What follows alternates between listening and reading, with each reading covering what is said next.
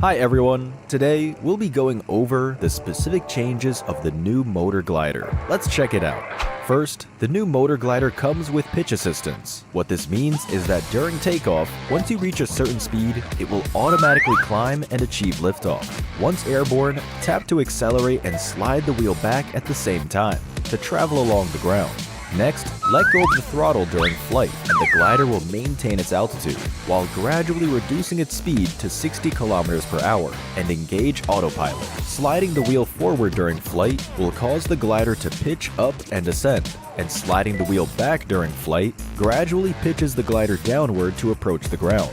Furthermore, when turning left and right during flight, the glider will level itself off. The body of the glider and camera angle will tilt for greater immersion. The view of the ground has also been upgraded to better help players observe their surroundings while turning. Let go to stop turning, and the glider will stabilize on its own. As for landing, after descending to a certain altitude, the glider will disengage autopilot to help you slow down and land. Lastly, if we keep pitching the nose up, the glider will end up upside down.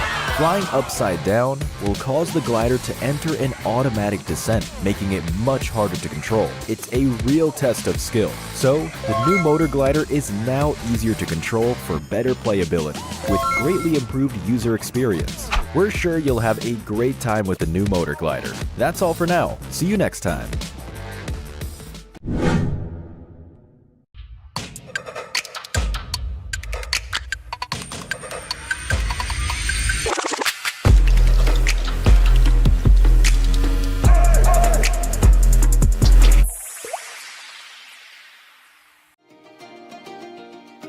Wow, what a lively sky treasure ship! So many lights and people. Yeah, every shop is full of color. Let's look around. Welcome to the Golden Moon Cloud Market. Haha! You can light the ship's magic lamp each day to get Paradise tokens. During certain periods, there will also be a lucky box drop. The Sky Treasure Ship contains loads of great gifts. Come peruse the various stores and go home with your bags full.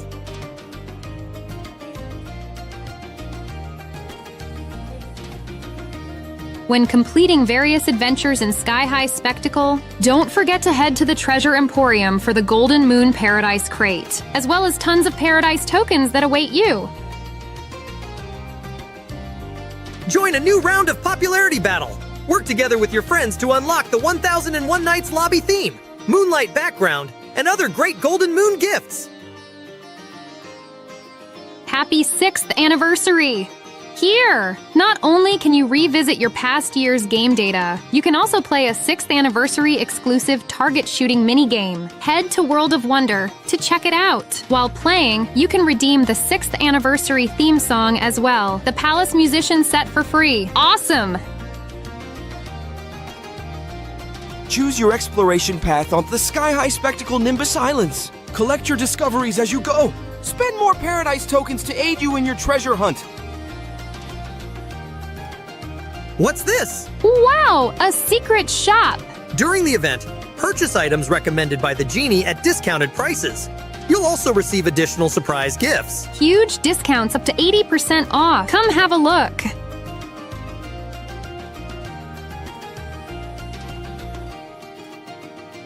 What are you waiting for?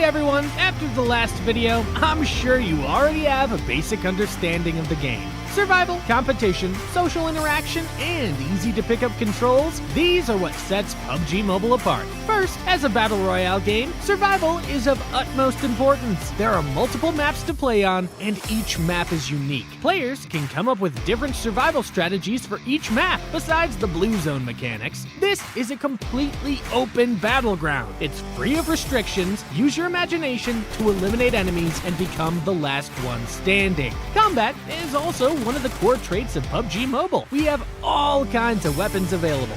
These weapons let players battle in any environment. You can be a sniper or storm the front lines with an assault rifle or shotgun. Furthermore, there are also protective gear, consumables, items, vehicles, and more. The comprehensive supplies available ensure a fulfilling combat experience. Our game has multiplayer modes with teams where you can invite friends to play together. Enjoy the thrill of PvP battles. Come up with strategies with teammates, find items for each other, and take up complementary positions. Try to make it to the end together. You can also go at it alone and carry yourself to victory. Lastly, we also have some simple tutorials for beginners in the game. There are no prerequisites, and they're super short. Learn how to play in a flash.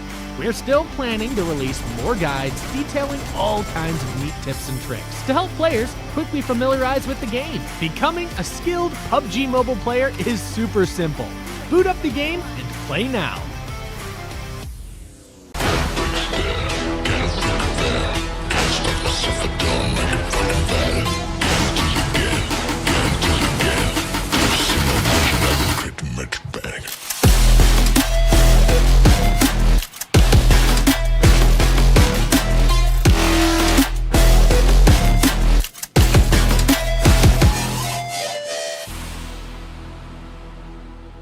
IQOO.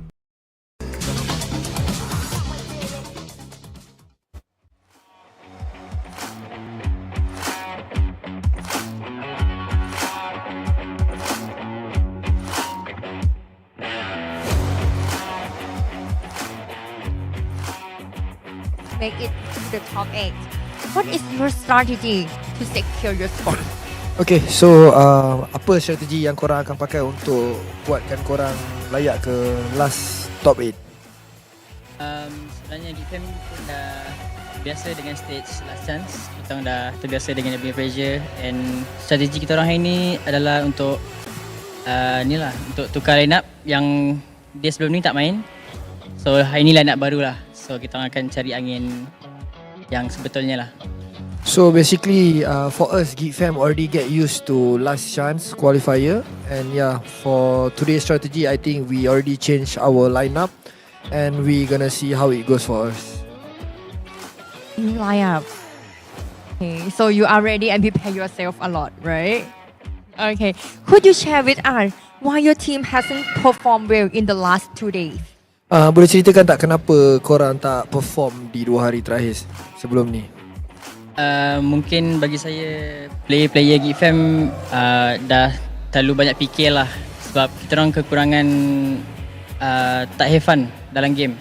Kita orang banyak sangat fikir and bukan kita orang overthink, and benda tu punish kita orang sendiri lah. So basically for the last 2 days we are overthink too much and we are not having fun. I think that's the biggest fundamental in this game. We are not having fun and that's why we are not performing really well. Okay, got that one. So with Mika come back on your team in this season, what is the biggest change? Okay, dengan kembalinya Mika untuk season ni, apakah perubahan yang drastik ada pada GEEK Fam? Dengan adanya Mika, semestinya kita punya keyakinan dalam tim tu makin tinggi lah, and terbukti kita orang boleh membunuh, tak macam sebelum ni lah. Kalau ada Mika, kita orang boleh membunuh banyak-banyak tim lah. So if we compare last season without Mika and this season with Mika, of course in terms of firepower we are definitely much better than last season. Compared to last season, we are very confident when Mika is here with us, and yeah, that's it. Okay, so powerful team now, right?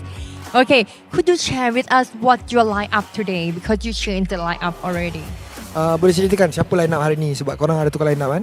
Yes, pada hari ni Damrud, Alji, Mika dan Aizen akan bermain. Saya akan duduk tepi. Jadi kita pun dah prepare strat yang patutnya diorang guna. So we'll see how it goes. Okay, so for today lineup basically is Damrud, Mika, Audrey and Aizin. As for me myself, I'm not going to play for today because we already prepare a lot of strategy for this lineup and we'll see how it goes. Okay, for powerful team because have Mika in team. Okay, for before the game, keep some supportive words to your teammates and other Malaysian teams. Okay, so memandangkan awak tak main, apa sedikit kata-kata semangat untuk tim awak dan juga tim-tim Malaysia yang lain sebab Malaysia ada ramai yang main hari ni kan? Untuk tim-tim yang lain, yang tim-tim Malaysia, kawan-kawan saya semua, semangatlah, kita dekat sini baru 3 hari bermain. Banyak lagi masa untuk kita. So, kita pun dah prepare untuk PMSL ni. Jangan ketinggalan lah guys. Semangat! To all Malaysian team, keep fighting. We already prepared for this. We only play for 3 days. We need to show that we are capable enough to qualify to the grand final as well. So keep fighting. Okay, and look at your team and cheer up a little bit. So tengok kat team, bagi semangat kat team. Okay, untuk GFM semangat. Aku tengok dari belakang. Jangan lupa bantai guys. To my teammates, Geek Fam, keep fighting. Don't forget to kill all the players inside the lobby. Okay, keep fighting. Fighting. Okay, fighting. Thank you, Snipe, for the interview. And now it's time for our first game. Are you ready? If you're ready, go to the caster desk.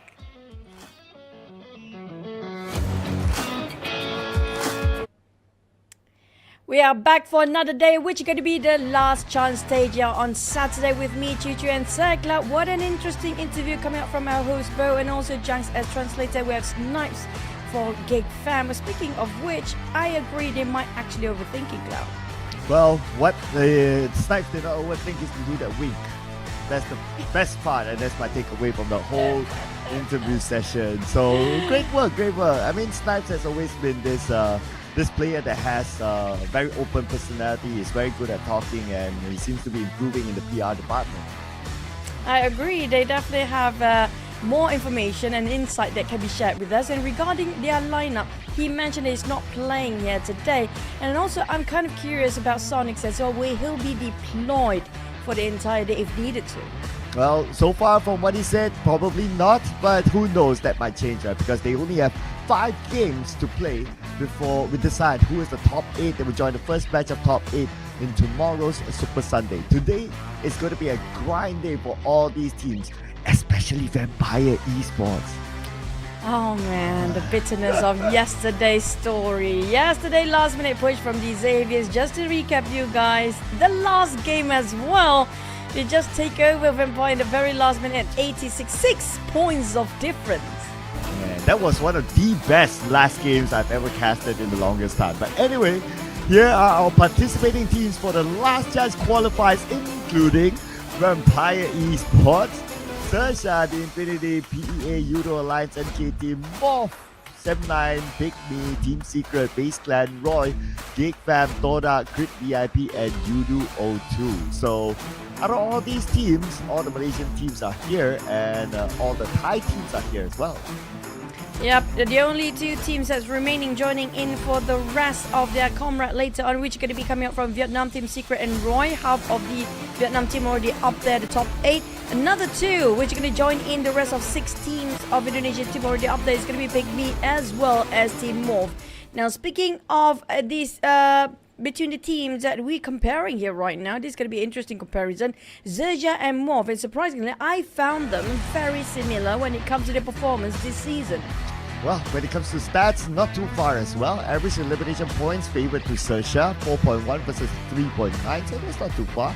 Average based on points, they do favor XERXIA as well, 1.7 versus 1. And average throwables used, which is, it's an okay stat, 15 versus 14. But the top 2 stats, they do still favor XERXIA, that's why they are above MORPH. I mean, for today's top frag, I definitely want to give it up to Vampires. Well, they were in the Super Sunday until the last minute being pushed out, and they got the most scores out there as well.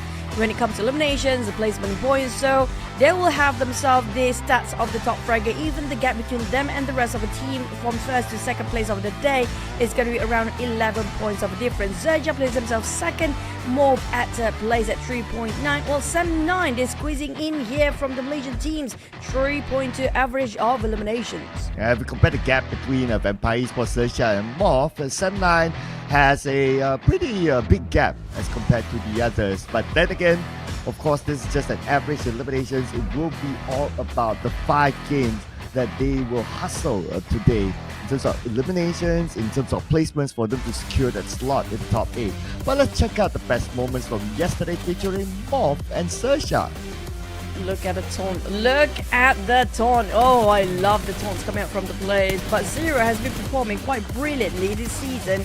And we can see the rise of Flippy as well. He's coming in always the flank side and off angle, trying to make an opening for the team. But it's just not enough yet for MORPH. Yes, but well, MORPH, they could use a lot more in terms of points, whether it's eliminations, whether it's placement. They need to find that balance between them. As you can see here on screen, a Mega Mind. Now, this is a team that has a lot of potential in them. In fact, they're doing better than one of the OG teams of Thailand, FaZe Clan.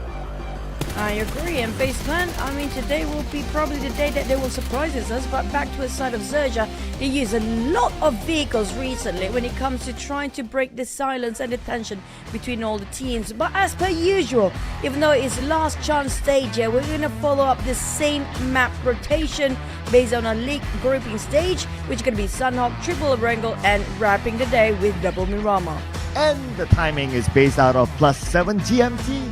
So wherever you're watching this across the world, don't forget to tune yourself based on the time zone that you are currently watching to get the exact timing of when these matches will happen. So ladies and gentlemen, that is the only 5 games that will be played today. And from there, we will determine who are our top 8 that will move on to tomorrow's Super Sunday. Yep, usually the 6 maps that we're going to have starting off Sunhawk is going to be super fast, and usually we don't have that much time and we don't really get to focus on teams, because I have a feeling today Sunhawk will be brutally aggressive, because it's going to be a very small map, plus the teams really know what they need to do to get into the Super Sunday, which is going to be the first week Super Sunday ever for this spring split, for the summer split this season. And speaking of which, I have a feeling Vampires, they might want to fan out yesterday frustration in Sunhawk as well. Well, if there's any good news for Vampires is that they have a lot of points, 80 points, and for teams to push them down out of the top 8, it will be quite tough. I mean, they have like a 30+ point gap between at least the borderline 8, and we also must remember that Vampire will still continue to collect points, and if they're able to collect these amount of points through the group stage, they should be able to collect more points in today. I agree. I mean, it's not really breaking any sweat for them if they want to, but if they want to fan out the frustration, they can at the state. But speaking of which, when it comes to our prediction later on, I have a feeling that we do have probably different ones. But speaking of the other regions at the very bottom, now the team at the most bottom, which is going to be YOODO 02, there's quite a gap. We're talking about almost 40 point-ish, maybe more, 60 point between the first place and the last place here right now, the gap. Well, here are our talent predictions, and I chose to do differently than Choo entirely. So you have TODAK, VIP, and YOODO 02, the bottom 3 teams. So what's on your mind with your pick? I personally just wanted to have a bit more morale boost, that's it, because right now if they don't understand how critical the situation is, and I mean crit VIP name is crit, they should be critting with damage, not in critical zone right now. Whilst TODAK, I do see their potential, but it's just unfortunately when it comes to positioning, they're not doing well. Hopefully it's enough for them for 3 days of the group stage of warming up. YOODO 02, well, YOODO 02, come on, you can do this. This is basically just, come on, cheering for them. This is more like teams for Choo to focus rather than you guys out there to focus, ladies and gentlemen. Well, as for my pick, I went for a little bit more objectivity, but I took one from a different region. So YOODO Alliance, well, I picked PA yesterday, so I just choose to pick another team. And YOODO Alliance is the next team that I would say may be able to pull it off, because they have always been consistent even when it comes to the PMGC global stage. So at this stage of the tournament, they should be able to do it. Now, the Infinity, if you remember yesterday's interview as well, they were close to getting a top 8, but they did not do enough, unfortunately. Yeah, the only problem for Infinity right now, I have a feeling they're just having a hard time to be consistent. They do have what it takes. They do have the potential to be up there with the rest of the team in the top 8. But it's just they need to find the final formula that can equally distribute throughout all the maps and just equal it up for the points that they will gain each map as well. Yeah, I mean, the Infinity, they still have the 2 original players though. So Logan and Gotuni is still with them.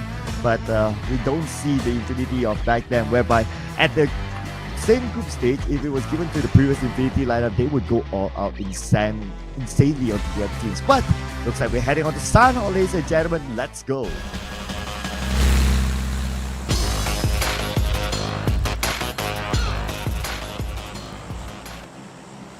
It's gonna be the first map of our last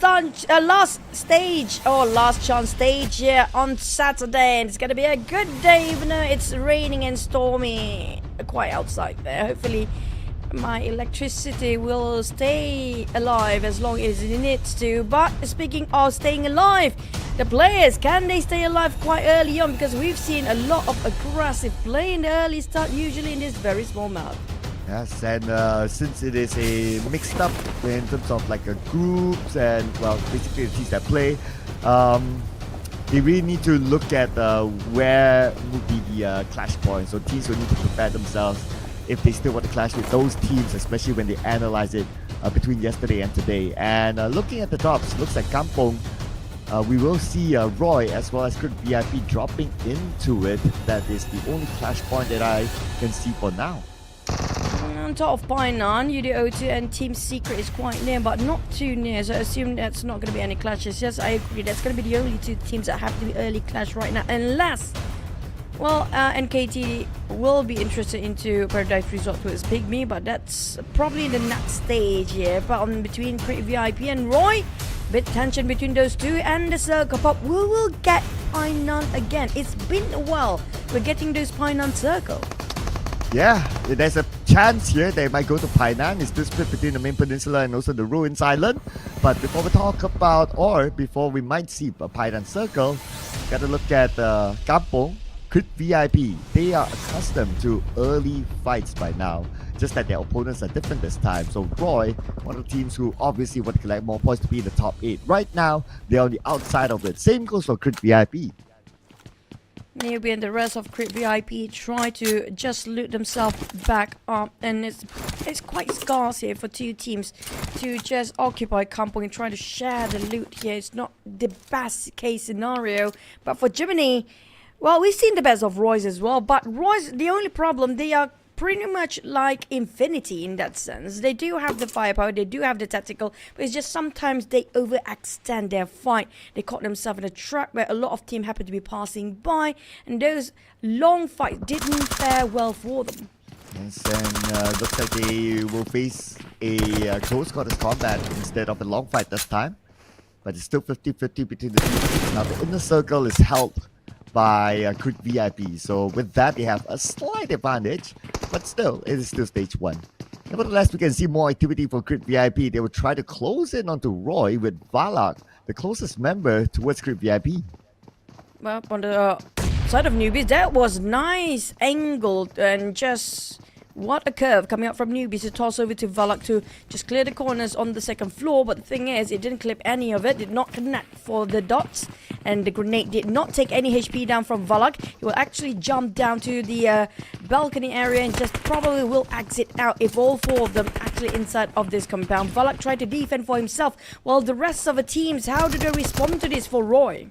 Well, the other members of Roy still staying behind, still waiting for Crit VIP to make the first real big move. Okay, now Valak sees Newbies in front. Forced to move because of the Molly, took a little bit of damage, but he turns around, playing ring around Rosie with Newbies. And now information gathered with that, I Am Pro will be knocked down by Noah. not doing great for Crit VIP. 1 knock, leaving them to 3. Roy on the other hand still have a 4 full squad going in.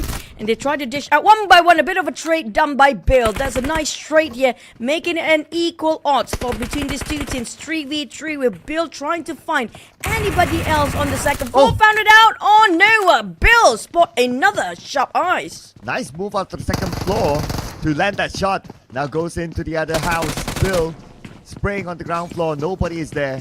Somewhere else, Z knocked down, and Bill eliminates Valak. Bill takes a little bit of damage, but he does have the first aid to heal himself up.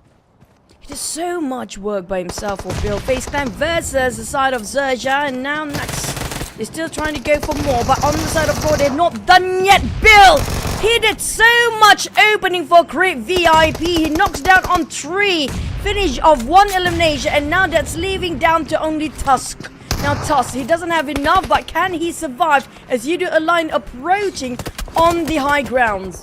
Here we go. Looks like Crit VIP, they're winning the fight. They managed to heal up or pick up Iron Pro. So they will now go all in onto Tusk, the last remaining member of Roy. They toss across, but that also revealed his position. Everyone from Crit VIP onto him. Tusk with the UMP shows himself and eliminated by Crit VIP. But wait a second, who's shooting Putra?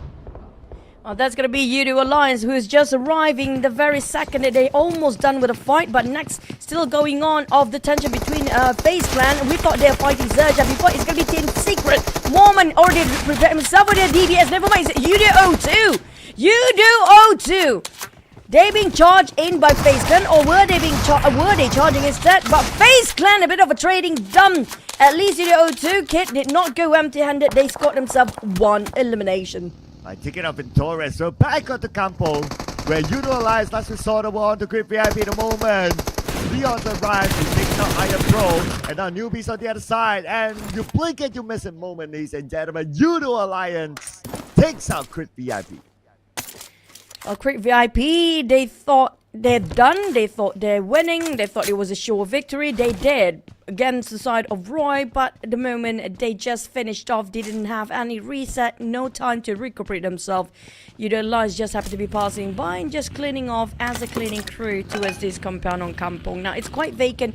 It's cool to see YOODO Alliance manage to survive this despite Crit VIP did all the work before, and they have so much abundance of death boxes laying around for them to upgrade their loot.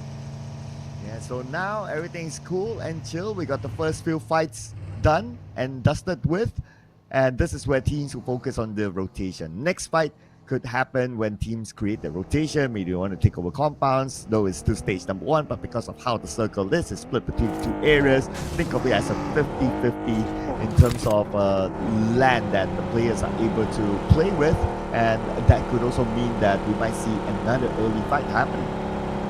Speaking of early fight, majority of the teams that has been fighting quite early on has been the Malaysian teams plus Roy. So Crit VIP, YOODO 02, despite they got himself last place here right now.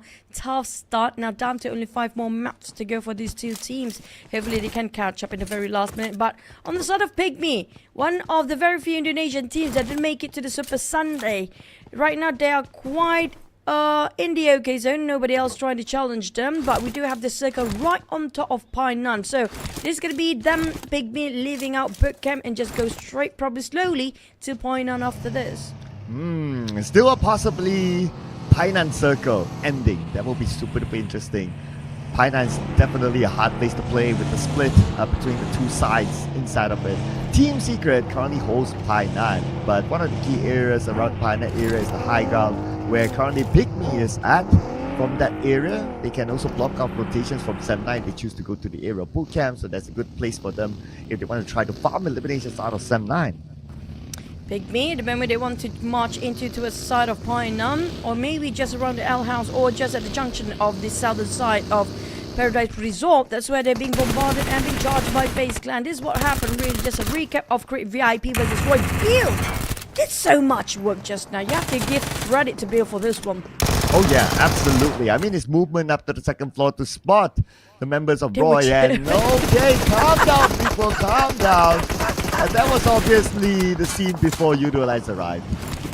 And that's literally why they didn't realize YOODO Alliance arrived. Just like how TODAK didn't smell the presence of YOODO Alliance as well. Very sneaky indeed. charging once more, but one knockdown that's going to be flux down to 3 players. Can they secure the entirety of TODAK as Real bleeding out? Oh man, YOODO Alliance, they're on a rampage mode right now. From Crit VIP to now TODAK, taking out 2 members of TODAK with Lynx on the lower ground. And we've got Tom on the other side playing as a support player. But the most that he can do is just to try to tap onto YOODO Alliance. To get the eliminations out of them is going to be really hard. YOODO Alliance spotted out Tom. That's going to be the off-angle player trying to be the support from the backline. Lynx hoping Real can make it on time towards his side, but well, they won't let it. YOODO Alliance not giving any mercy. Well, Jimmy definitely shows no mercy to Iftar, and with that, they're dominating with 5 eliminations. Now Tam and Lynx are the 2 remaining members of TODAK, and Lynx will go in for the pickup onto Real, and thanks to Tam as well, providing cover fire from the other side, Real will be saved. But at the same time, anything happens to the rest of TODAK, it's going to be tough for Tam to give extra support or need to go for the rush in to save his teammates. And he's being a bit aware, noticing the fact that his back is quite bad. Real knockdown, and here comes the rush like I mentioned before. There's nothing Tam can do at this point. Yeah, the most he can do is this. 5-5, even though he get 1 knockdown onto the member of YOODO Alliance, but he's not able to end his life. So now Tam may want to reconsider his options. Look at this, Leon's going for a backstab on the Tam. No mercy indeed. They're not even gonna let anybody pass by for the side of TODAK. YOODO Alliance really chased the heck out of TODAK players right now. That's gonna be the last play. Tom, he can leave. He want to. He just get into the cave, knowing the fact these guys are so persistent, consistently chasing him. So it's best for him to hide out for a bit and just play low. But the thing is, they're not letting him go. Yeah, they definitely want to secure as many points as possible because YOODO Alliance is on a mission of their own, of course. And circle time, we still have somewhat of Thailand in there, but it's slightly moved away. And in the middle circle, we do have FaZe Clan and XERXIA, the 2 Thai teams. FaZe Clan got themselves at the junction between Painan, Quarry, and Bootcamp, just in the middle of the triangle between these 3. The BPQ triangle, I call it. But FaZe Clan, on the other hand, they will got this heavily. Just now, PIGMY tried to get into Painan, just now being stopped by FaZe Clan Gatekeep as well. Now, PIGMY can gatekeep Sem9 and PA at the same time. Well, speaking about gatekeeping, this is a nightmare for PEA. Even if they were to cut across, Sem9 will be waiting for them, and they took the high ground just south side of Bootcamp. That's one of the key areas to try to block teams from coming across from the Ruins Island. So many choke points coming out from towards the side of left side of the map just to get into the center of the circle right now. Team Secret, lucky enough, they're still on top of Pine and they don't even need to leave. All they need to do is just wait for the right time to leave for stage probably number 5. PEA trying to figure out which way to navigate himself safely into the zone. Now this is going to be a tough one with Vampires just next to them as well. Yeah, and they're still on the outside of the circle though. So PEA will be put in a pressured situation. Need to manage either side first. Even though if they want to manage a Vampire, they want to go in for them. Sem9 could probably shoot them from afar. So he is kind of stuck here. If they want to migrate themselves into the center here, unless they're willing to take in the blue zone for a bit, now that's going to be the only option, because if they go cutting across straight towards the center of the circle, there's PIGMY as well. And Sem9 on top of those hills can actually see them through if they try to engage with Vampires. That was a wise choice to retreat and find another route of alternative route to get into the safe zone. And speaking about getting into the safe zone, MORPH managed to get into Painan. And looks like they will be sharing this area. Vampire Esports should come from the north side into Painan. This should be their next best stop. But no, they're going to cut across the bridge. Okay, taking a little bit of a risk there, cutting across Sem9. But Sem9, no a clear shot based on their position onto Vampire Esports. And then now, AOK in the circle. Vampires. So they're going to be peacefully taking the compound. GEEK Fam on the other hand resort to walking on their 2 feet, making sure they try to sneakily get into the backside of NKT, but Team Secret spotted out MORPH Sem9. PIGMY and Sem9 has been sharing nearby for quite some time now. Finally broken the silence. I think PIGMY only left with 2 players down there. Yeah, PIGMY. Oh, they still have a full squad. Yeah, sorry. Full squad still. They got 1 elimination, but I can't say the same for Sem9 as they lost Kenny. to PIGMY, in fact. And PIGMY was on the lower ground. Okay, so it looks like Kenny overexposed himself to PIGMY. But look at the minimap as well, because the circle will shift next. He should move away from Thailand, and it goes up north, where FaZe Clan still has the circle. Jabranki spotted out that, but the circle is quite far for YOODO Alliance, last surviving player down there. Still deep in the blue side. He's trying to go for first aid, but PIGMY, Jabranki, quite panicky. We can see he's trying to cover all the angles by himself. Not much support. Now, they don't have any information regarding where Sam9 is due to the curvature of the geography as well. And Vampires put out PIGMY. They might actually try to go in for the push. PIGMY looks like one of the players took down by a member of Sam9, that is Brian. So Sam9 is fighting back. Circle-wise, they had the circle the last time we saw them. Now, there's a highlight player for MORPH, a 0 with an average elimination of 1.5 and 268 average damage.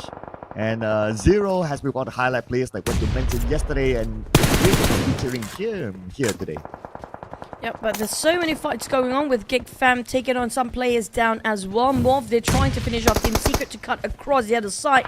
They will have to force this fight anyhow, as Team Secret will not easily let them pass by to advance towards the circle. Now MORPH, they're going in as 3-1 with Flippy giving support fire at the back line. Team Secret Break might be the one greeting more players face to face. Oh, nice play there by Break!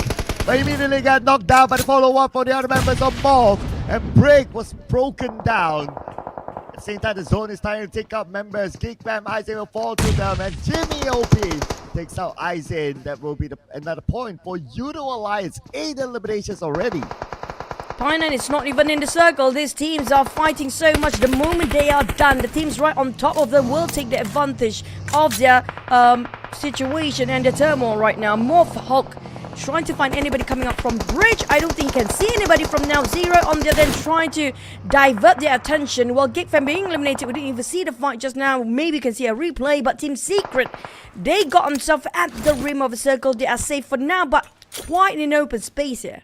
Yeah, at least they went up to the high ground, so that will be an advantage against a MORPH. But they have YOODO Alliance coming from behind. YOODO Alliance is just going around looking for targets. But one going around, they lost 2, make that 3 players ahead of Team Secret.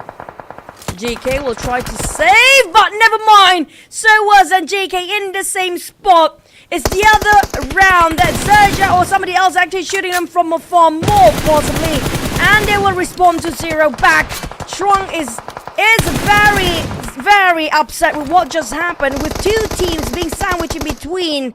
That's gonna be tough on their side, but MORPH, they're not safe either. Vampires just breathing down their necks. So long range by Flippy, they need to fight their way into the circle. Flippy sees his teammate, but there's nothing much he can do. He's out in the open, going into one here. Eliminated, but they see XERXIA on the other side of the high ground.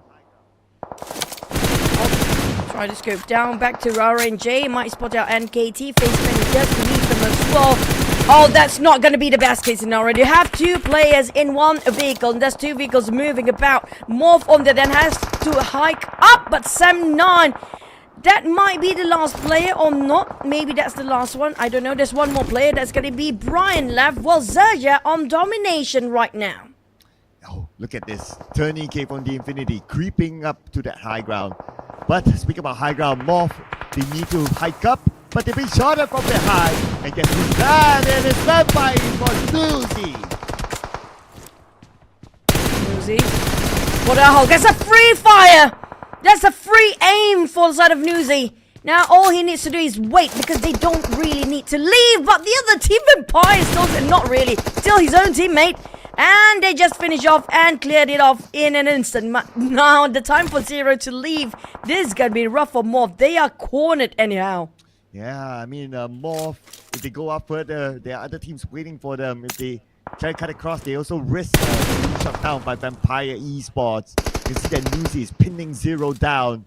And when the zone closes, it's likely to move away from 0. So 0 hopefully has plan B now. 0 down to only 30% HP. Shredded almost entirely. His fast 1 first aid. That's it. He needs to survive. His friend bleeding out. Here comes a nade flying over. Just missed. Zero. Very lucky indeed. Vampires don't definitely have his focus to a side of Zero, but back to a side of Newsy. He spotted out the rest of XERXIA. Circle, Shrank, and Vampire Esports still somewhat within it. But they need to worry about the next step, which is towards the high ground area. And in the high ground area, we still have XERXIA. That Zero still not let go by Vampire Esports. Bill bought the last player for PIGMY, or maybe two of them. Zero still holding on. Vampires dominating and capitalizing the circle right now. Quite a vacant space here, except for Vampires getting the safe zone. XERXIA trying to push themselves in, but Zero sandwich between XERXIA's player and Vampire. I don't see a way out for Zero. Oh, yeah, there you go. Zero took a hefty amount of damage there. Now only 10% of health left. And Newsy is going to go whip up before that. It is Mega Mind from XERXIA to pick up the point. And this Daisy will explode anytime soon. Mega Mind tried to heal himself back up. Here comes Lobby and the rest of XERXIA. They're going for 2 to split, but there's only 2 of them going in. The support fire coming up from the back. The cover fire. Where is the cover fire from Mega Mind and RNJ? That's quite too far due to the curvature of the geography. They can't actually give extra help, but they're going in anyhow. Very small shack for Z and Lobby. Managed to somehow find that shack, but if Vampire Esports is able to land a nade inside of that, then it will be big. But speaking of big, Billboard, who came in from behind, immediately got knocked down. Now, for PIGMY, they only have 1 active player. The rise of ties is here. Out of 5 teams remaining, we have 4 tie teams: and KT, Infinity, XERXIA, and Vampires. With XERXIA and Infinity having a full roster still well and live, PIGMY down to only one last Jabranki to do all the work. But the problem is he's quite deep in the blue zone, but it's done. And KT out first, while PIGMY plays at 4th. NKT is defeated with 2 elimination points. 4 teams left, ladies and gentlemen. And Infinity, they're still on the outside of the circle. The zone will close in about 3 more seconds. They're aware about the presence of XERXIA. Jabranki uses his first aid, and now he'll face the wrath of the blue. Don't know how much first aid he has left. Hopefully it's going to be enough to wait for another team to go down. XERXIA being spotted out by Vampires. RNJ down on the ground. Straps taking advantage of the clear view, but he got shot down instead, over peeking, and Mega Mind will shut him down. Here comes the rush of Mega Mind. Finish off Straps. That was a clean spray. Oh, nice one by Mega Mind. Trying to block the Vampire Esports coming out of this compound, and they're doing so well right now. As for Logan, last thing now is probably healing up at this moment, but turning cable moving, and it will take down RNG. Now down to 3v2 for Vampires versus XERXIA. Infinity, they're not taking any action yet. Now here comes Tony giving a bit of a nade galore towards side of XERXIA. Here comes another pressure coming in from Tony and Logan as well. There's going to be a lot of exchange of nade between these 2 teams, and Tony K, they won't be bombarded by Mega Mind, but the plays are making it so difficult for XERXIA. It is an all-time finale, ladies and gentlemen, and Infinity from the outside the zone. Now they have the advantage. 4 players still alive.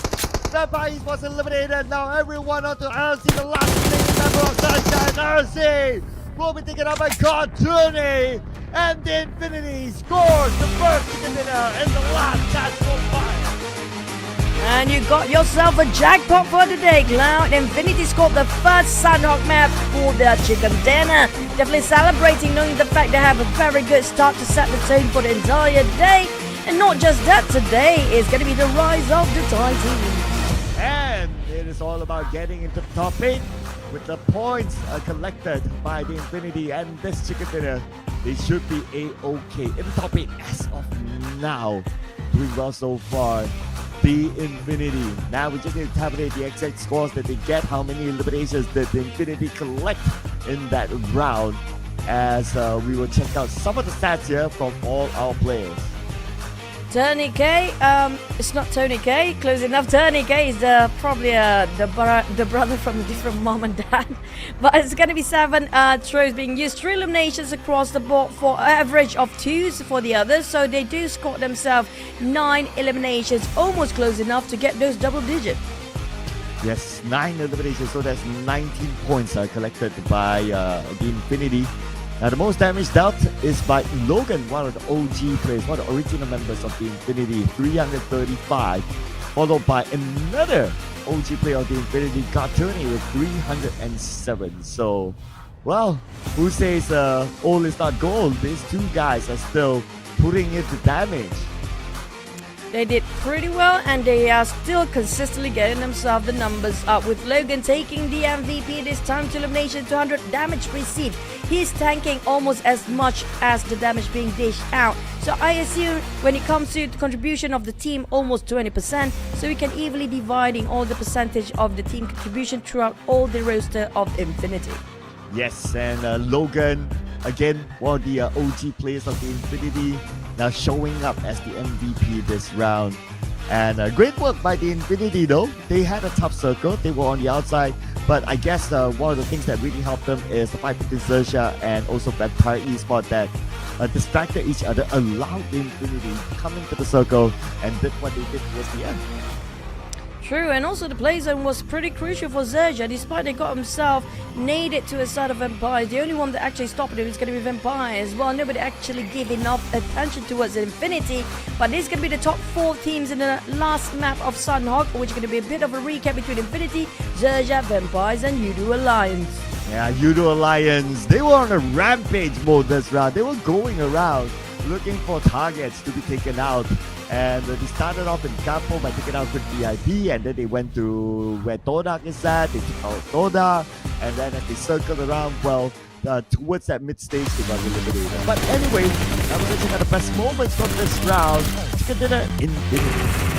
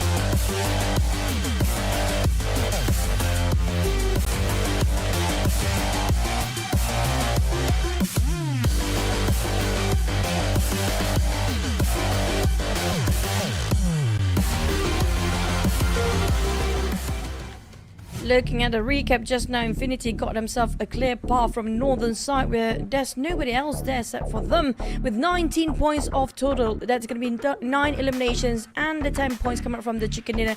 Definitely they're already cutting across XERXIA, who starting off the day they were actually just above the Infinity.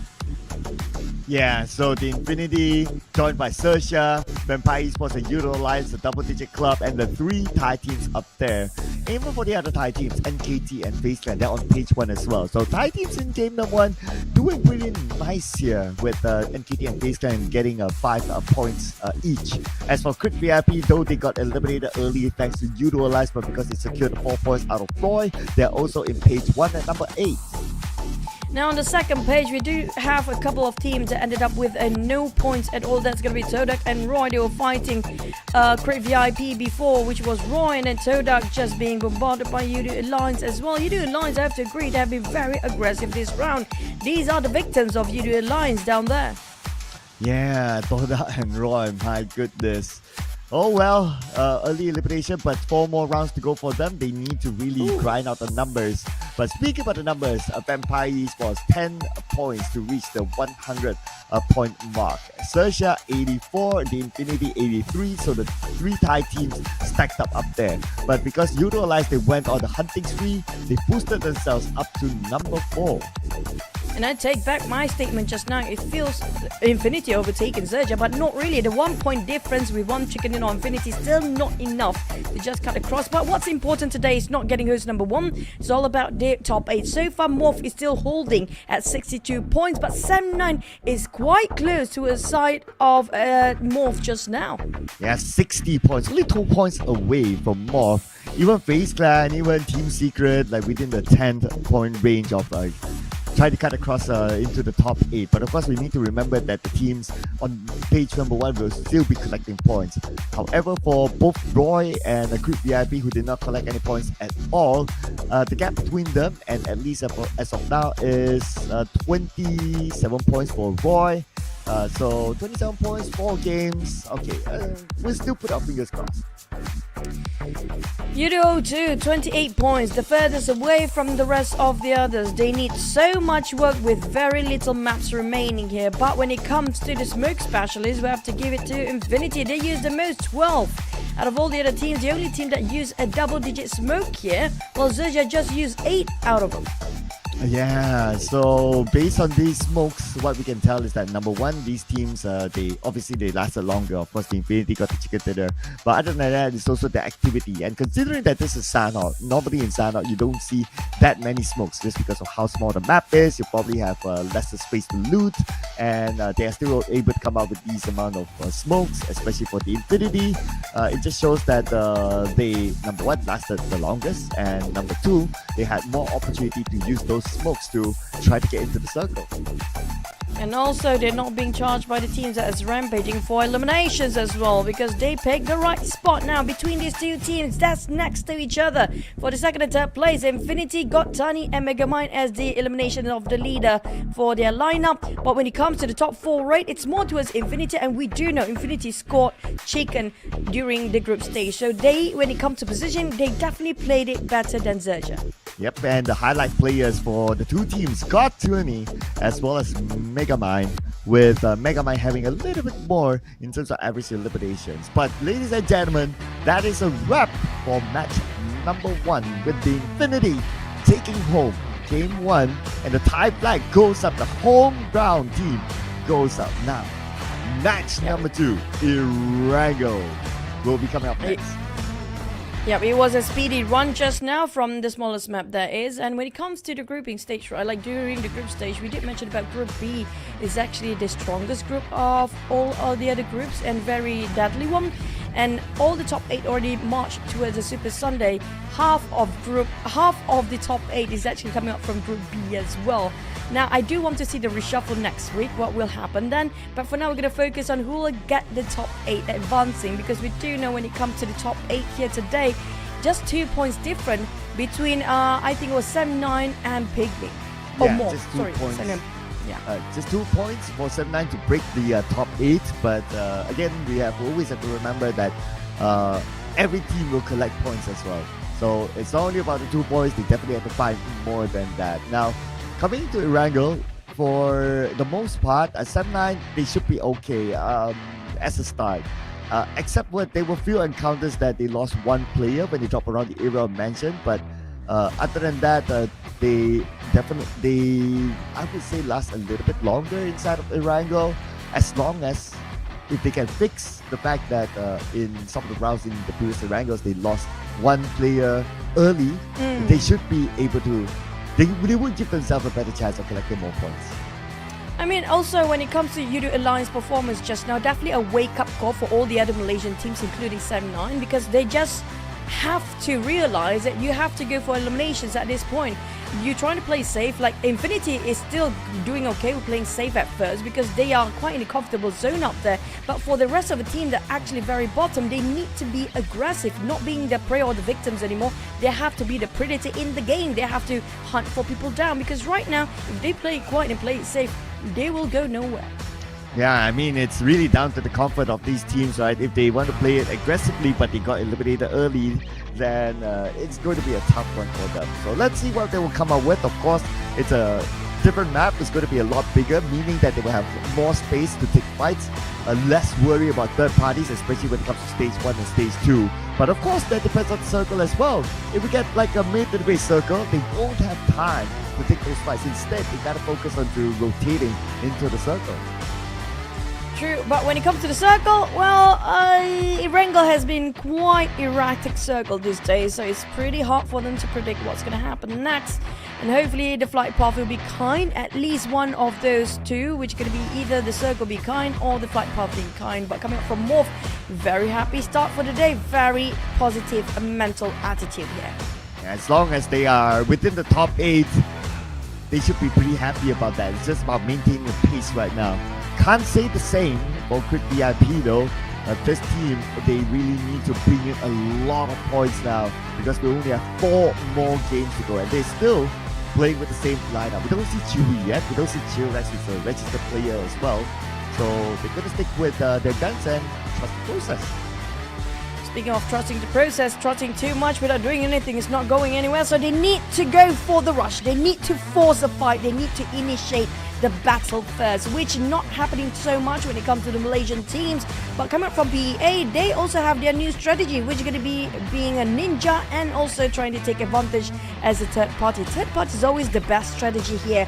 But let's not chit-chatty anymore, because we're going to fly into our first Erangel in the last chance stage. Let's go!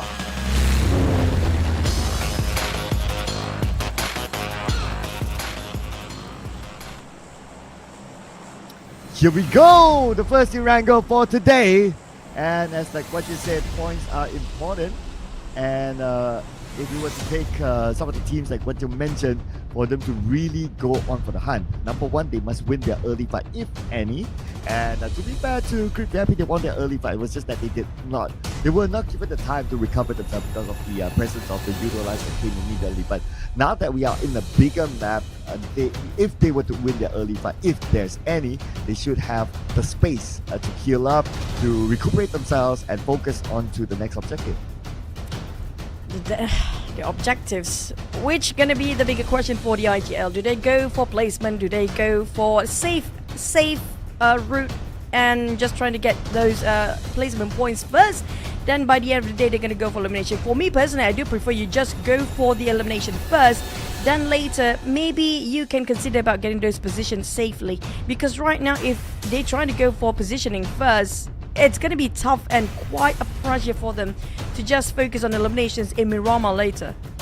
Yeah, and I guess for me personally, that is really down to the teams. So last night after the broadcast, I dissected the numbers, and the numbers, why it favors to PEA being the best Malaysian team to perform, it is because they play by their strength. So they are the lowest in their, I would say they're sort of like a bracket, that in terms of eliminations, but they're the highest in terms of placement. So if they're able to play by their strength and they know what their weakness is and they know what they're not good at, but still able to collect points overall, however it is, then by all means, if it works for them, it works. So I would say like a team like PEA, I would expect them to play the same game as yesterday, which is play it safe, avoid early fights, and be smart about rotating, and also doing good scouting work. Now, that's coming out from Coach Aduka for PEA. He's definitely a very good analyst and a good coach as well. We do know he's one of the most veteran coaches up there, and not being mentioned quite a lot. But speaking of the circle just now, it's more favoring towards the left side. So we might actually have a hospital or Gakkan Mountain sort of a circle here. While NKT, they're just going to leave TODAK to leave, because they know for the fact that unnecessary fights in the early stage is not doing so well. That kind of give them the lesson for the last round. Now, speaking of finding their strength, Cloud, I think all the teams are actually very bottom. For the coaching staff, they have to do so much work. The analysts as well, trying to find a perfect strategy that kind of works for the player. Oh yeah, definitely the management and the coaching staff will have a lot of work to do. Sharing from experience, I would say that when the players sleep, the coaches and the managers don't sleep. That is how it works. And being in a tournament like this, whereby you have to play for 3 weeks straight in the regular season and then in the grand finals, you pretty much don't have any downtime. Although sometimes they look like they have downtime, they go out and have some fun, maybe dinner and all that. But at the back of their mind, things are still tweaking. True. When it comes to the coaching staff, even though they don't play, when the players waking up, when the players are awake, they are awake. When the players are asleep, they are still awake. They basically have no sleep at all. And I've seen this right in front of my eyes as well. It feels very tough to be the coach, but they're trying their best as well. Nobody wants to lose, right? Nobody wants to be at the very bottom, but somebody will have to stay there. But it's just about the gap of the points in between the team. Now, on the side of Empires, on the other hand, yesterday, I do wish we have a bit of interview with Elisa Tani to know how the insights of Vampire after that happened yesterday. Maybe we can personally ask him, or maybe you can actually ask him in his group. Yeah, he didn't reply me, or he didn't reply to the group. So I guess he's he's sad the fact that he thought that he has a day off, he can go and have mukata, and that's not gonna happen because today is work day. So too bad, Tani. But for Megamind, our highlight player now, looking at his stats, average eliminations of 1.5 and average damage 281. He definitely has been showing up for XERXIA, and Megamind is always one of those standout players for them. And their coach as well, sometimes when he plays, he tends to stand out at some point. But for Megamind being a first liner player, he is one of the more consistent players among them all. Yeah, Megamind, we love his nade sometimes, and sometimes he got himself in an awkward position, but it's just working out so great for the team. Now, back to the side of Creep VIP, we saw the best of Bill just now. Now we sure don't want the team to rely heavily onto the side of Bill, and we've seen Putra back in the days when he was in his peak performance, but it feels like Create VIP is still trying to find their synergy and chemistry to work well as a team. Everybody feels like they are on a different page right now. Well, I came up with an unpopular opinion last night on live stream, and my unpopular opinion is that for GEERX to play, replacing Iron Pro as the IGL. Although mechanically perhaps Iron Pro is a little bit higher, but what I think is lacking right now, based on observation and based on the numbers, Crit VIP, they need to be able to survive their first half of the game. For the most part, they did not. So by surviving the first half is to make right decisions, is to come up with good rotations as a start, and then when it comes to the second half, you focus on to making right decisions in terms of taking fights a bit more. So I guess right now is for them to fix the first half, which is probably the unpopular opinion of putting GEERX in. I personally feels like that's a sound suggestion. I agree with that 100% because it feels like they needed the leader that kind of very calm and composed and that has no overthinking, and we do know that GEERX is a very chill person, very cool and calm. But at the same time, if you put Iron Pro out, GEERX cannot play forever, so they need to adapt themselves towards the league before heading into next week, because this is the week where you can afford to make mistake a tiny bit, not too much, because when it comes to week number 2 and week number 3, any mistake will be detrimental for the team later on, because they will miss so much Super Sunday if they keep on rotating the players. Yes, and one of the reasons why I came up with that theory is that if you remember back in PMPL MYSG Season 2, when GEERX was still in RSG, RSG was struggling at that time, and GEERX came in to play for the first time ever. It was clear that mechanically he wasn't up there, but we can see that the decision making of the entire team became much better, and they overcame a very tough circle. At that time, there was still Vikendi. So that just shows that that's a sample of what GEERX can bring. He brings the mindset, he brings the strategy, he brings the thought process of a coach that the teams can implement. And like what you said, a chill mind. Literally, GEERX is needed in this sort of very high-pressure situation. True, because if you compare the personality of Iron Pro and GEERX, is very contradicting. And I feel that's what they needed. Maybe a couple of rounds, that's what can give a bit of a breather for the side of VIP. But when it comes to Sam9 on the other hand, now, they're not doing so great for this season. Despite they got Yuhai, one of the best fragger from Malaysia, who used to be in BTR previously, can shine so well back in BTR days, even previously in Team Secret before he jumped into BTR. Now, it feels like everything's stunted for their growth for Sam9 this season. Yeah, I had that thought as well yesterday, but after sleeping and waking up today, I had another afterthought after that. Like, are they really that bad? Or is it because of expectations they look bad, right? Because you have that star-studded lineup like what you mentioned. If we look at the points, like, okay, they're only 2 points behind that 8th place, which is better than majority of the teams from the same region. So is it because of the star-studded lineup people expected more? Perhaps. So a little bit of an afterthought there. But the good news for the fans of Sam9 is that they are objectively 2 points away from MORPH. So and they also scored the chicken dinner. So even though they have the same amount of points, they will be on top of MORPH based on the tiebreaker. I personally feel like how we talked about Create VIP, they need to add in Superboy for that lineup, because when you look at Dap, Kenny, Yuhai and Brian, these are high fraggers, aggressive players that love to go without thinking in the front, without being aware, nobody trying to be as the watchman behind and try to think about. But here comes the war between Sam9, we just mentioned about them, versus XERXIA. And speaking of being a fragger and being aggressively playing, they definitely go in for the rush without thinking twice. Well, between XERXIA and Sam9, the highest stakes is now on Sam9, and that's where they will go all in on the XERXIA to take over this compound around the area of Gaka. And that's a swift elimination onto XERXIA, though they lost Kenny in the process, but the 4 precious points will mean a lot to Sam9.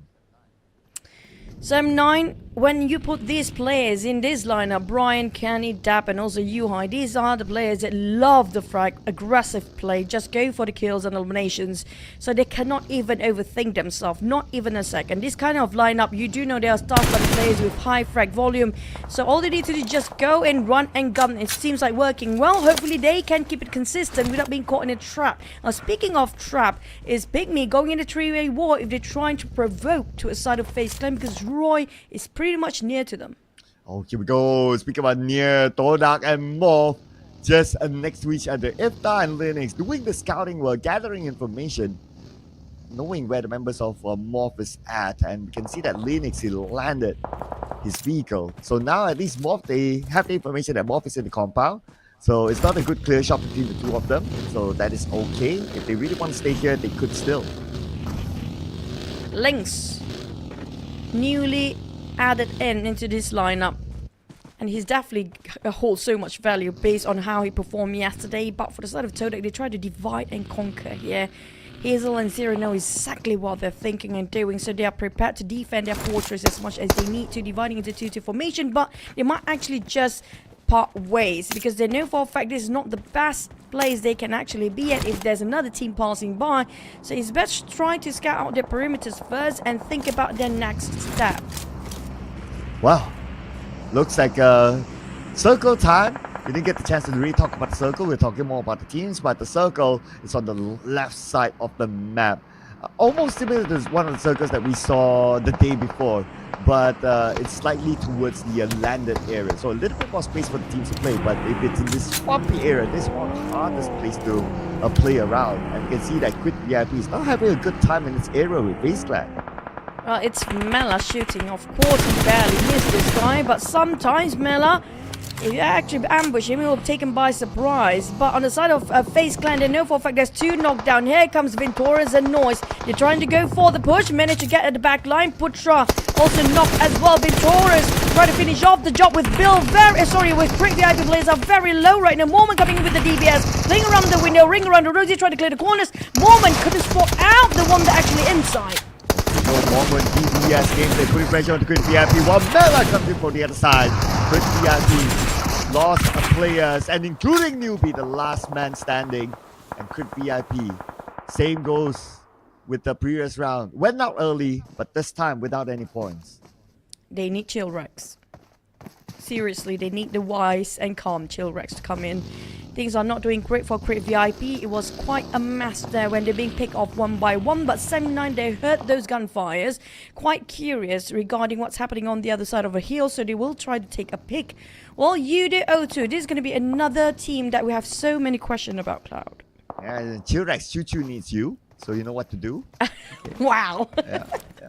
I mean, it's just, correct, right? I mean, it's the right context. It just depends on how you understand it. Just saying. Wow, that's way too deep, man. But okay, YOODO now, really, we've talked so much about all the other teams. And YOODO, we do know that Kid is pretty much a good player. We've seen him performing quite right, and it was quite brilliant when it comes to his sprays.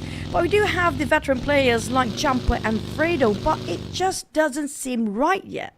Yeah, I think a lot of fundamental issues, and for the most part, we don't get to see YOODO playing deep into the game because a lot of times they lose very, very early fights. So if we were to look at the gameplay of how they lost those early fights, and I had that reflection as well, is that they were very passive for the gameplay. They allowed teams to swallow them. They didn't place themselves in a good defensive position, even though they wanted to bait teams to come towards them. So when it comes to formation and deciding what angles to take, I think that is something that YOODO will need to improve on. I personally feel like Jumper needs somebody to taunt him, because that's what happened when back in the days where the Philippine teams actually joined in the PMSL. When a team that actually provoke him, he can actually perform so well when that happens. So maybe we need somebody to push Jumper to just fire it up. Maybe that's the case here. But the circle just shifted again, and Infinity, look at the spread. Cloud, can they score another chicken here? Wow, nice spread. I like it. I like it, the fact that at this stage they're opening up like that. It shows a lot of confidence for the Infinity. And I noticed that FaZe Clan is in the middle of the circle as well. So great work for them to get that spot, but unfortunately not so great for YOODO Alliance. TODAK, this is their chance to seek revenge. This is the worst case scenario for YOODO Alliance. Open in the very open street, and not just that, YOODO Alliance in between TODAK, and there's also another team just across them as well. Make it more than one team here. And YOODO Alliance, here comes the rush, and TODAK and the rest of them trying to wipe up clean of YOODO Alliance, taking them out of this lobby. And this is going to be tough because they barely got any covers, and the only covers they can get are the barricades made by those vehicles and the smokes. Oh man, nade after nade by TODAK. Now, one by one of YOODO Alliance taken out, but we got Vampire Esports as well taking out the thumb. But TODAK has to finish up the job. YOODO Alliance, one player left on the vehicle perhaps. And now TODAK is navigating a lot of smoke. It looks like Leon's on the other side, and YOODO Alliance. Revenge served by TODAK. But I feel like TODAK walking right into their grave the moment they got a bit too aggressive with those push, because MORPH and Vampire tried to pin them down. TODAK stuck in between, but they managed to just squeeze out, but never mind. Iftar still being tapped out easily by Hazel and Grill as well. Now Vampire taking one itch for more than Vampire down there. TODAK in shambles. Eliminated without any placement points, but the point to take a point. MORPH, okay, calm down, people, calm down. You guys are done. Okay, calm down, all right. But Vampire, they saw everything that happened. It's just that they do not have a good angle, but it's okay for Vampire. They can easily play around the compound. If they can find an angle from here, that's okay. They don't really need to rush out. They just need to wait for MORPH to come towards them. Speaking of MORPH, there's not many covers where everybody dies, while Roy now having a CQC against PIGMY. Billboard going for the DBS, but they winning over Roy, leaving Tuss once more as the last survivor player for the side of Roy. Well, for PIGMY now, looks like it's Billboard all alone. He has to recover fast before the teams come by. But another tough round for Roy, and 0 points for them collected this round. They may be pushed down further if YOODO can score a big one, but unfortunately for YOODO, they only have 2 active players. Now, on the south side of the circle, team representing Thailand, NKT is there, but okay, we're talking about YOODO, and they're up against the skirmish with PA. PA coming in as a 4. They still have full squad alive, but not so well, not so healthy. So it's skated down to only 50% of HP, less than that. But Kido got naded out of nowhere. It's going to be Kit taking those grenades out, but PA still going to win over YOODO. They ended up with a 0 again. Yeah, 2 rounds, 0 back-to-back for YOODO. if this continues on for maybe like 1 round or 2 rounds, that's it. They will not see the light of the Super Sunday, and all they can do is just plan for next week. Next week is still going to be a very, very tough one if they don't rectify the mistake for this week. You know, GEEK fam coming in for Infinity, despite they got quite a spread up there. But if it's a bit too far apart between the players, it's going to be tough for TODAK to be having the support fire. The Nate, wait, what? Izane and wait, Izane? Well, okay, but beautiful counter nade here by the Infinity though. And Mika, okay, he's been picked up by Izane. Another nade sent by Tiger X, but it will not connect. Damroot will come in from behind. Okay, Damroot. This is important for Damroot to be able to execute it, but the rest of the Infinity, they have arrived. Here comes M9 as well for Hulk versus the side of M9. Dap and Brian taking the hold of the front line. Well, Hulk and also Zero are trying to go 2v2, but they do have the flanker from the outside. And we do have PIGMY on the outskirts as well, but they are a bit busy with somebody else. Brian trying to cook out the nade and make sure they can't come in, but they got the wrong angle. Oh, what a nice hit by Zero. Brian down and Yuhai. How can he respond to this? But then to respond quick because now they're on the outside circle with the zone starting to close. Yuhai and Dab, the duo that has to do it against MORPH. MORPH, they know that Dab is on the second floor. Yuhai is on the other side. Up this stage. 3 more seconds before he releases it. And there you go, down to the ground floor. Hub gets it down to Dab, now leaving Yuhai alone. Oh, MORPH winning over this one. Only got 1 trade out of this. Well, the side of Sam9, that Yuhai is gone. It's going to be the entirety of Sam now bleach rated from this lobby. We're down to 8 teams. But FaZe Clan were versus against Vampire, if I'm not mistaken, or Infinity just now. Well, PIGMY, they saw what's happening. They're taking advantage of the situation of the team just won. Oh, look at the name there on the elimination feed. Kido just got taken down.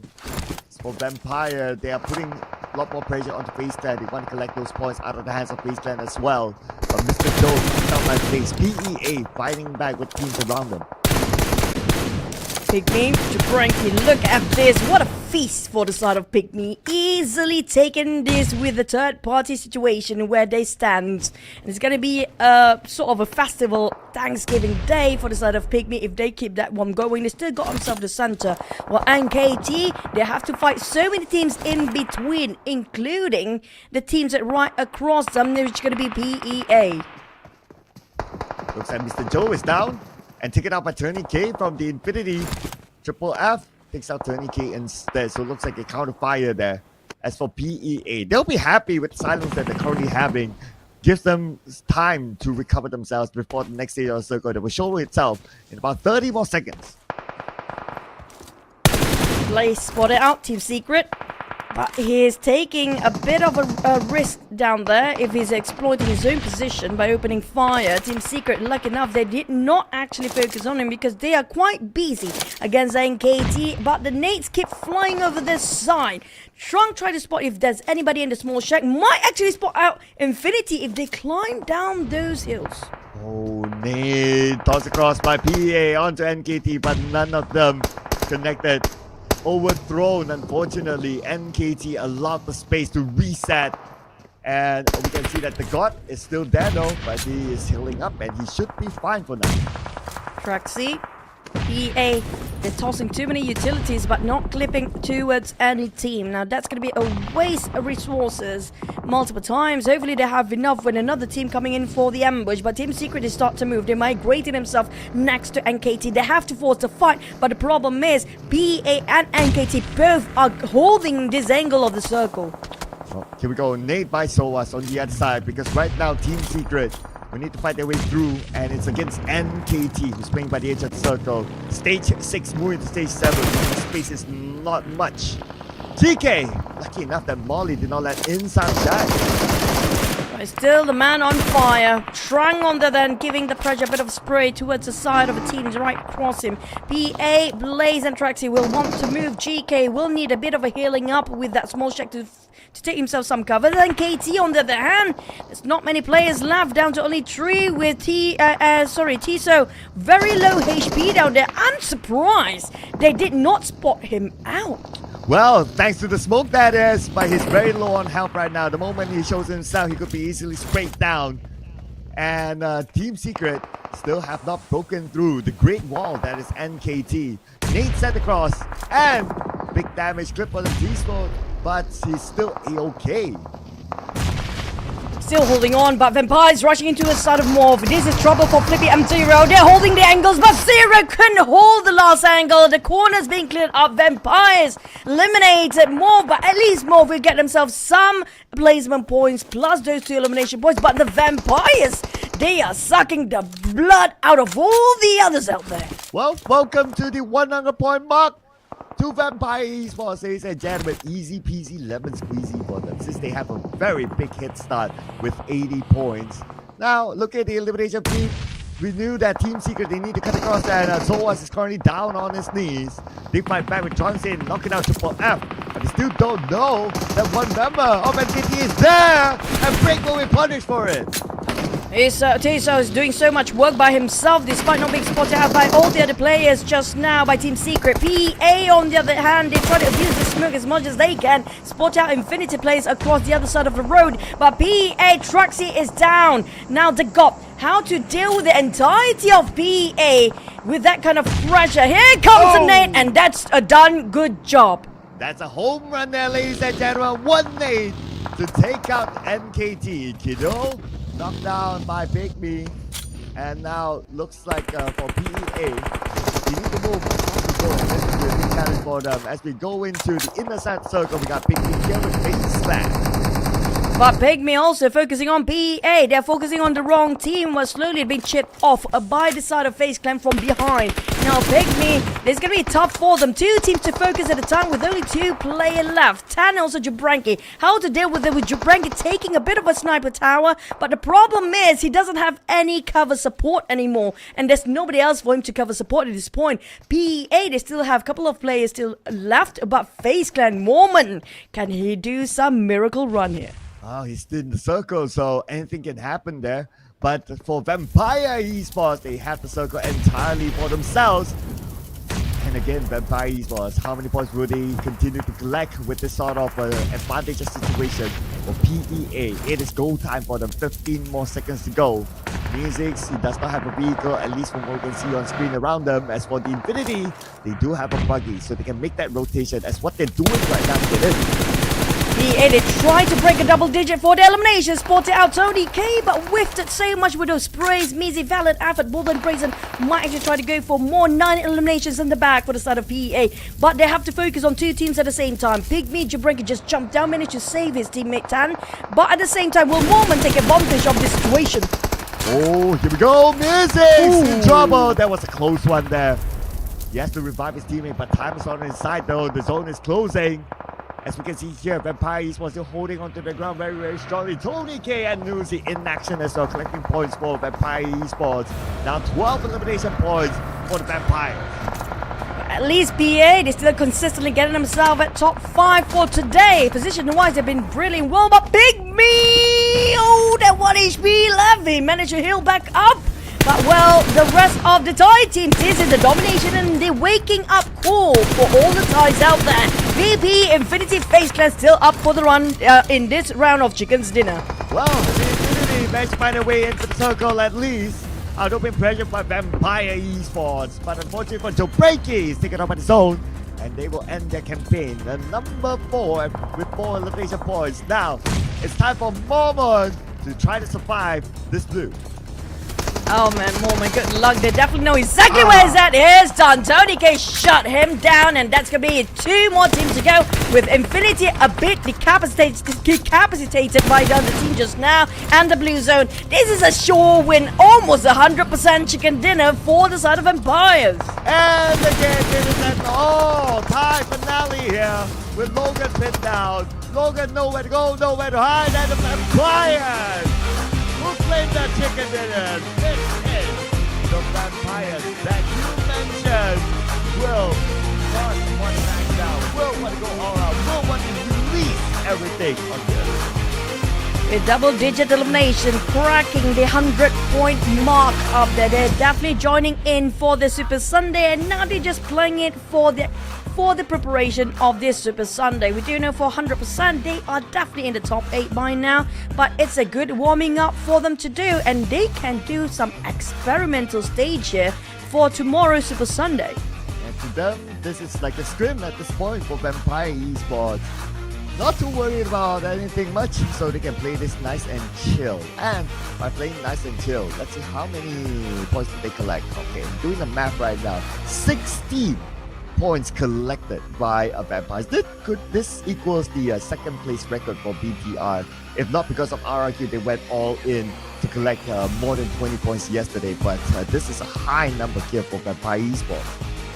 Well, they're definitely venting out the frustrations of yesterday, last minute push down, and all they have to do right now is trying to formulate what else their secret strategy they can do best when it comes to getting the playoff later, maybe in the playoff later or even this Super Sunday. But Schweppes, I agree, right now Schweppes is actually rising up. If you go against Tony K, we don't see Tony K as much compared to Schweppes. Yeah, with the new haircut here.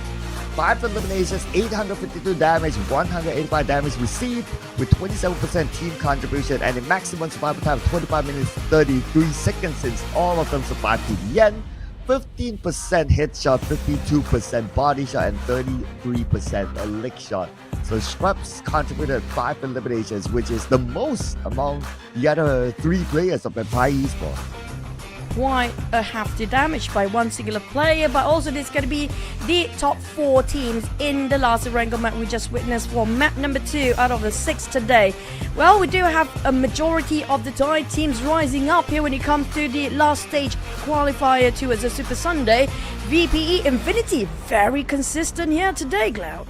Oh yeah, from a chicken dinner to now a second place finish, the most consistent of them all.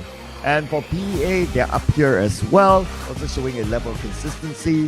FaZe Clan also joining the chart. So majority of it, the Thai teams are in the top 4 teams in this round. Same goes like the previous round. A lot of Thai teams up there as well. And looks like the home buff is real. Finally, the home buff on Saturday, but not for the Saturday talk. But we're gonna have to rewatch the chicken dinner moment by Vampire Esports.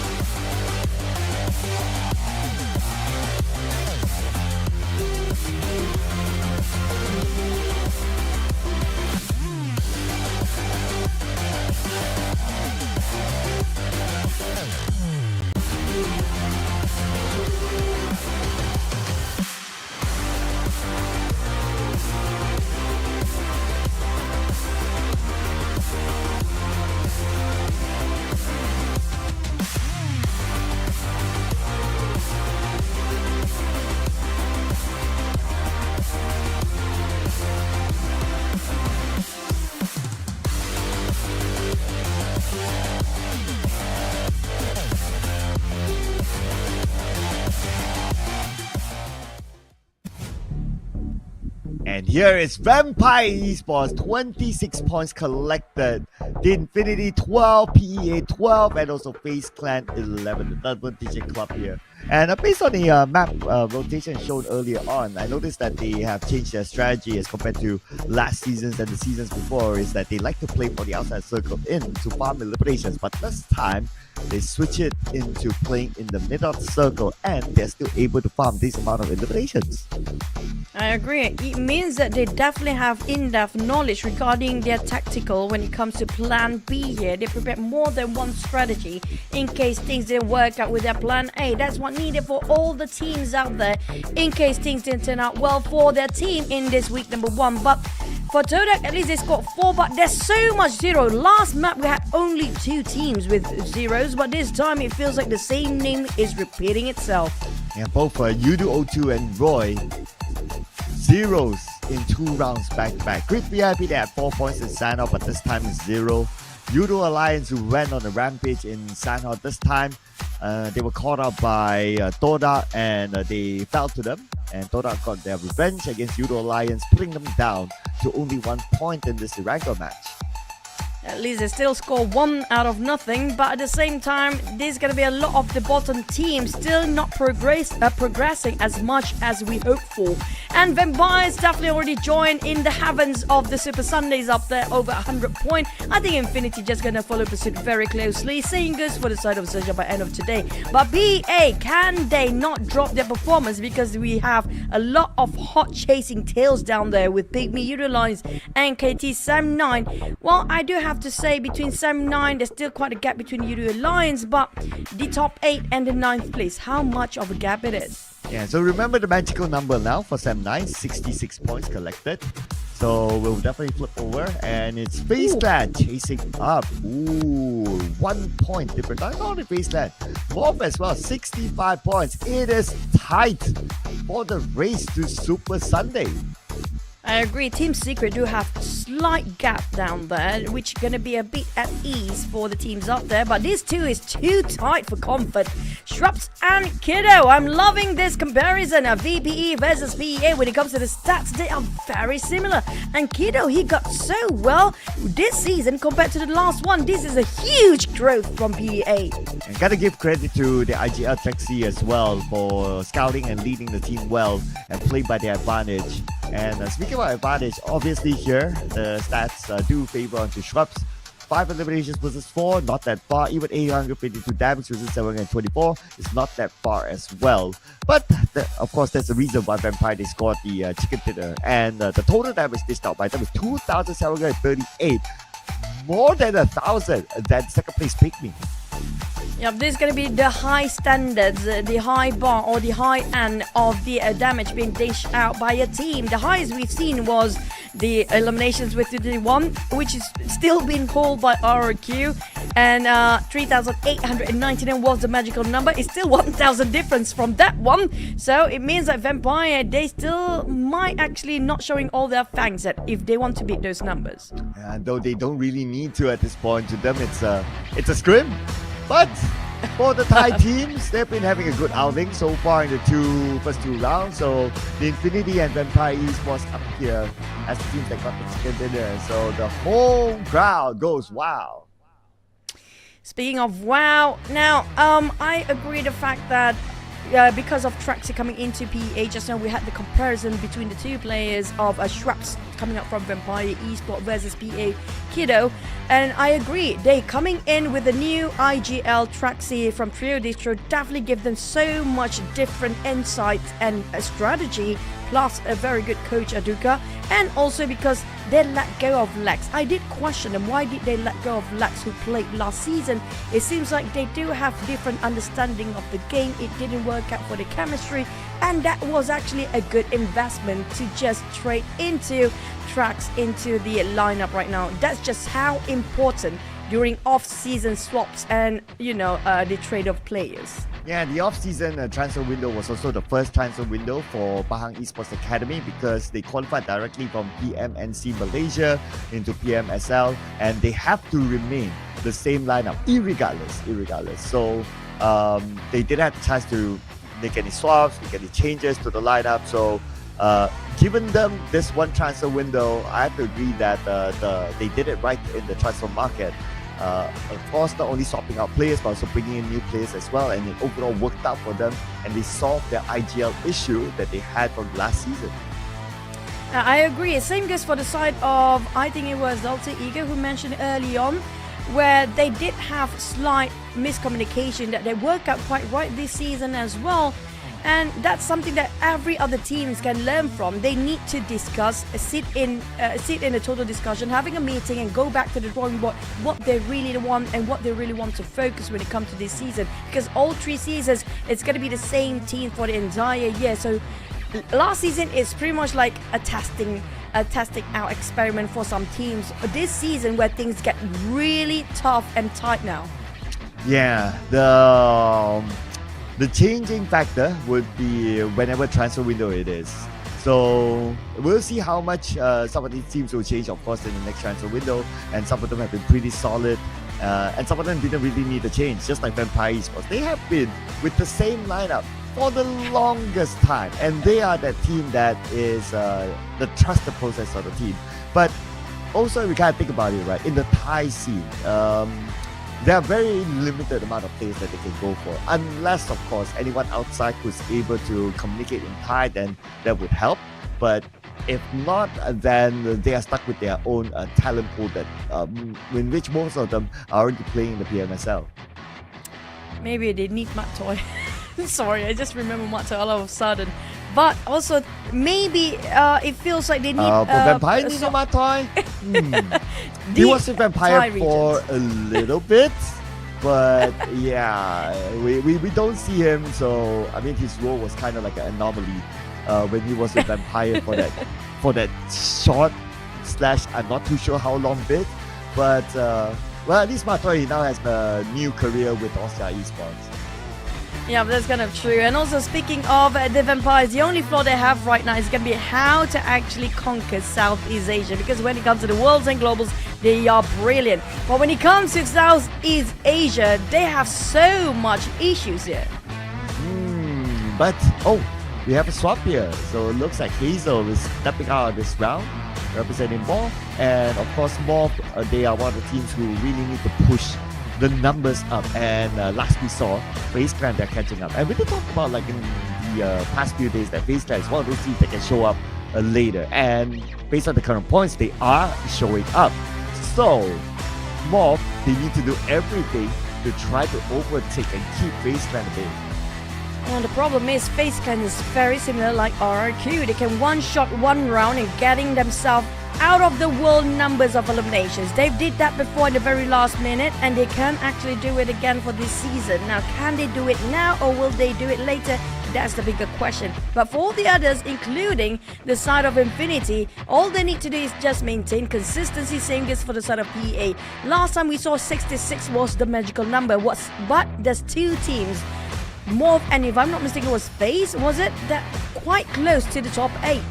Yeah, they had the same amount of points, and just above them is Sem9. So that's definitely going to be the target on how they're going to try to overtake Sem9. If we look at the drop spots, well, they don't really drop close to each other. So even though if they meet, it's probably going to be after the rotations happen, maybe like stage 2, stage 3 onwards.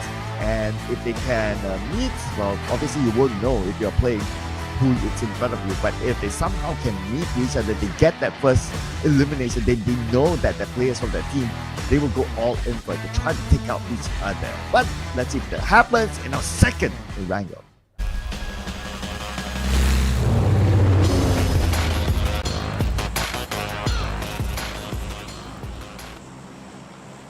I have a feeling we'll have to wait that happen during the last Erangel map. That's where all the crazy things happen, and all the teams that's really tight neck to neck against each other happen to be bumping way early on, or maybe even in the last 2 map of Miramar, because that's where all the elimination numbers going up and above beyond. But for this map, high chance we might actually looking at a lot of safe plays. Maybe a couple of early skirmishes where some teams happen to be clashing or even moving in the same direction, depending on the circle, because this time the flight path favors towards the left side. The last circle favors towards the left side on the southern side of hospital. But where will it be? Will it be SMB? Because we do have a lot of players dropping quite early on. Yes, Team Secret normally drops in Novo, so this flight path does favor them to drop early and quick, so they will land straight. Same goes for PIGMY as well. For MKT, okay, they will normally drop in the area of farm, so quick drop for them as well. They just glide a little bit more longer to reach their destination. As for Vampire Esports, we normally have either Zaki or Primos as their drop spot. Looks like they're not dropping into Primos this time, despite it's nearer to the flight path, and they're going up north towards Zaki instead. Give us circle of Zaki. Which we never had before. Like, one time.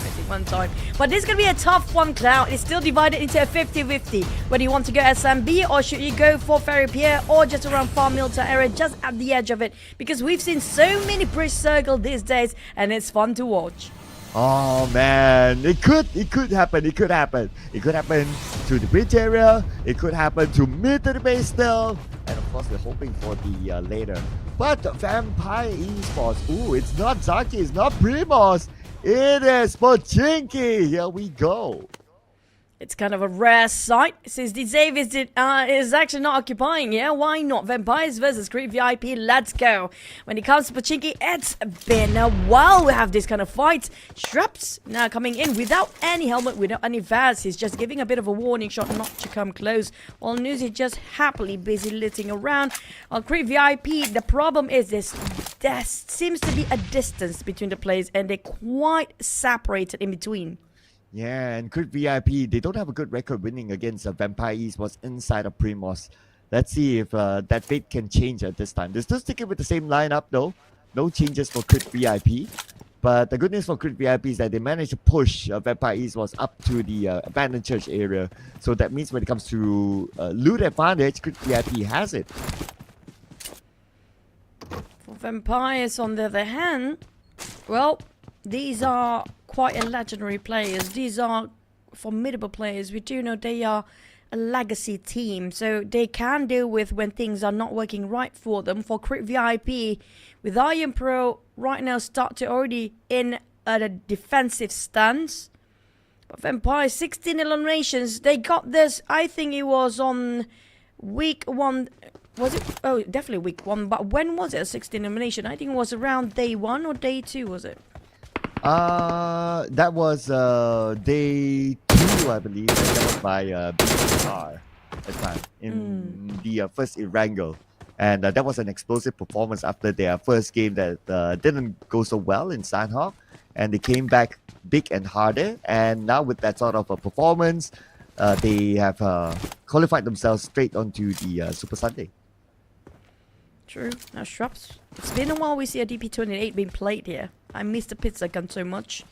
But AKM and the pizza gun, this is not going to be the best weapon. Unless Shrubs really love using that. But Crit VIP, I am Pro now slowly just trying to find a different rotation just to go nearby Putra. The formation's been broken for Crit VIP. This is going to be trouble for newbies if he's being spotted out because Nuzi have a sharp set of eyes. He's not wearing his mascara today but still can see through whatever's going in that tower. Well, even though he's not wearing his mascara, I do hope that he's wearing his lucky pants. I don't know if that's lucky pants, but anyway, lucky enough for him that newbies got knocked down, so now they have the man advantage, and I would still want to see those pants.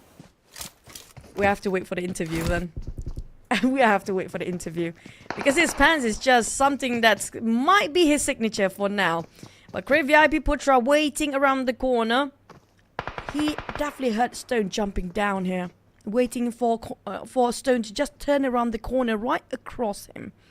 And Putra, he doesn't have that much troubles. Only one smoke that is. He couldn't actually flush Stone out.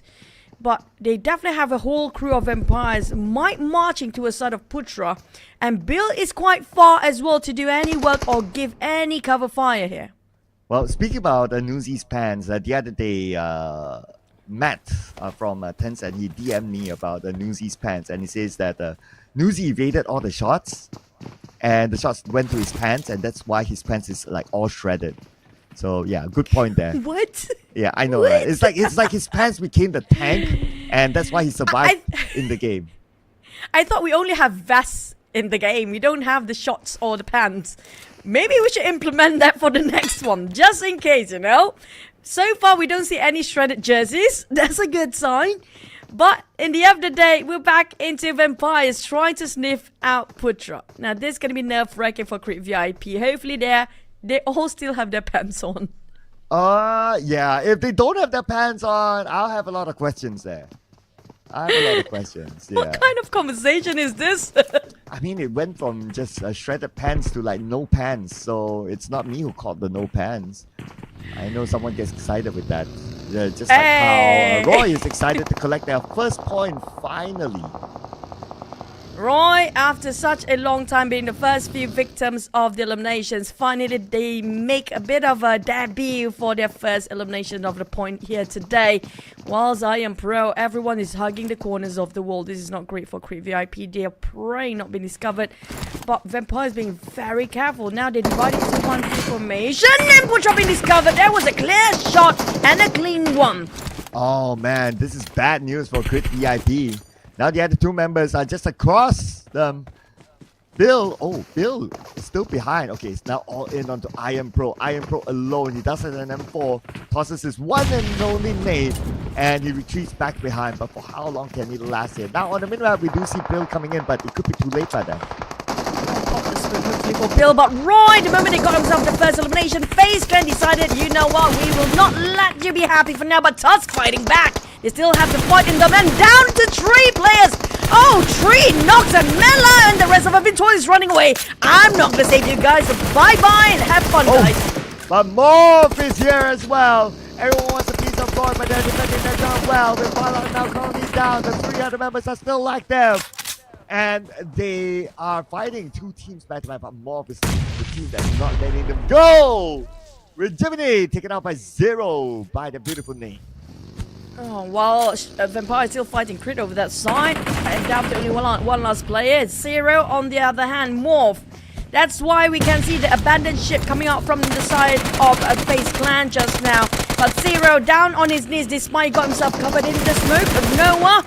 Being spotted out by Flippy off angle. Here comes MORPH coming in. Flippy, he's trying to give a couple of shots from afar. But Noah still trying to build up the bricks of smoke so he can actually fire back. But Flippy, what a response! Nice off angle there by Flippy.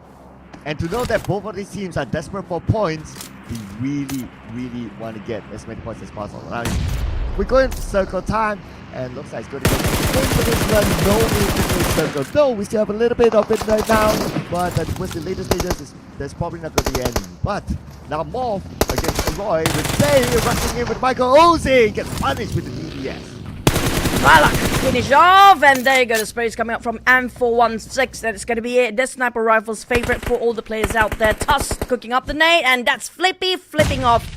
Sorry, I didn't mean that. Flippy finally down, and that's going to be MORPH being eliminated. The first team, but at least it ended up with the 0. And FaZe still holding on as well as YOODO O2 spot out. Mizzy of BEA steals away the car and just going to leave the crime scene without being punished. 3 points collected by YOODO O2 now. We need a lot more points in order for them to have a chance to be in the top 8, and this is a good start for them. Now Kid taking a little bit of a risk here with the smoked up vehicle, but because they're in the blue, they will take any moving vehicle that they could get. Back to YOODO O2. At least they scored 3 this time, and it seems like good progress so far. But Roy, after being eliminated 1 player just now, there being multiple tires knocked down before, managed to finish off most of the FaZe Clan members. But Infinity next, the Thai teams really want to take out Roy from Vietnam team. Yet Tusk and Valak reposition himself to get those elevations, to make sure they have a better view, and to make sure nobody else will try to chase them from behind. But do they have enough? Definitely they have a bit of an upgrade along the death boxes laying around. Oh, look at this. The elimination with Bill got Schwabs. That's going to be 1 point for Crit VIP. I believe that fight should still be in PIGMY still. But because of that, I'm sure Bill would have revealed his position, and they should be in a current situation where Vampire Esports is all on the Bill now. Oh, now it's XERXIA's turn taking over this side. So many teams just trying to pass across and try to get this compound, but it's just not working out right because there's too many teams having the same idea. XERXIA knocked down on 1. Infinity now running around trying to find where the shots came from. Lobby X on the other end with that Mini 14 being super sneaky but pounded out by this guy. He's got Tony. Will try to spray over XERXIA, who's trying to just cross over the fields.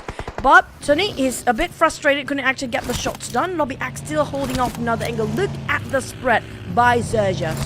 Oh yeah, XERXIA right now, we can see them still moving around, trying to position themselves, and they are in the circle, so they have the space to play with. Oh, they found an empty compound. Great work to scout this place out, so I wouldn't be surprised if everyone will retreat back onto this compound to make it their fortress. It's so hard to differentiate between the colors of XERXIA and Infinity across the minimap, honestly. But for the next circle, will it shrink towards the main peninsula, or will it still be a 50-50?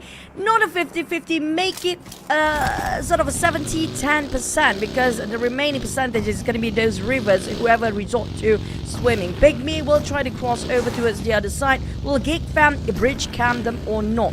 But the one actually in the center, not safe either. YOODO lies taking at the edges of nearby the coastline.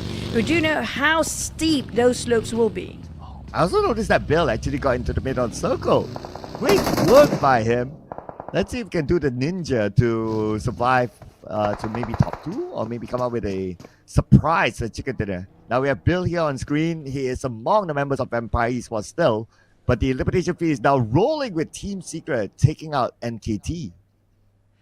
Vampires, despite they're having a very long fight against Creep VIP, seems like they're moving in the same direction still.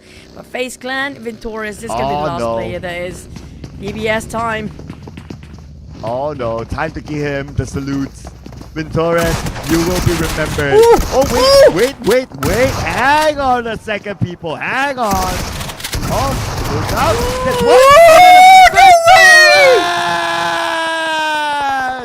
Now that's a different kind of salute that I will give him. Master of DBS, Ventorius in the way. You got Ventorius just now for Infinity. 1v4, no problem. My god, what a big clutch there is Infinity. This definitely will wipe off the smirk off their faces. I want to see the players scam. I want to see their reaction. That was huge. That was insane. But okay, and instant spray to take out Tusk from Roy. And now Vampire Esports. Bill was eliminated. Now all eyes onto Roy with Vampire 5 eliminated. Let's go. Tony Gay spotted out Balak, but he missed a couple of shots there, not connecting the dots so far. Noah Stone, and it's gonna be the DBS game here. It's gonna be the PM Shotgun League. PUBG Mobile Shotgun League, we go. That's gonna be the winning weapon for this round. Go. Movement here by Roy. Coming to provide backup, but now everything has calmed down since they do have to work to separate the two teams. Both sides will want to take this time to reset at least the other circle. Now, elimination feed wise, GEEK Bam, Damroot knocked down, and no elimination yet on the Damroot. It could be a long range knock onto him. Tony K, he needs to replace his gear. Level 1 almost shattered the helmet. Trying to find a replacement. It's pretty scarce for those gears here laying around. Noah on right. Now we get a bit of a replay. This is the best replay. This gotta be it. The highlight of the day, man. Oh man. Beautiful. Okay. You asked for the race. Oh, okay. I mean, Moment is the one that's overreacting, but okay. I can understand. He clutched it. I mean, that was 1v4, and he's the only one survives, and the only one that's doing that all the job by himself, and the only one that actually gained the points for the side of FaZe Clan. I mean, he definitely will have to taunt that one out. My god, that was huge. You can always count on Moment to come up with the reactions. Camera, always be prepared for Moment. He's the guy to give us all the reactions. But reaction between GEEK Fam and now PIGMY, both of them by the edge of the circle. And GEEK Fam, they do have that slight advantage by being in the side of it. So PIGMY is the one that has to try to win this fight. Now they will take out Audrey in the process, and the last we saw Damroot was out. So now GEEK Fam has only 2 players left. Now they're trying to take out the threat right across them, and that's going to be the first few steps. They managed to do so by shutting down one of the off-angle players. of GEEK fam. They want to go in for the rush. The moment they saw Jabranki trying to scout out the perimeters, they just go for a retreat for GEEK fam. Back to where they started off. Now, for the side of PIGMY, all they need to do is just defend this place. Because all they need to do, the covers of the rock will actually cover them for quite a bit.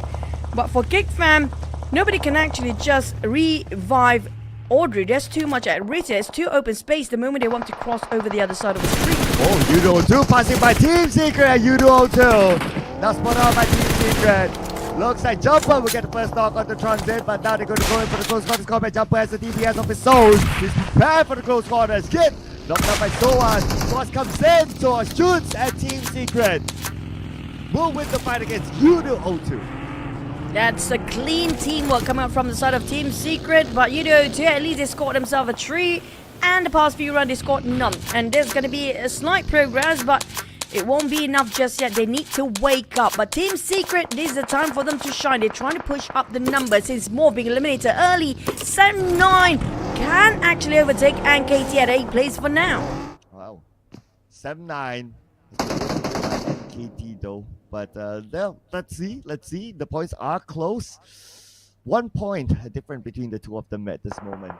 We haven't seen much of a 7-9 yet this round. So probably because of they're going to play it safe and play by the strengths of avoiding early fights this time.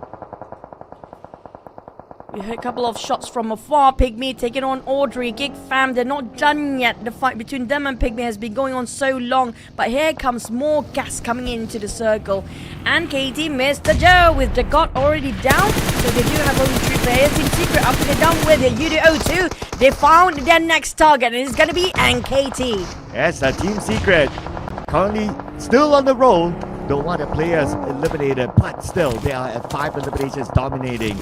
To seeking their path to go into the top 8. FaZe Clan eliminated, so that opens up the door for teams like 7-9 and Team Secret kind of cross top 8.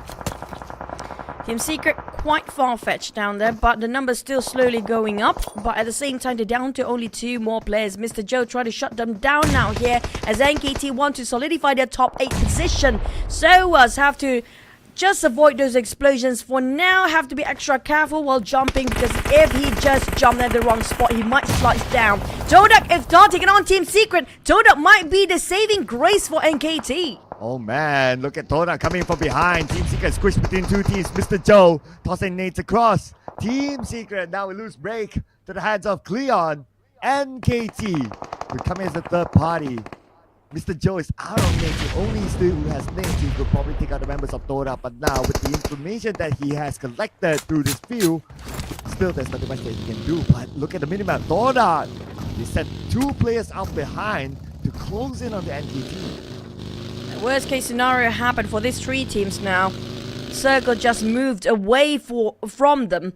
For NKT, Triple F as well, they want to find Soaz, the last member of Team Secret. But the thing is, Soaz so good at hiding, they couldn't spot him out. Cleon, this is the time to leave, because stage number 5 will not be forgiving. Mr. Joe, on the other hand, will try to stop them from advancing and just tell them, challenge me again, because I don't want you guys to just get into the safe circle without me. But Mr. Joe, he just left the buggy and now he's running on foot. Yeah, so looks like he's going to be on foot right now. I wonder what does he have in mind. Maybe jump into the water, but before he can execute whatever that he has in mind, knocked down from afar by TODAK.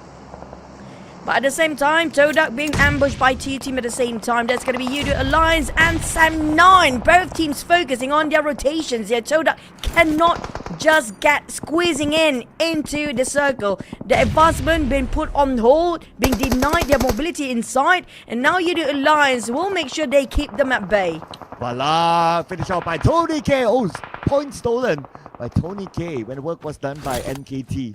But anyway, so now YOODO Alliance focus on the TODAK. TODAK still on the outer side circle. YOODO Alliance, they do have the circle, so big advantage towards a YOODO Alliance.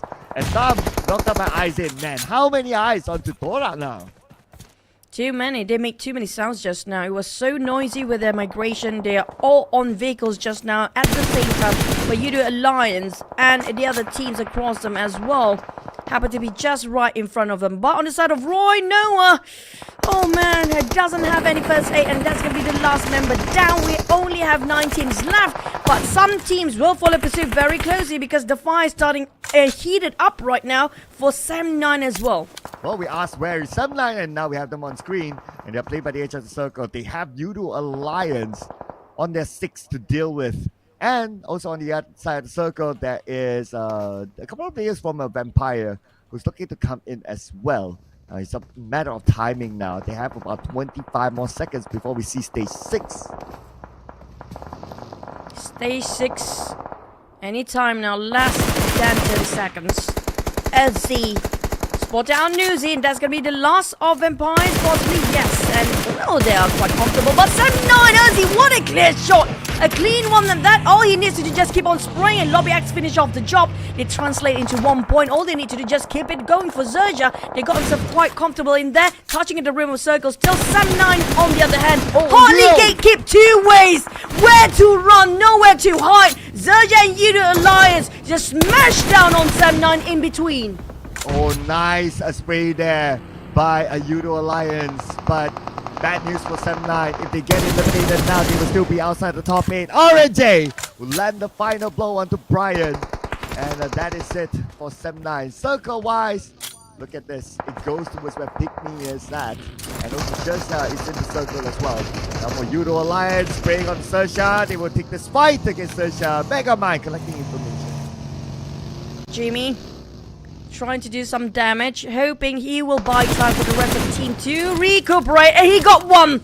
That's the green light, and that's a go time for Jimmy. He's pushing in, but Lobby already cooking up the nade. Megamind in the smoke as well. Here comes the vehicle. He dodged it. Jimmy, he needs to do so much work by himself. It's not going to be enough. Where is this cover fire? Here comes the back line, but it's a bit too late as Megamind finished off YOODO Alliance. Olio as well, remaining Adik look as the last member of YOODO Alliance. XERXIA, 8 eliminations already, looking for them nice now. All in onto Adik look, and Adik look nailed down by Ursi. That is elimination point number 9 for XERXIA. Let's see. Well, they do have a full squad still. Nobody else to stop them except for PIGMY, who happen to be just running right across them and on the elevation, on an elevated ground as well, on top of XERXIA. They do have the advantage of the ground, but they don't have a full squad there. It's going to be 3v3 since one of their members trying to park themselves at the center first. Lobby X being spotted out. Jump breaking, not breaking any sweat. Megamind on the other hand, down to only 20% HP. This is going to be a problem. And down to only Z to do all things by himself. Wow, PIGMY, very active move that they're doing right now. They came from the left side circle, now they cut across to the right side just to eliminate XERXIA. But anyway, XERXIA, they collected 9 elimination points at 5th place. Not too bad for campaign for XERXIA. And KT still alive. Barely hanging on. All he needs to do is just counting times. He still managed to make up for the top 4 right now, despite almost the entire team being eliminated. And KT Triple F and SOAS, they're not being touched and not being harmed at all. Now, PIGMY, this is going to be the highest chance for them to get this chicken, but how to find the solo players? Oh, look at that. Even Isaac went down. Oh my goodness, everyone is like running away from PIGMY right now. And MKT is out, so we're left with the top 2 teams, PIGMY and Team Secret SOAS. Okay, I guess right now we can go grab our snack. I'll see you guys after SOAS is done. I mean, SOAS already prepared himself with the DBS. I don't think they need to even find him. It's going to be fine. It's all about timing here because stage number 7 will definitely eliminate SOAS unless the circle favors him though. Now that's going to be funny because if that happens, oh, they're even willing to jump down for it. Achul is already down and he's trying to find between the creeks. Now this is going to be fun. Well, for PIGMY, they want to collect every single point that they can. And look at the good boy, SOAS comes in and they will finish off SOAS. Beautiful spray by Achul. And PIGMY scores the chicken dinner, breaking the streak of time. Oh man, Achul, the moment he spotted out, oh no, it's a DBS, shoot, I need to make a U-turn. But he managed to just turn things around, still finish off even faster than we hope it will be. But on the side of PIGMY, will this make it through for them to get into the top 8 with the chicken dinner? But how many eliminations did they secure? We're going to tabulate the scores in a little bit, ladies and gentlemen. But for PIGMY, though they are in the top 8 as of now, or at least as the last we saw it, they still need to secure points just to be sure that they will not be pushed out of the top 8. So the question is, of course, how many eliminations did they get? And it will be answered right now. So doing the math, and they got 9 eliminations in this round. So that's 19 points, I think. Oh, 400 over damage, half of Billboard's offered. It's going to be Archul, but it's going to be almost close for Jabranki. But unfortunately for Tan, he's being eliminated early, but he did still dish out some damage and give so much information by his death as well. But this is going to be PIGMY coming back. They love their chicken. They played it safe in their first few days, and now they're slightly a bit more aggressive than they used to. Yeah, and I guess when you're pushed to the corner, that's where you will go do things that people might not think of. Like, okay, you cut across the map from the left side to the right side just to finish off everyone, and that is confidence shown by PIGMY. And I guess that's also because that they are really, really desperate to join their other compatriots in the Super Sunday. But now Billboard is our MVP this round with 4 eliminations, 422 damage, 270 damage received, 33% T-card ratio, and a 23 minutes 30 seconds survival time. And majority of his shots landed on the middle of his target. It's going to be their tummy target for most of the players out there as well, but it's quite a high percentage. If you see at the damage distribution around the head area, usually is around less than 20% or around less than 25%, 29%. We haven't seen anybody more than 50%. But before that, we're going to see the match recap. Top teams this time, the only one Thai teams. Before this, we have the Thai dominations, but today PIGMY rising up. Like how you mentioned, they want to join their comrades as well. Team Secret and Roy squeezing in as the Vietnam team. Team Secret and Roy, they had zeros before Cloud. This is the first time they got points here today. Yes, and they got a good amount of eliminations in the process as well. So great work by Roy in the third round here. But hopefully they will still be able to somehow be in the top 8. But with the performance this round, they give themselves a fighting chance. But let's check out the best moments here brought to you by PIGMY's Chicken Dinner.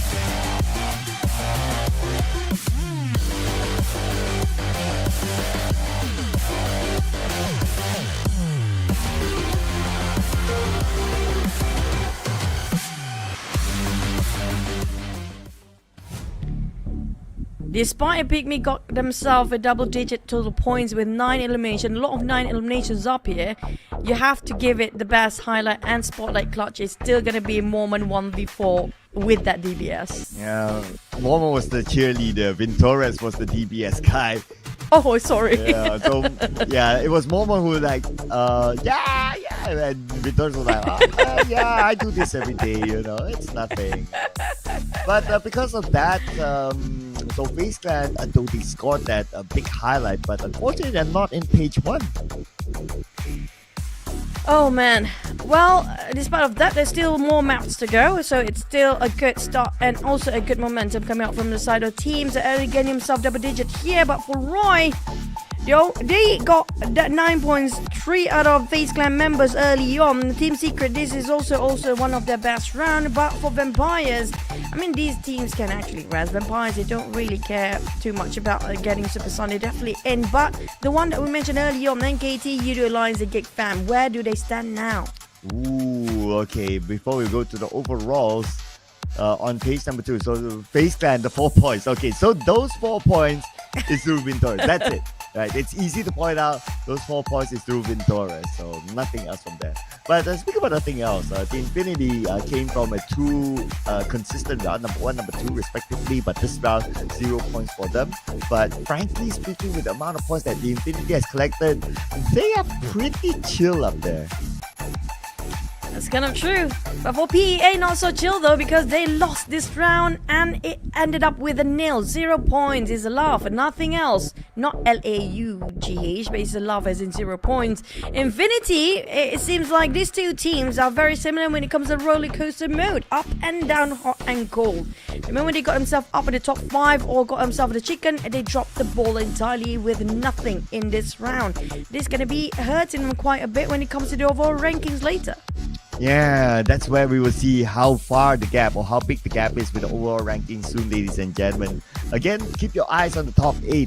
That is where we will find out by the end of the day who will join the first batch of top 8 from the group stage in the Super Sunday tomorrow. And it's definitely going to be crunch time at the borderline of top 8. Even the last we saw from the previous round, the borderline of 8 is very close, and expect a lot of interchange to happen even after the last game. Because of how tight the scores gap was before we even start this round just now, it's going to be quite a fun run for the next or last wrangle map of the day. And we're going to assume after the break and for the second half of the day later on, things are going to get even crazier, even hotter, and things will get really bizarre because of how desperate they want to be in the first Super Sunday throughout this first week. Yeah, and I guess we'll find out now how close the top 8 is, but okay, looks like you guys have to do the map on your own, and we will be heading on to a break. See you guys in a bit.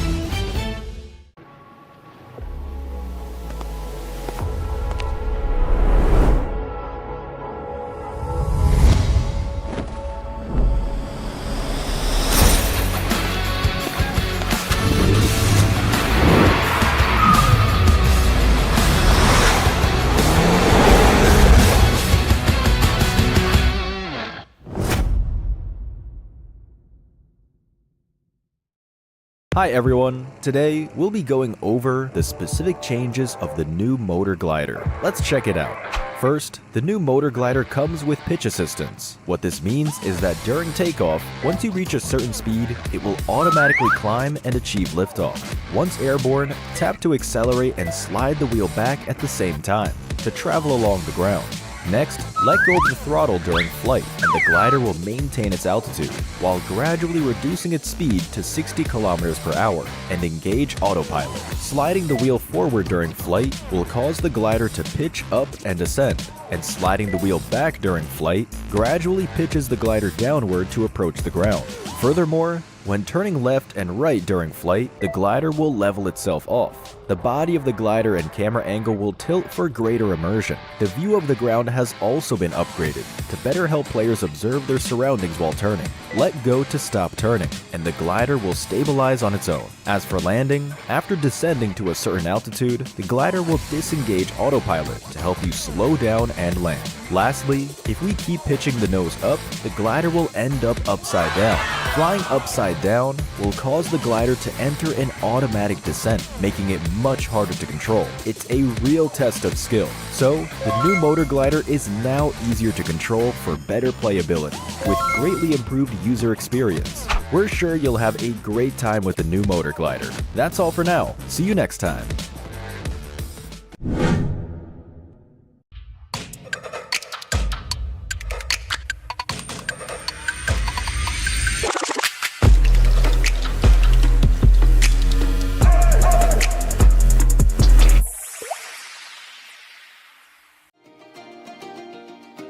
Wow, what a lively sky treasure ship!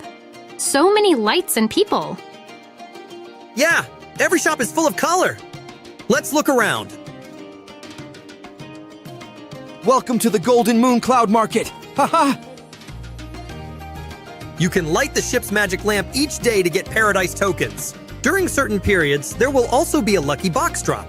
The Sky Treasure ship contains loads of great gifts. Come peruse the various stores and go home with your bags full.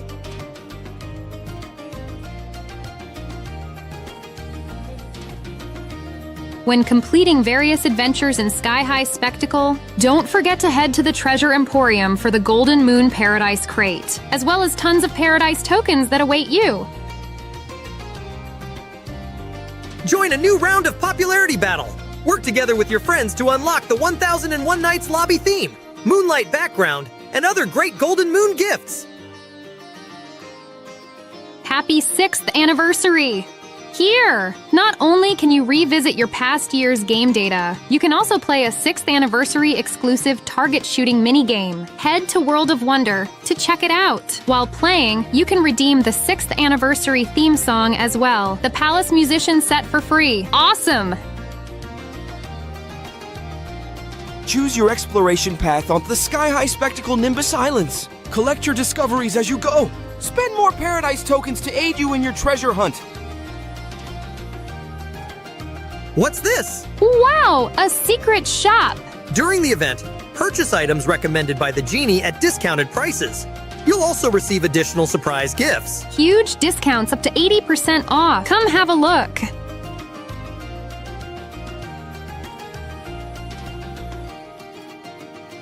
What are you waiting for?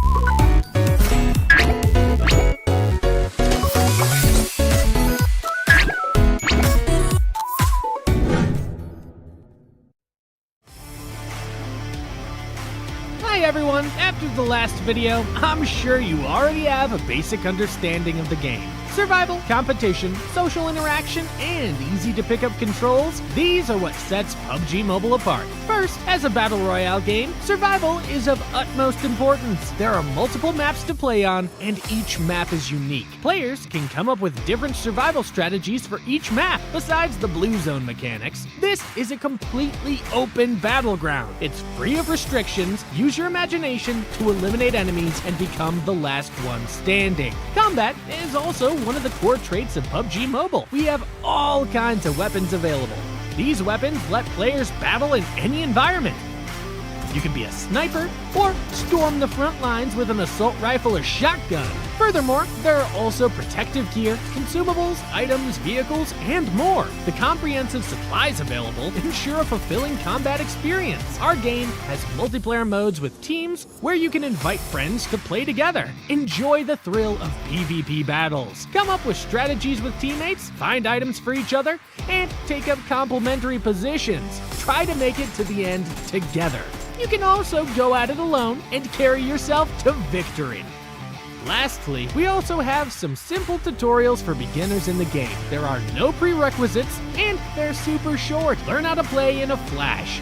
We're still planning to release more guides detailing all kinds of neat tips and tricks to help players quickly familiarize with the game. Becoming a skilled PUBG Mobile player is super simple. Boot up the game and play now.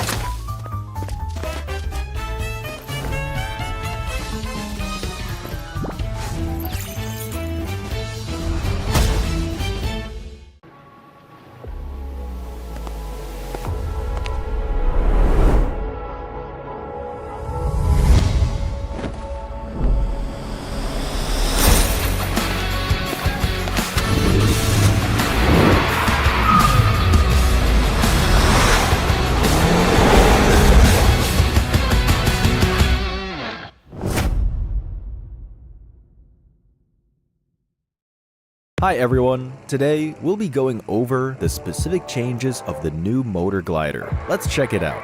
First, the new motor glider comes with pitch assistance. What this means is that during takeoff, once you reach a certain speed, it will automatically climb and achieve liftoff. Once airborne, tap to accelerate and slide the wheel back at the same time to travel along the ground.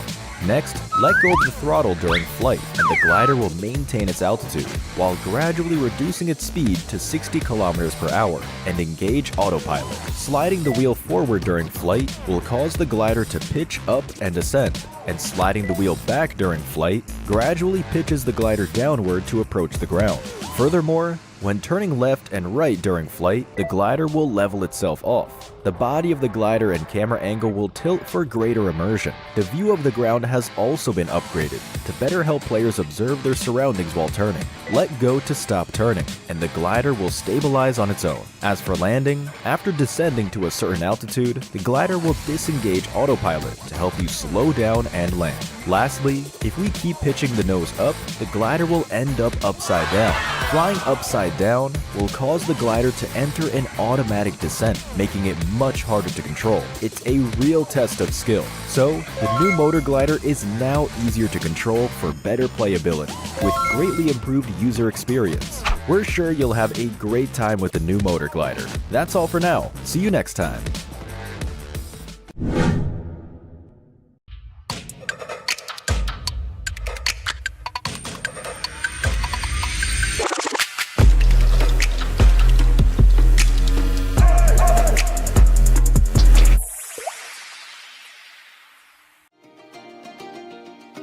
Wow, what a lively sky treasure ship! So many lights and people. Yeah, every shop is full of color. Let's look around. Welcome to the Golden Moon Cloud Market. Haha! You can light the ship's magic lamp each day to get paradise tokens. During certain periods, there will also be a lucky box drop. The Sky Treasure Ship contains loads of great gifts. Come peruse the various stores and go home with your bags full.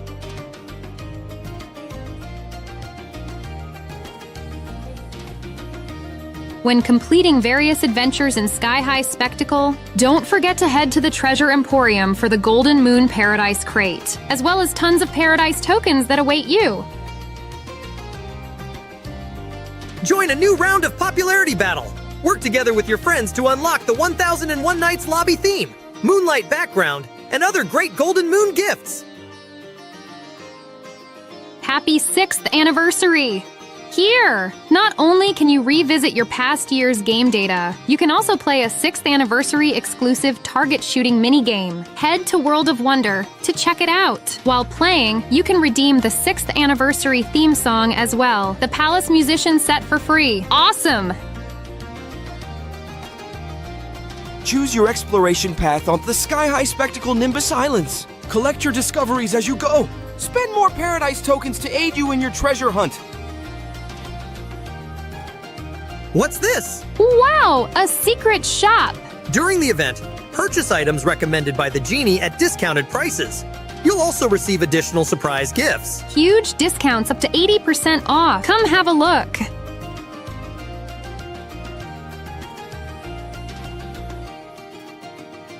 What are you waiting for?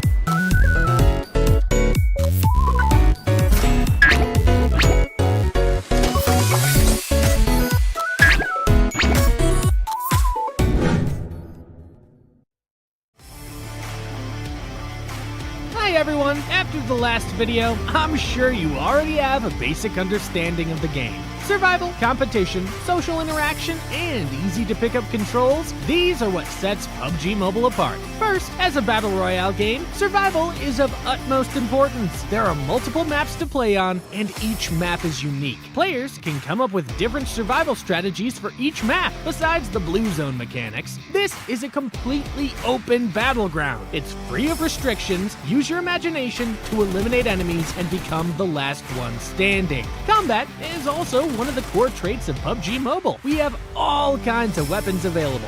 These weapons let players battle in any environment. You can be a sniper or storm the front lines with an assault rifle or shotgun. Furthermore, there are also protective gear, consumables, items, vehicles, and more. The comprehensive supplies available ensure a fulfilling combat experience. Our game has multiplayer modes with teams where you can invite friends to play together. Enjoy the thrill of PvP battles. Come up with strategies with teammates, find items for each other, and take up complementary positions. Try to make it to the end together. You can also go at it alone and carry yourself to victory. Lastly, we also have some simple tutorials for beginners in the game. There are no prerequisites, and they're super short. Learn how to play in a flash. We're still planning to release more guides detailing all kinds of neat tips and tricks to help players quickly familiarize with the game. Becoming a skilled PUBG mobile player is super simple. Boot up the game and play now.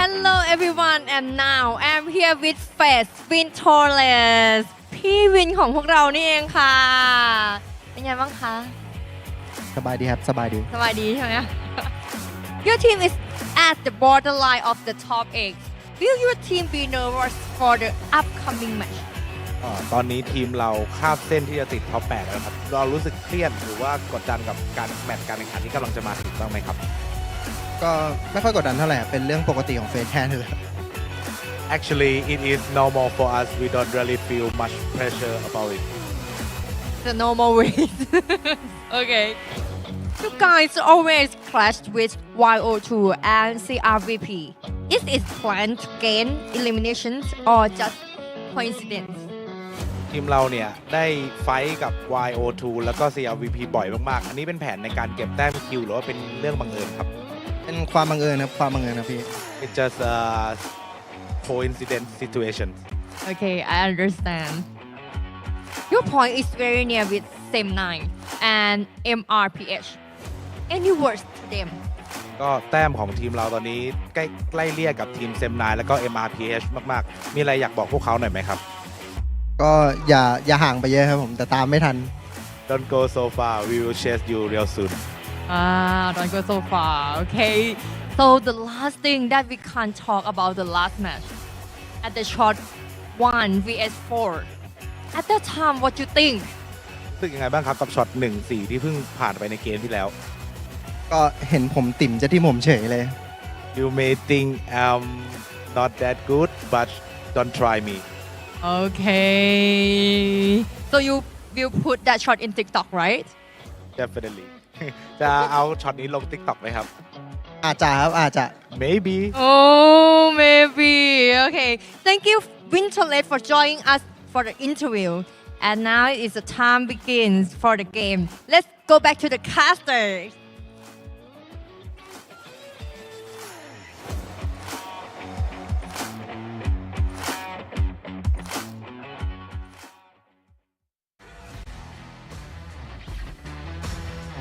Rankings here, and fortunately we get to see the ranking before we actually start the game.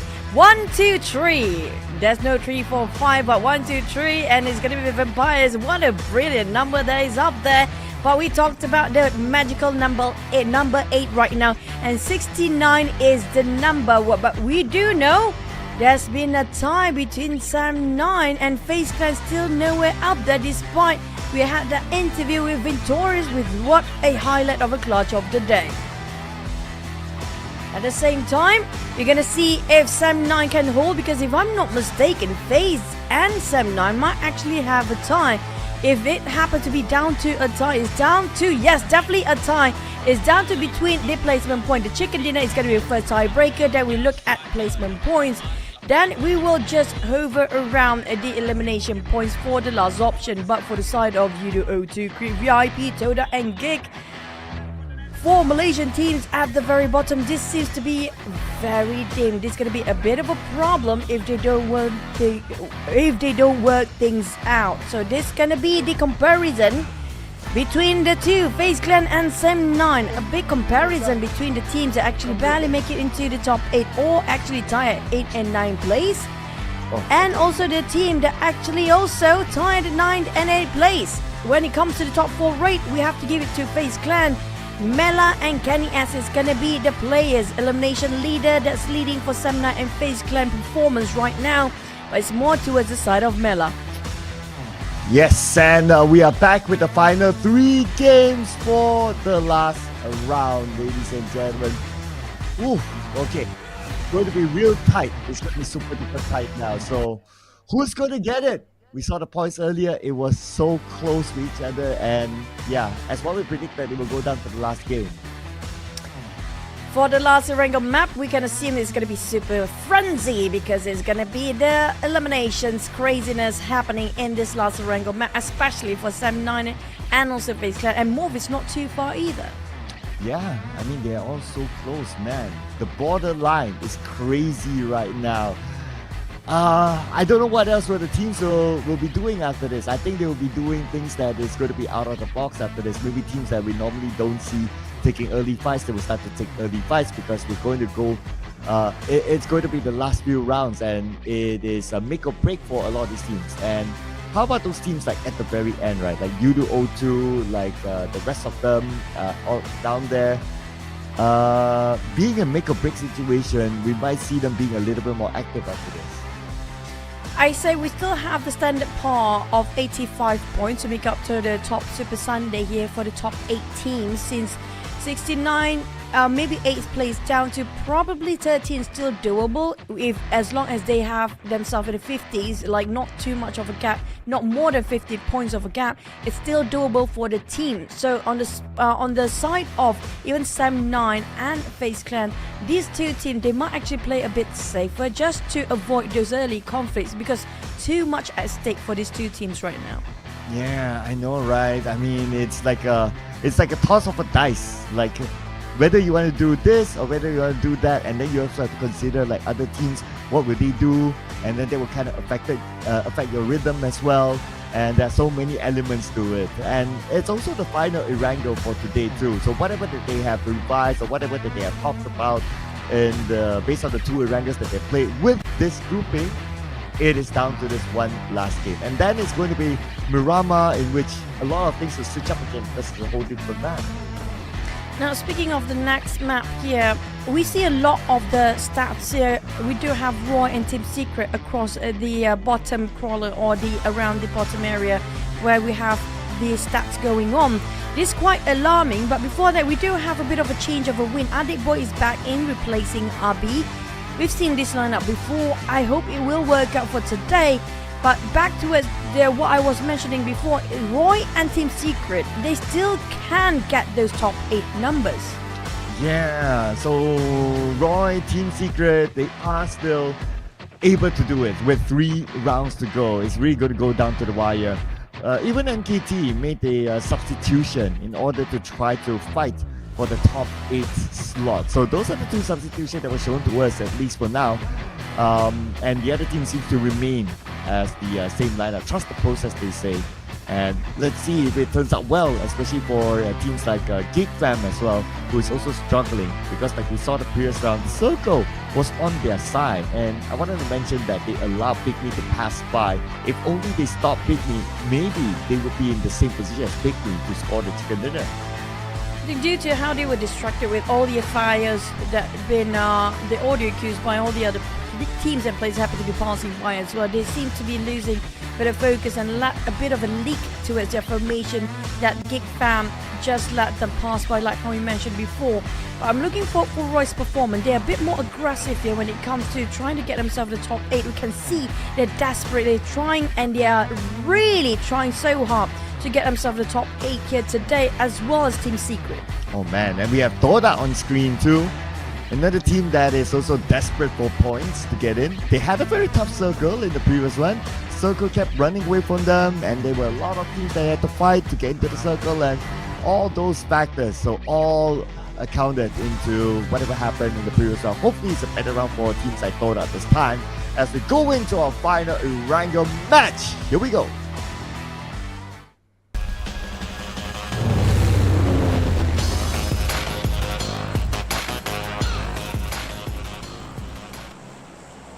Buckle up, ladies and gents, because this last Erangel map where all the magical things and stuff happening here very soon, especially in the early stage of the drop stage and initial drop spot. We saw Vampires versus Great VIP on top, but Chinky just now, due to diseases, is actually the last team made it through towards the top 8 Super Sunday yesterday, so it's quite vacant unless there's going to be a lot more skirmish later on. Also, speaking of the circle, with the circle, be nice to the players since it's going to be a lot that at stake for these guys, especially the teams from 9th place down to 12th and 13th place.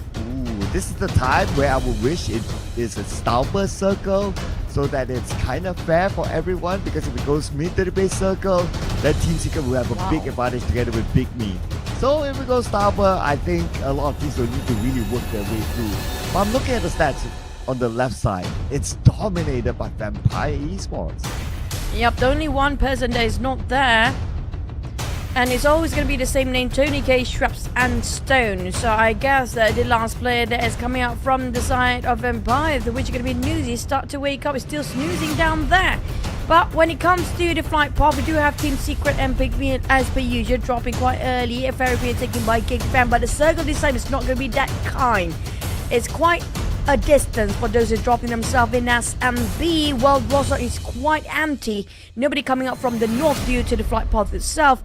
I assume PA try to go up to Savannah as soon as possible, but YOODO 2, can they defend in shooting range? Yes, this will be the round that if they were to come up with a surprise visit or entry into the top 8, they have to do it now. With this circle, it is kind to them, but it's not only about placement, it's also about elimination points. But I noticed the elimination feed as well. GEEK Fan, he scored the first blood in this round and he took out a member of Quick VIP.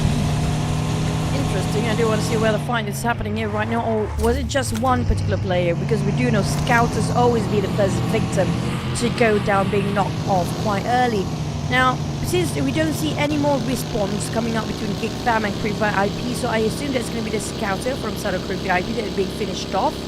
Unfortunately, they have to start off with a 3 for Creep VIP, and not just that, two times in a row they had early clashes. The last one was Pachinki with Vampire Esports, this time with GEEK Fam.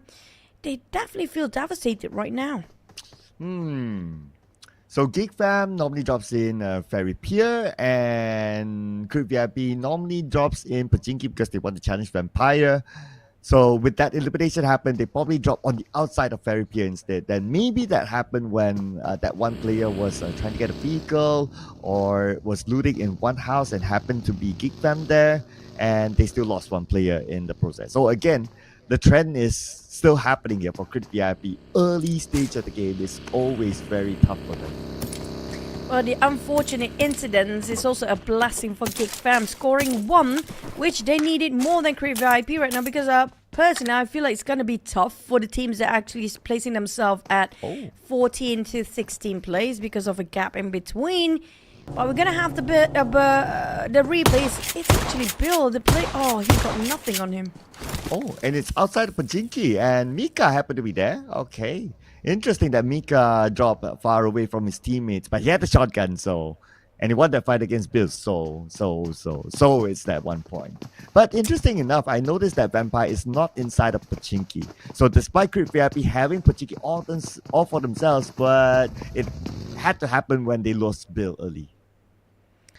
Yep, and Bill's performance today was incredible, but unfortunately he didn't land any weapon or anything at all in that circumstance. Just now, he tried to punch away his way out of it, but well, we do know when you come against shotgun in that case, it's almost negative percentage of surviving that. But so far, it's gonna be a quiet start of stage number 1, other than the early fist fight we had early on.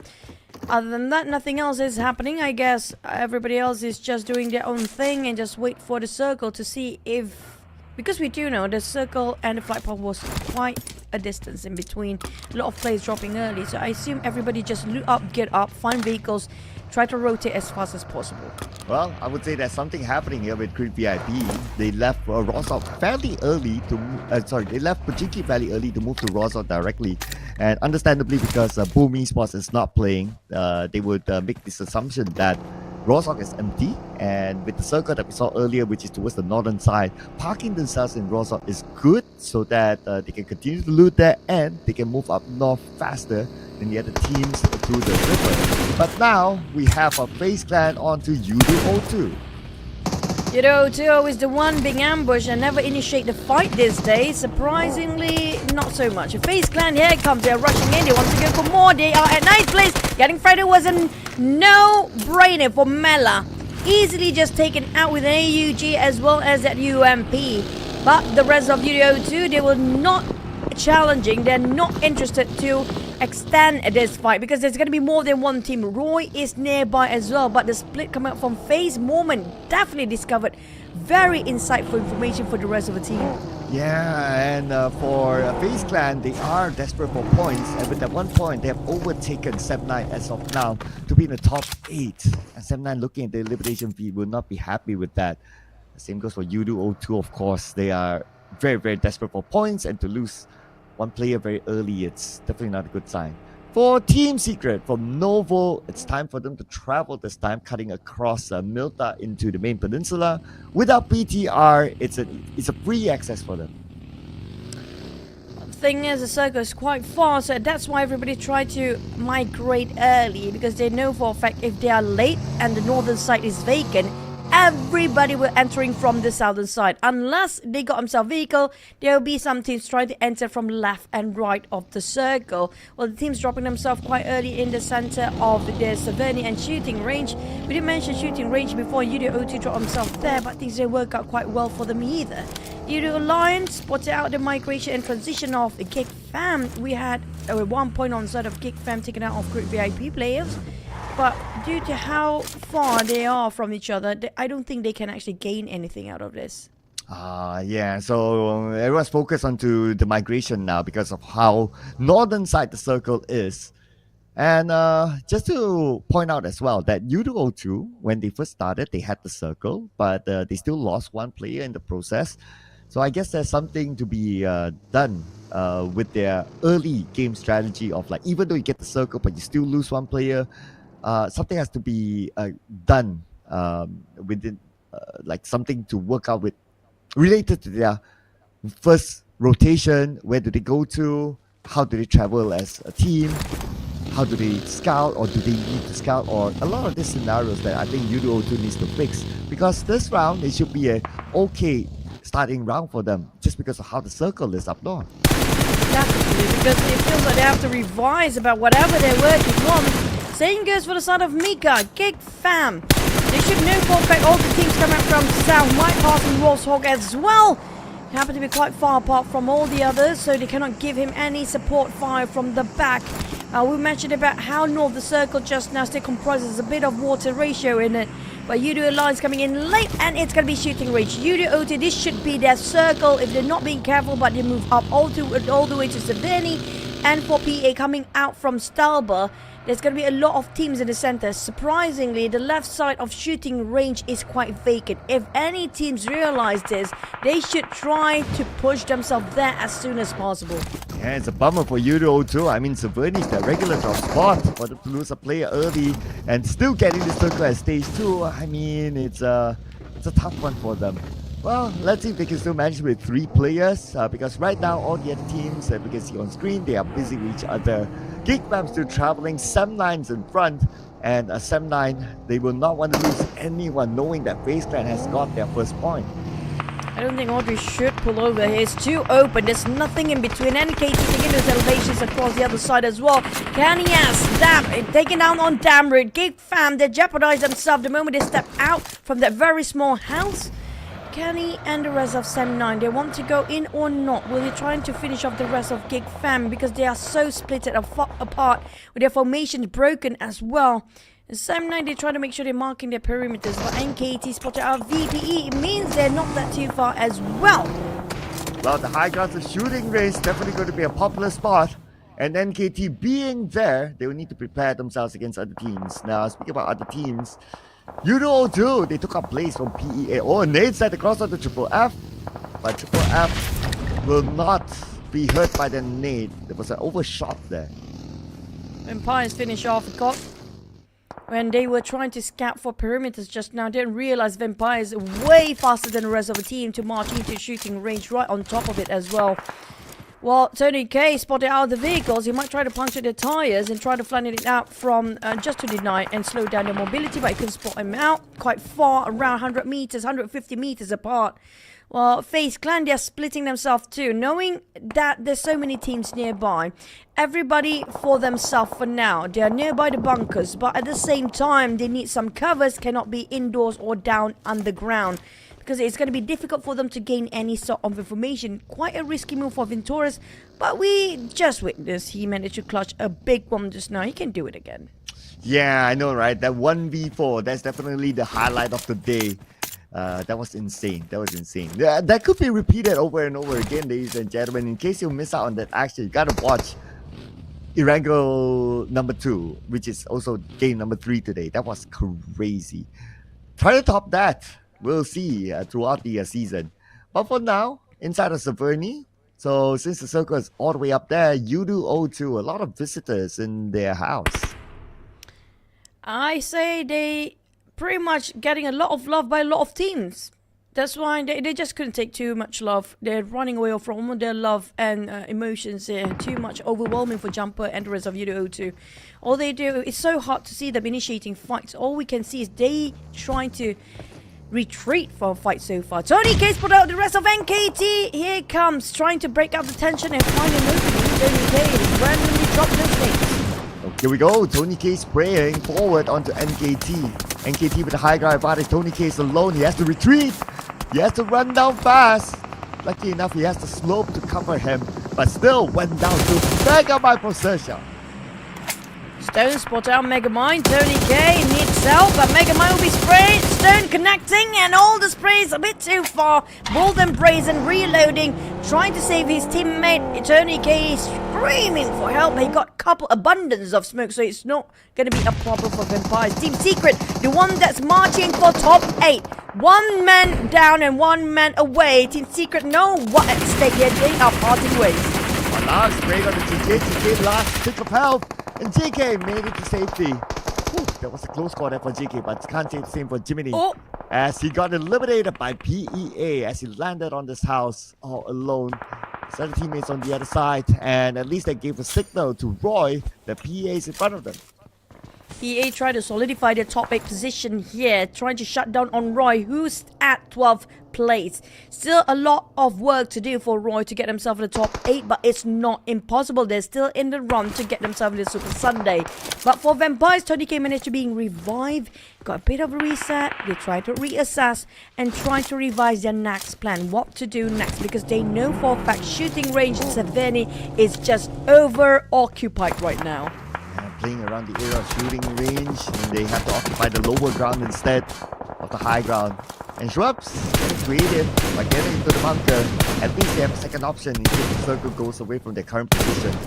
Although Mizi knows that Shrubs is there, but they're just going to trade long range shots just like that. Now, we move over to MORPH as they're looking for points to be in the top 8. Etsy pretty low himself, but the rest of MORPH is hard-headed. Still want to go in without thinking twice. Flippy going around the corner, while Zay keep the support fire from the back. Hulk and Flippy just pulled over, but the 4th player already inside.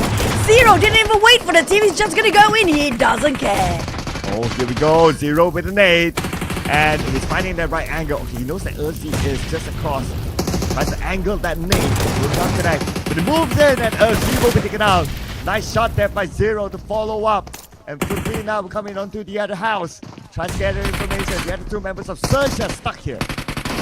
Zero's hand is way faster than his brain right now. All he needs to do is just keep on going. He's not stopping, not showing any sign of slowing down, and have to force to down his knees. Lobby has found it out. The rest of the team outside Zay.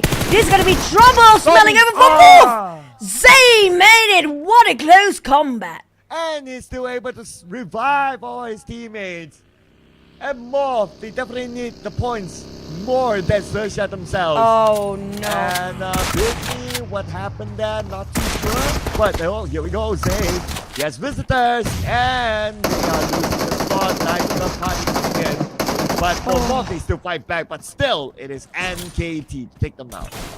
All they needed for MORPH. Just an extra 5 seconds that's not being given by NKT. They taking the opportunity at the perfect time. Well execution by NKT, cleaning up the crew of MORPH. Despite they got himself 4 eliminations, but they will be one of the teams that without any placement points. Crit VIP on the other end, the only team with a 0 right now because they just got a 2 before they went down. There's gonna be trouble smelling over the side of them, but GEEK Fam Audrey is going to be working out with Aizen. Only 2 left for the side of GEEK Fam, but the circle just shifted towards the center here, just on the outskirts of shooting range. Still a lot of teams inside the circle, majority of them, but there are some players need to move from the north side of Civiliani in, but I don't think it'll be too difficult to navigate through the urban area.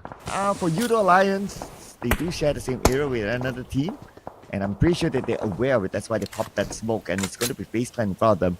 FaZe Clan definitely desperate for points. And now they have 1 point ahead of Sem9. Sem9, how desperate they want to fight back for this one. They want to go for just placement points right now for Sem9. Definitely they want to stay out from any early conflicts and just wait it out for the top 5 and the top 6, like how these Xaviers did it yesterday. They will try to repeat that sort of stance there and that sort of pattern.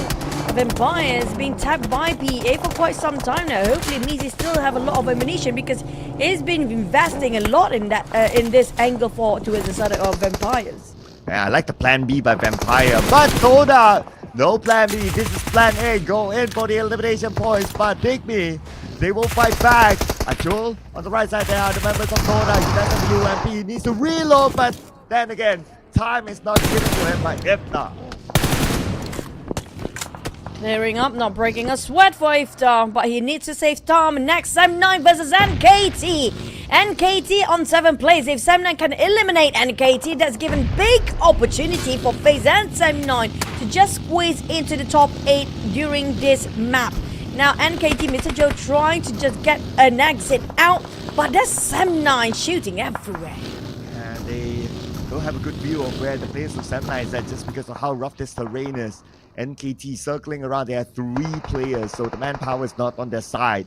Sem9 has NKT covered at this moment with Kenny. Nice off angle here, waiting to pull the trigger.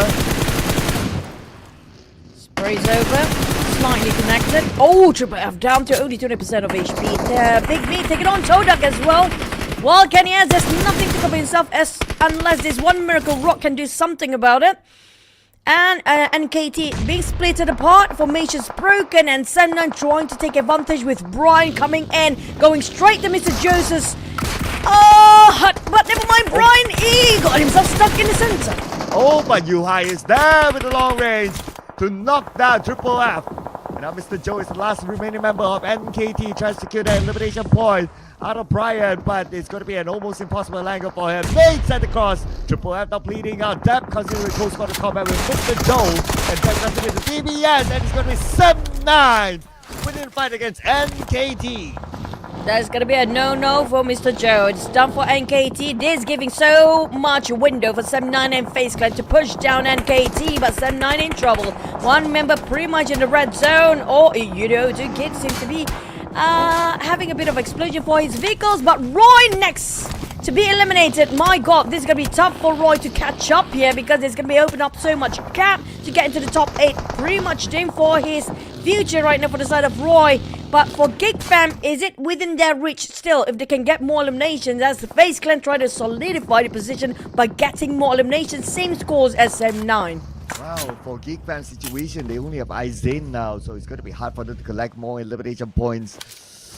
And he's still on the outside circle with Sem9 in front of him. It's definitely not good news for GEEK Fam. And with Sem9, they probably don't know that Aizen is still there, but if they do, they definitely want to pick up the point.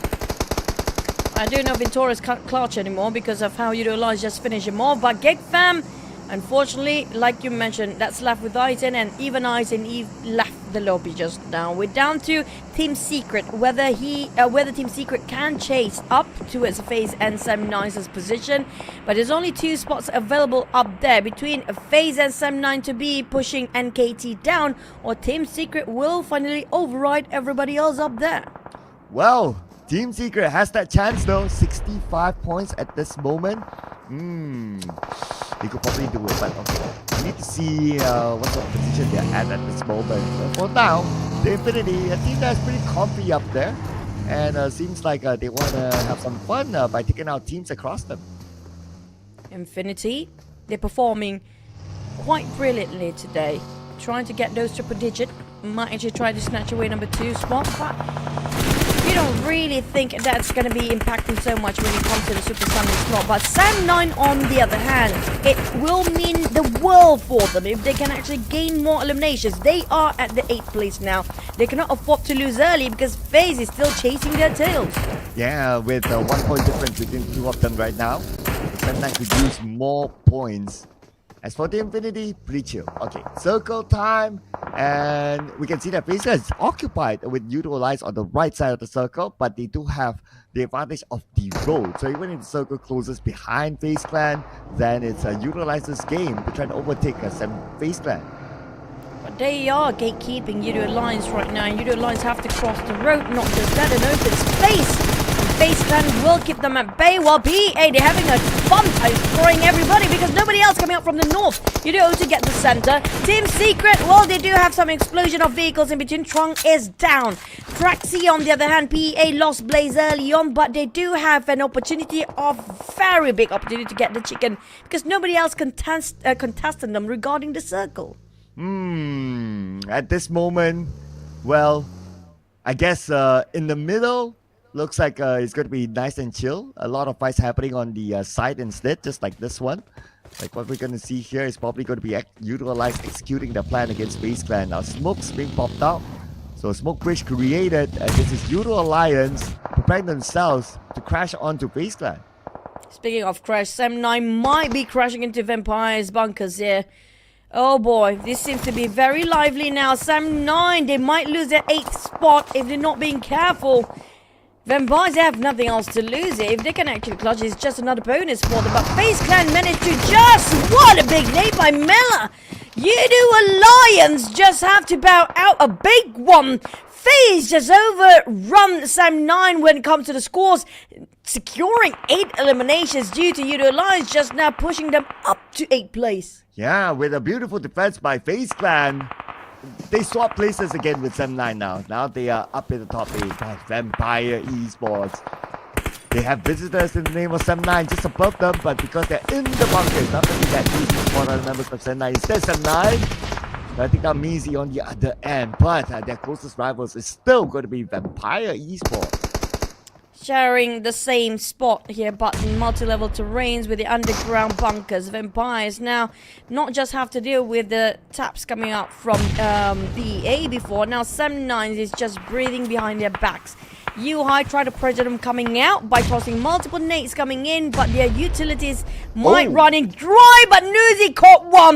That's going to be the go time, and that's going to be the green light. Sam9 down to only 2 more players. This is high risk, high reward game for Sam9. Well, it's a crucial one for Vampire Esports to eliminate Brian because he's the off-angle guy. And now with Sam9, very, very low on health.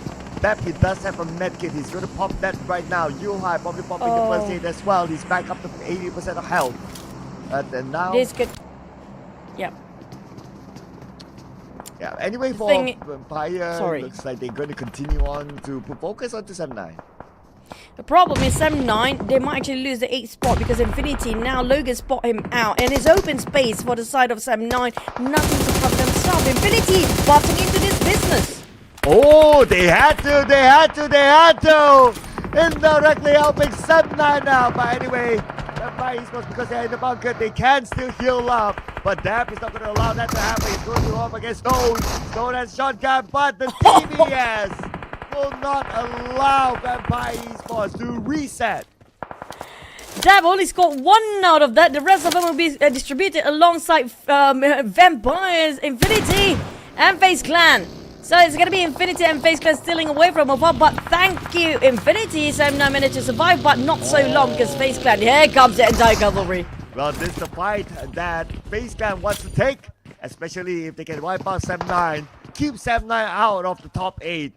This information right now for FaZe Clan. They do have the numbers against Sam9. High and Dap will need to do it against the trio of FaZe Clan. It's gonna be trouble for them, smelling over this side. A couple of nades being tossed in, but they barely got enough space here, Cloud. The moment they jump out for the blue zone, there's gonna be doomsday for the side of Sam9.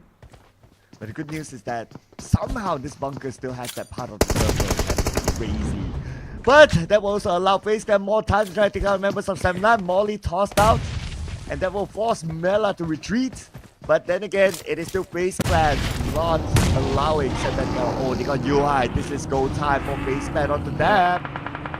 At least I think Sam9 is still going to secure those top 8 positions, because we might add in the position points out of plus those elimination points here, but they still got a corner. Sam9 Dap trying to revive Yuhai as much as he can by giving the pressure back. Just giving a bit of a warning, Nate, making sure that they cannot push in for FaZe Clan while he reviving Yuhai, but he's running out of his throwables now. Yuhai, thankful enough, they got himself first 8, but the problem is they got less than a minute to decide what to do next.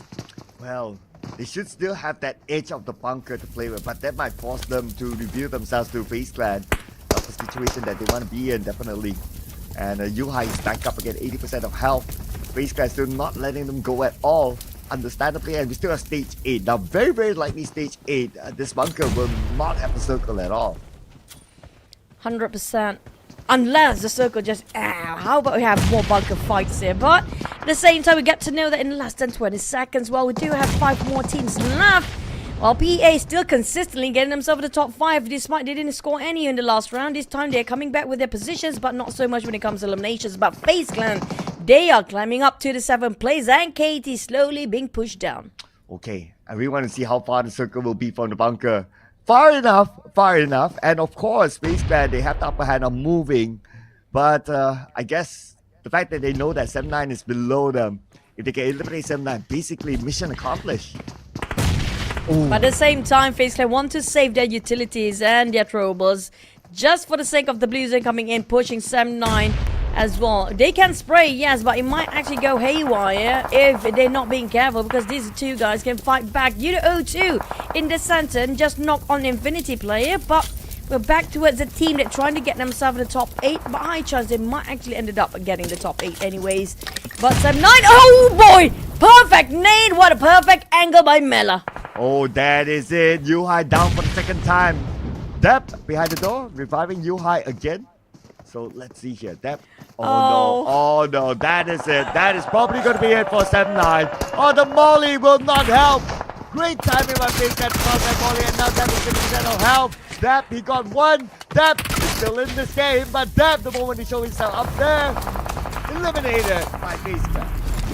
But FaZe Clan, they need to move now. 1 man knocked down despite they are blinded by smokes, and well, they did some damage on the side of Sam9 towards the side of FaZe Clan, but it's gonna be 2v2, victory of YOODO. Will this be their first ever chicken dinner? They got the advantage, they got the center of the circle, and they got the manpower now. Can they just seal the deal? So top 3, ladies and gentlemen. Performance by YOODO so far in terms of placement, and Adeboy gets a nice noise on FaZe Clan. Adeboy not letting him cut across at all. FaZe Clan is somewhat within the circle. They should still have the space to reset. Down to 1 person, FaZe Clan with Mela. YOODO, well, they do have very healthy players, while Infinity not so much. Logan still need a bit of first aid. I'm not sure if they can find any for him. But the blue zone is kicking in, and this is gonna be a go time for Infinity. Like it, ready or not. Logan! The blue zone! I think he has to say goodbye for now for Logan. Well, looks like he will still try his best to crawl into the inner side, while YOODO will need to leave their shack as well. They created a smoke bridge, and they're going to put focus on the Mela for FaZe Clan, but they also need to be aware of the presence of the Infinity. Now raining this down to YOODO. And tossing it around the small shack, triple nade, making for the rain of nades. It's real, the nades galore. YOODO, despite they got the numbers, they got the men, but they are losing them 1 by 1. Logan finally being knocked out for such a long time. Tiger X trying to go in for the push. Where is FaZe Clan? They're not opening fire yet. Oh, now here goes Mela. Now it's Mela against the world, 1v2. Can the Starman of FaZe Clan pull it off? Jump on the left side, and again on the right. Oh, that nade was so close, and YOODO to score the chicken dinner finally.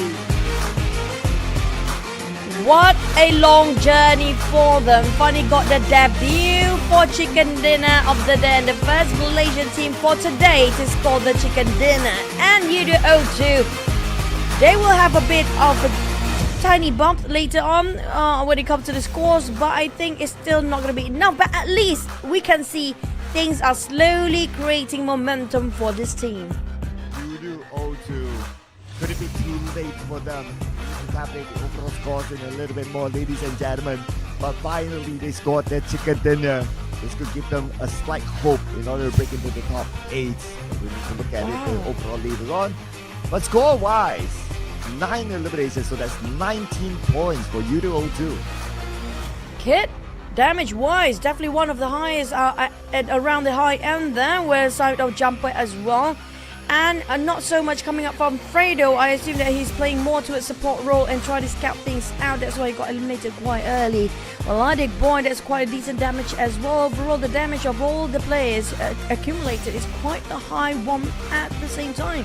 But finally, YOODO 02, I hope they can keep this going and not just drop it the next one, because it feels like finally they found their footing. Yeah, so YOODO 02, well, it is still week 1. Irregardless, if they don't go through to the Super Sunday, it is still week 1. Who knows? This could be the start for their campaign towards week 2 and week 3 as well. You pointed it out. Kid has the most damage, so he is awarded MVP. 3 eliminations, 896 damage, 389 damage received, 40% team contribution, and 27 minutes 44 seconds survival time with a good amount of headshots here, 30% for Kid. One of the highest headshot percentage, if you ask me, across all the days in week number 1 here. Well, YOODO 02, their firepower and their precision is astoundingly well, but it's just their strategy and their team play still need a bit of syncing up to do. That's what we're looking at right now. They need to work things out, how to strategize and work well as a team. But for match recap, YOODO 02, FaZe Clan, Infinity, and Sam9. Sam9, where do they stand by end of today, and where is NKT in the overall rankings? Ooh, this is what we want to see, right? I mean, that is why the chart is just so tight there. There are so many teams that can overtake each other for the top 8. But for sure, FaZe Clan is definitely in the top 8 since they eliminated Sam9, and they got more than 10 eliminations in the previous round. So FaZe Clan, this is a good round for them. Plus, they got a second place finish, so that adds on to their points collected in this round. Infinity, they joined the 100 point club, but that's about it. Now, surely it's going to be a comfortable zone for the side of Infinity, Vampires, XERXIA as well, and even PIGMY perhaps by the end of this round. But also when it comes to the teams at the very bottom, how much of a gap it is still doable with 2 more maps to go. But before we head into the Rama, let's head into the chicken dinner for YOODO 02.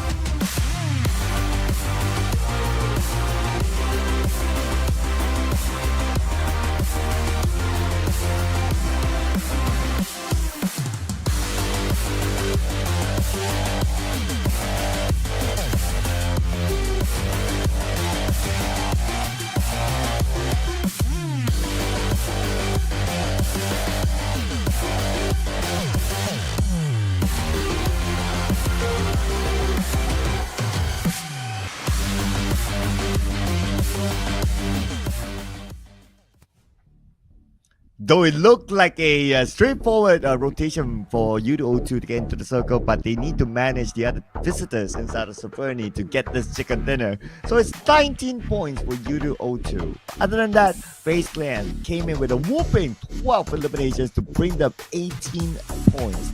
And the Infinity was having a good outing, still managed to get 10 points. Now, FaZe Clan known to be the last-minute party pooper for all the other teams out there, making a surprise for us every single time with a double-digit elimination. And YOODO too, despite we question why did they get out of shooting range, and this is the reason why they're aiming for the chicken dinner. But for the second page, the only team with a 0, this is a good sign. At least not many teams ended up with a 0. But sadly for Crib VIP, tough run today. Yeah, even for GEEK fam, only 1 point. Another team that's actually desperate for points to be in the top 8. But with the remaining 2 rounds, we gotta see the overalls, like how far are they. But just rough calculation, I would say that the GEEK, if they don't score big next, then it's probably a holiday Sunday for them. Yeah, but at least the good point, I agree. At least they get to rest on Sunday and trying to go back to the drawing board and realize what mistakes need to be rectified before they're heading into week number 2. But Vampires, they want more. They got 130 points. I mean, like, they're definitely floating up there. Same goes for the side of Infinity. XERXIA might join in with triple digit.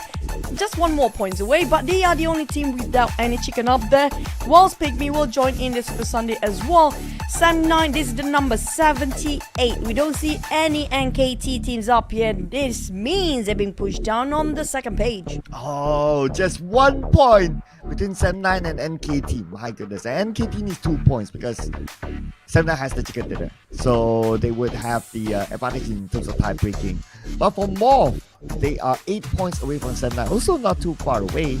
For Team Secret, 12 points against Sam9. So still doable with the 2 rounds. But for GEEK, 53 points. They have to come up big next round. If not, the last round will be just a preparation for week 2 for them. And I assume the teams that are actually in the top 8 also will gain minimum 5 points for the next few rounds. So that's going to be a lot of hustling to do for the teams at the very bottom. For YOODO Kid and FaZe Clan Mela, when it comes to damage output, you have to give it more to a side of Kid. He did a lot of job just now, and team contribution wise, it's more to a side of Kid. But Mela, he dropped the golden nade. That's giving up so much opportunity for the side of FaZe Clan to push in to get those high frag eliminations. You can absolutely always count on Mela when push comes to shove. And with that, FaZe Clan collected the most damage in this round, 2,428. While YOODO with the chicken dinner, 2,042, so not too far away from FaZe Clan. But for Sam9, Desperado for points, 1,770 damage. That also pushed them up until the top 8 as of now. Sam9, they need to play it safe if they want to get themselves in the top 8, because they cannot afford to take the risk of early fights later. But for Infinity, I have to say they're pretty much comfortable up there as well. But next we're heading into Miramar. This is where all the frags are going to happen here. And also when it comes to the final Miramar, things get even crazier than the last Wrangle. That's where we get our record-breaking moment again. But for the side of Sam9, I assume that they will play it quiet for a bit until top 6 and top 5. If they took the risk, if it's working right, it's going to be big for them. If not, well, MORPH and also Team Secret, if I'm not mistaken, MORPH and NKT can easily just overtake them anytime. Yeah, I mean, if they want to play safe, they can, but they also have to pray that the teams below them don't come up big as well. So it's really a how should I put it? It's cost evaluation, risk evaluation. Yeah, that's the right word I was finding. It's going to be a risk evaluation for them. If they do that, what kind of expected outcome? If they don't do that, and what, and so on and so forth. There will be so many things going through their minds now, and it's probably helping or maybe not. I mean, there's so many scenarios to this situation, right? The fact that we're going to move on to Miramar, it's going to be a new map, and obviously these teams, it's the first time that we play with this set of teams. So that means that inside of Miramar, at least at the start, it's hard to tell what might happen. Yeah, for the coaching staff, especially coming up from the side of Sam9 with little time they actually have left to just re-evaluate, like you mentioned before, whether they should take the risk to fight or just play it safe for a bit. They have to decide in an instant because they don't have that much time to reset themselves even. Hopefully this gives them enough the boost of morale to keep it going and push forward. But for the side of MORPH, I assume they will not sit quietly on their hands as well. Yeah, for sure, because MORPH, they did not collect that many points in the last Erangel match. So this round, they really have to do the business here. They're 12 points behind 7-9 the last we saw, and also if it happens to be the same amount of points, 7-9 will still have tiebreaker advantage against MORPH. So they need to collect 13 points as of now, that is. And they have to consider the fact that 7-9 will continue to collect points in the following rounds. Depends whether 7-9 want to go make it or break it time, but more than NKT. Now NKT, they're pretty much balancing out when it comes to their fragment power and try to get those eliminations and position points as well. That's why they are one of the teams in the top 8 right now. So as long as they can try to get the best case scenario for both for all three teams, NKT, 7-9 and MORPH, if they can actually be the third party of any fights between the other two teams. Yes, so it is crunch time. 2 more games to go, and it's getting real nervy here for a lot of these teams. My goodness. Oh man, and the teams they seem to be prepped up for the next round. And GEEK fam, Moto seems that if they want any chance, this round they have to come up big. Chicken dinner with a lot of eliminations. Hopefully, whatever that Snipes mentioned during the starting interview, they plan. It will work out for them. So it looks like we also have a substitution for YOODO Alliance. Leon, welcome back to the lineup. Speaking of big, YOODO Alliance might actually try to score big as well. Another swap here. Zay and Hazel is back in. It shows that Hazel needed, he took a break for a bit, maybe for this one particular reason, which can be the last 2 maps. And when it comes to MORPH, we can assume they're going to go aggressive because right now they cannot afford to play it safe. And also NKT at the edge of it as well. So these 3 teams, if they happen to be clash early, Cloud, now that's going to be interesting. Ooh, yes. Just like what we saw earlier on, right? 7-9 and FaZe Clan. That was an interesting fight because the stakes are high for the both of them. But after all that, you know what? 7-9 and FaZe Clan, they were both at top 8. And that's a real thanks to NKT, and MORPH did not do really well in that round. So this time, what will be the storyline? I think there's so many teams that could impact the borderline top 8. There's so many possibilities as well. Whether they're willing to take a risk or they want to play it safe, or whether they're just gonna go crazy without overthinking themselves. Because we do know overthinking will actually be very counterproductive for the last 2 maps here. Who will play tomorrow? Who will take a break? Now, nobody wants to take a break on Sunday, but everybody wants to take a break on Saturday. Oh, of course. And we already got our 8 teams who are being chilling right now, just watching the game, just waiting for the game tomorrow. And they will need to wait and see who will join them before they can truly evaluate their strategies, considering that the charts are still changing as of now. So 7-9, we have them on screen. Let's see, will we have them on the chicken dinner screen as well as we jump into our first Miramar match.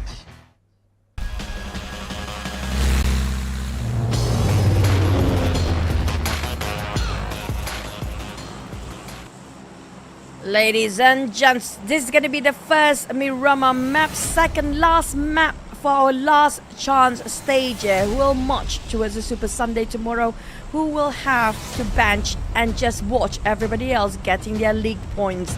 Now we do have Puerto Paraiso up to La Cabrera for the flight path, but we've seen yesterday was slightly on Los Leones sort of circle multiple times of around water treatment crater fields in between has hit the patron sort of a circle. So do we have a different one this time, or will it almost be the same? Well, we'll find that out in a little bit more. And also want to point out that yesterday's last game inside of Miramar, the circle was like down south of Los Leones. That was the epitome of D-Xerxia's comeback in that round. You guys gotta watch that again. That was an insane game to watch. But anyway, I am keeping my eye on to PA and NKT. They seem to be dropping close by, and potentially they might try to grab the same vehicles. That's where we may see first blood, depending on how far or what sort of weapons did they manage to loot. Do they even have time to loot? Because PA might be spotted by Triple F, but he just took those vehicles away. But we might actually have a Chumacera circle. Now, if Chumacera seems to be the hotspot later on, we're going to see a lot of teams will try to either take the town of Chumacera or take the high grounds across Minas de Vel, might be XERXIA, or even the teams that are dropping down south near Patona. But for the teams coming up from northern side, they have to figure out how to get in as soon as they can, because the circle seems to be quite a distance for them. Well, I want to point out the good news for Sem9. They are in the middle of the circle in Chumacera, so it's a good start for them. Good first circle. They should have a pretty decent start to the game. So that is something that they definitely need. NKT on the south side, besides PEA, looks like no clash between the two of them, and NKT will be on their way. They're going to be having a great day for now. Nobody else is going to contest or challenge them quite early on. No early skirmishes yet. No scouters being spotted out by the other teams. Nobody being knocked down. XERXIA, they straight away going to Chumacera, knowing the fact that this is going to be the last few circle. Usually it's going to be around this area for the last few circle based on the pattern of this sort of circle. But LZ and the rest of them do have quite privileged loot, so that's not going to be a problem to share between themselves. But Roy, why is Noah here alone? It's probably a random drop, and then he just loot around, and as long as Noah is okay, did not clash into anyone else, didn't really need to force himself into a fighting situation, that's absolutely fine. They can spread out, they can get maximum loot as individuals in a non-regular drop spot. It works for them. It's okay, I guess. But personally, I feel like up to probably 5th place is not safe either, because of how small the gap is in between 10th up to 5th place. We're talking about less than 20 points. So within one map, that's something that can just flip over the other side for the teams up there. So for the side of even FaZe Clan, PEA, YOODO Alliance, this is not a safe bet yet. They have to gain more eliminations. So I can assume they will try to go more aggressive this time, especially coming up from FaZe Clan. Yeah, they just entered the top 8 from the previous round with a 2nd place finish. So they definitely need a little bit more insurance just to be sure that they will be in the top 8 by the end of the day. Because these 2 rounds, like what you pointed out, I would say that even Team Secret has a chance of still getting in the top 8. For Roy, maybe it's a little bit hard unless this round they come up big. But if this round they don't come up big, the next round probably don't mean much for them. It's kind of true. Down to these last 2 maps to decide for the teams, down to 12th place, maybe even 13 to 14. But other than that, I have to say the one that 100% will having a tough spot here is going to be Creep VIP. Despite they got himself maybe around 20 points for each of the map remaining of our leftover Mirama here, it still won't be enough for them to get themselves the top 8. But at least they can try to find themselves the flaws that they need to work about before they're heading into week number 2. So it's not all lost for the team down there. They still can work things out, and this is the time for them to just fix whatever needs to be fixed and trying to come better when it comes to week number 2. Yeah, you're right. At least if there's any silver lining to it, or any bright side to look at, it is week 1. So you still have week 2, week 3, and we have seen teams who do very well in, let's say, week 2, week 3. They didn't play week 1, for example, and week 2, week 3, they do pretty well. They could still be in the grand finals. So we've seen that before in previous seasons. So it's not all loss for whoever who's not able to get into tomorrow's Super Sunday. It's not too detrimental if it happens in week 1, but if it happens in week 2 though, now that's going to be a big issue, because there's going to be a lot of pressure for these teams to fix everything by week 3. And also when it comes to next week, I think we have the reshuffle of grouping again. So that's definitely going to change a lot when it comes to the team's dynamic and the way they play in the game. Yeah, definitely a lot of homework for the teams to do, and their homework will not be. They will not have much time to do their homework because once you're done with Sunday, you got 2 days, and 2 days sometimes it's like you wouldn't know, right? Because you don't have like in between a scrim. You don't normally do that in this sort of tournaments. You just chill, you just reset yourself. So it will be up to like whether whatever data that they have previously in. If the data does not change, of course, then that is the best bet of coming up with the best data coming to the first day of week number 2. And because of that, normally like the first few games of day number 2, that's where we'll see a lot of drops for Clash because the data isn't clear. We do have across our board here Vampire Shrubs, and he did play fairly well here today.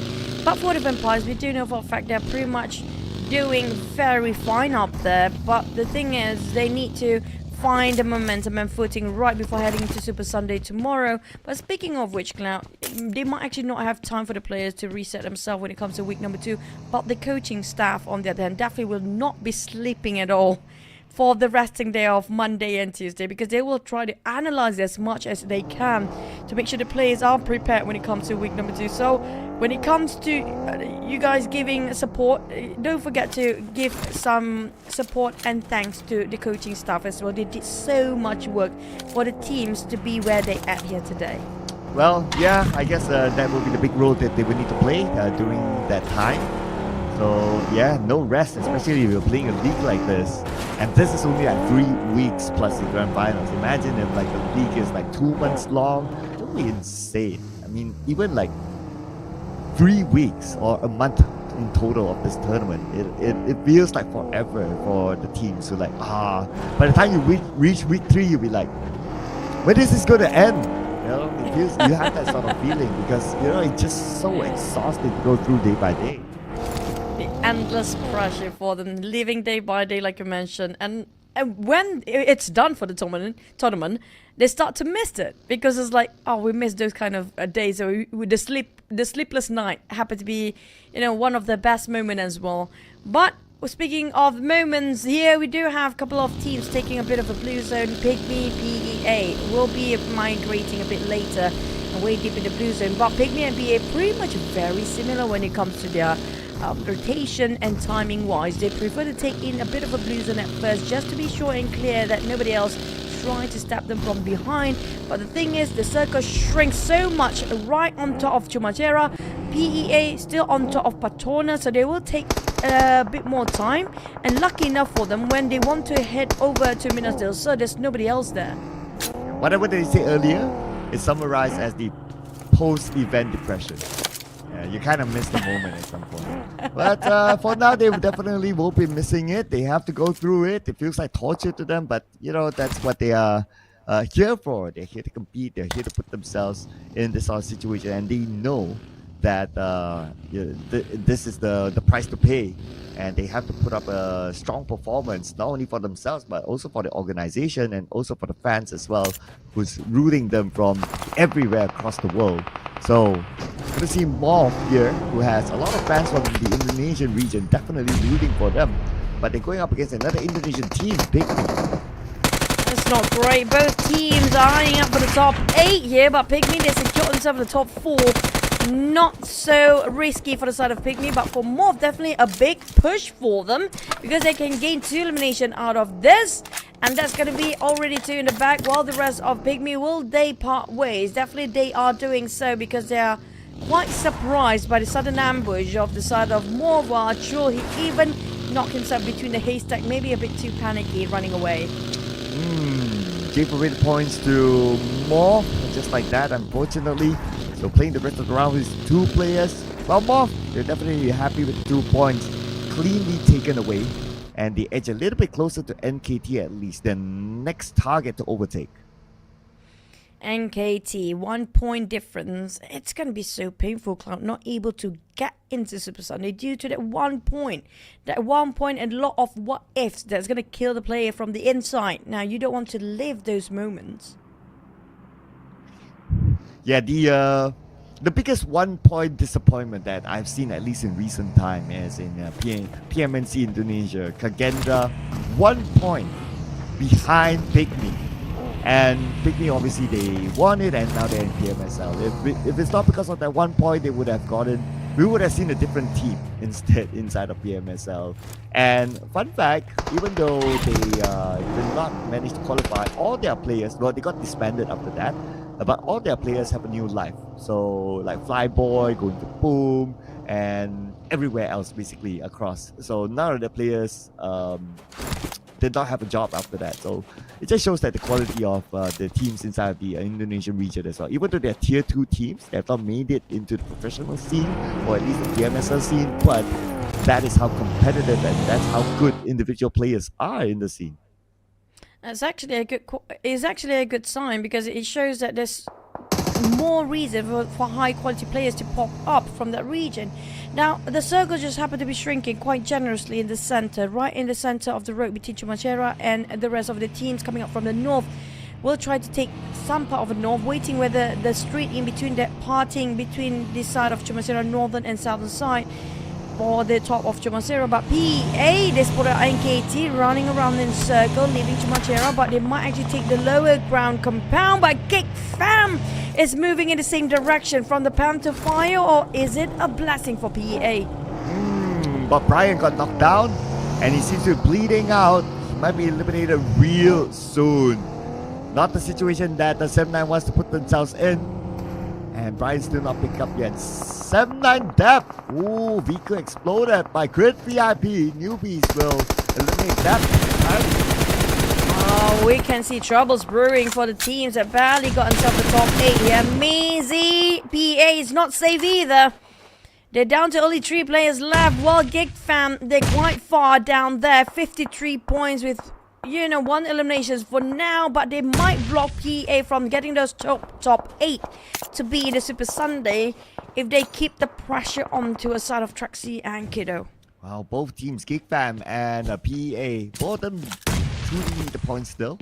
And GEEK Fam, if they can pull off a big one this round, they give themselves hope of getting to the top 8 in the final round. Of course, that also depends on what happens. 7-9 utilize all the other teams at the bottom of the line.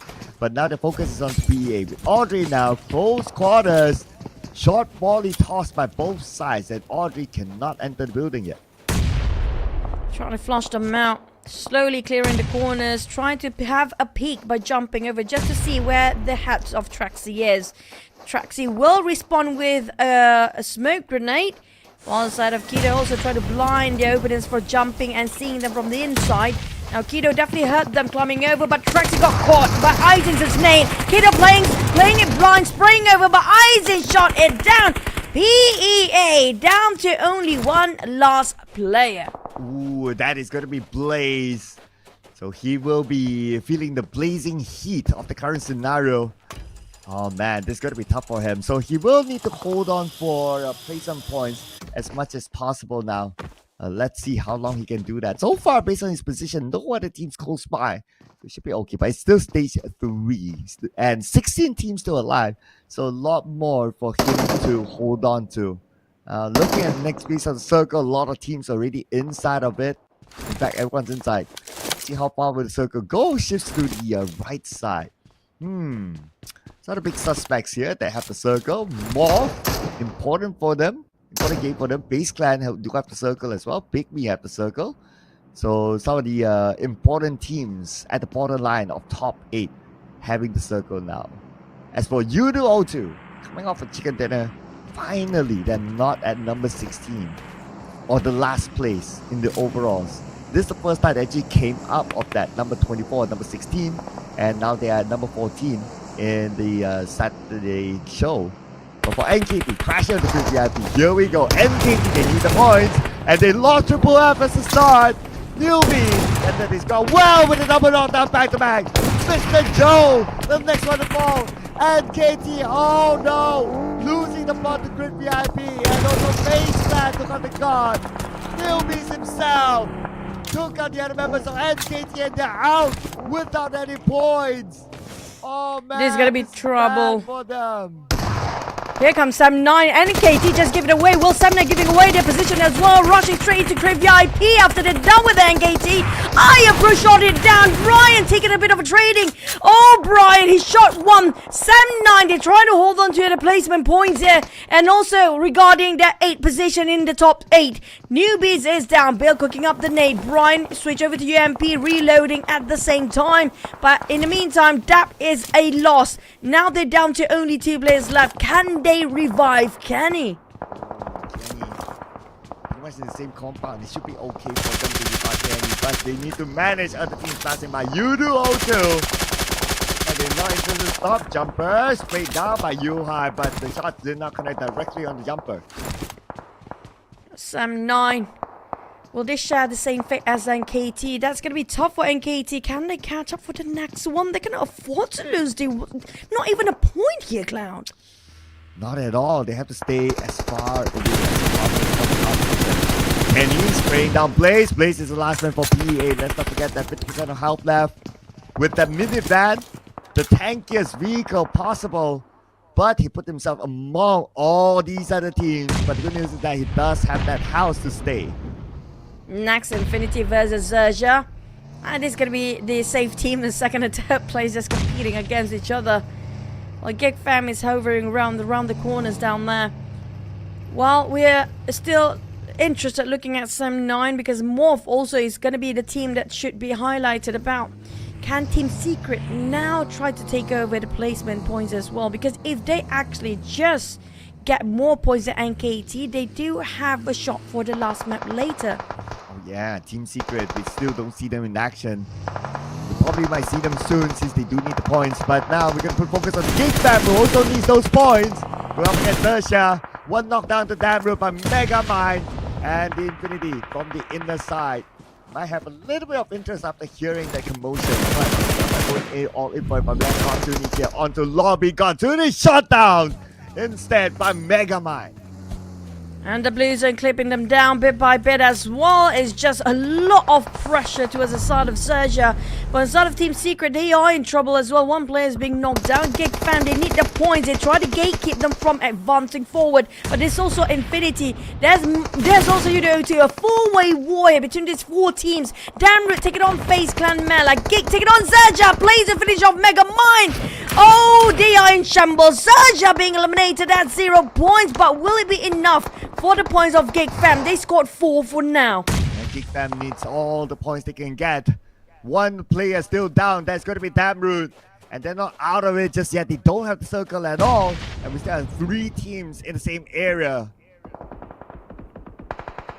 Audrey trying to just pick out to see any sort of information he can get.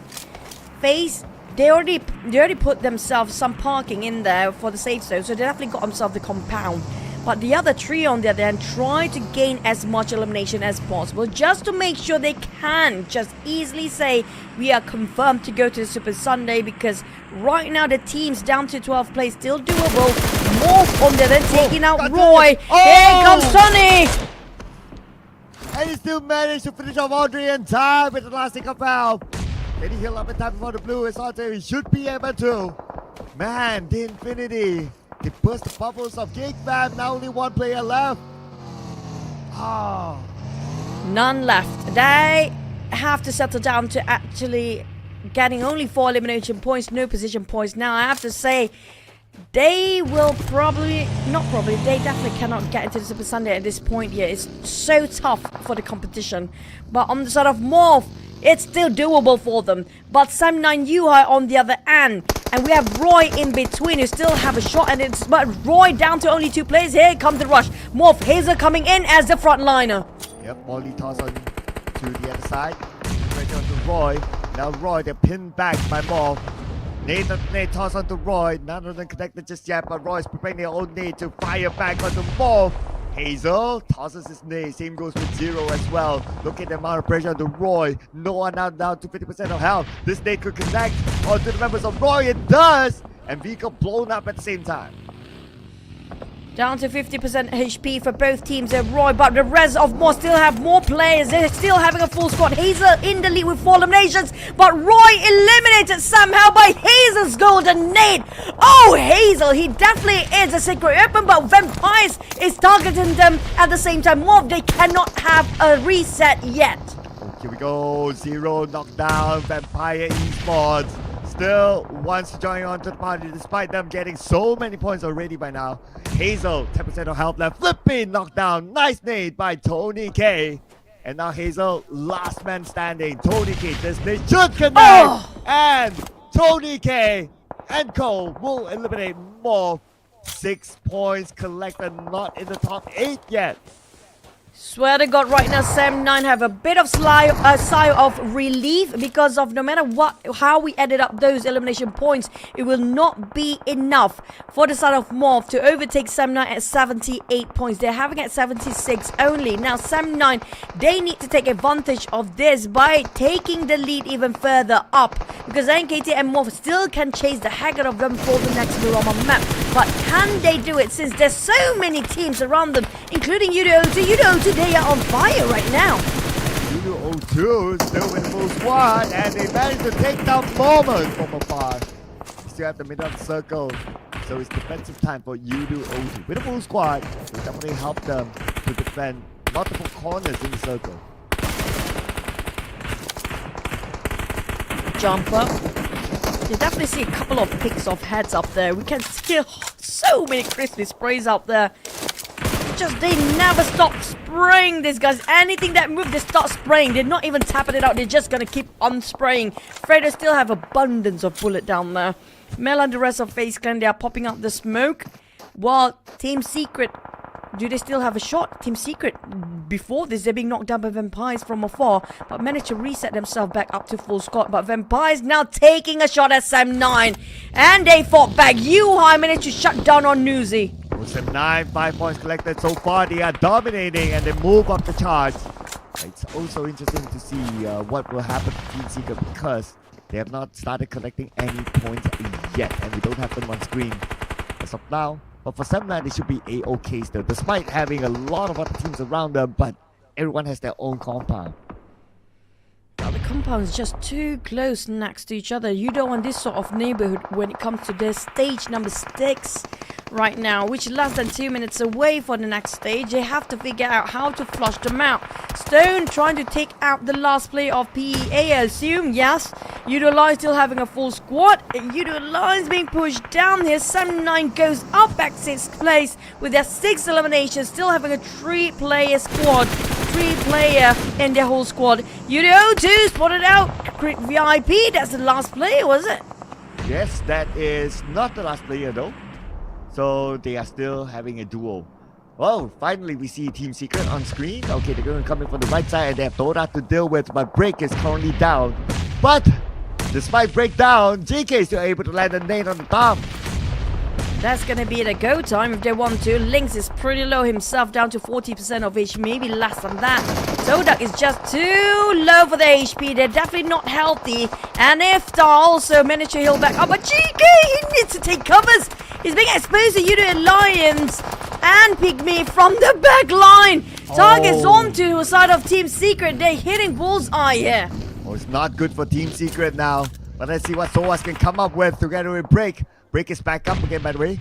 But for the other 2 members of Team Secret, currently down. Break and SOAS. Don't know if they have the space to go and save their teammates.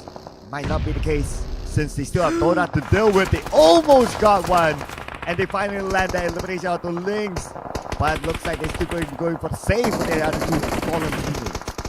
PIGMY being such a nuisance to the side of Team Secret right now. Stopping every move they can actually get those frags. But eliminated next is going to be Infinity, but that's going to be the top fraggers and top on the chart.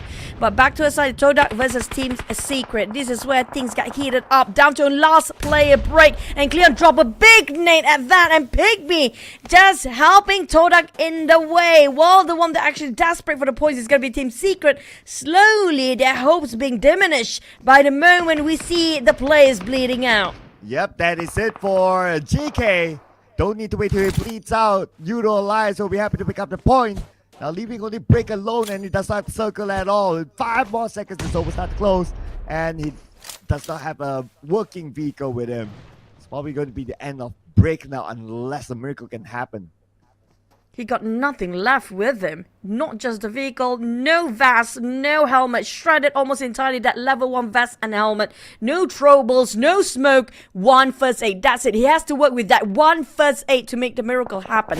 But if he's being patient, he might actually do something out of it. But back to side of PIGMY, that two player, Jabrankin and Achul, giving a bit of pressure to side of FaZe Clan. FaZe Clan, they really want assurance that they will be in the top 8 regardless of whatever that is the outcome of this map. They want to get those eliminations up and in the 90s. Yeah, they already scored 90 points as of now. Wouldn't mind adding a little bit more points just as an insurance policy. But for Cleon, knocked down by Stone from Vampire Esports. From the northern side, last play for Vampire. Break! That's what we expected. Take it up in its own. Team Secret, only 1 point. The last round is going to mean a lot for them. Not just them, MORPH and KT as well as PEA. This is opportunity for them to just open up the stretch of the gap.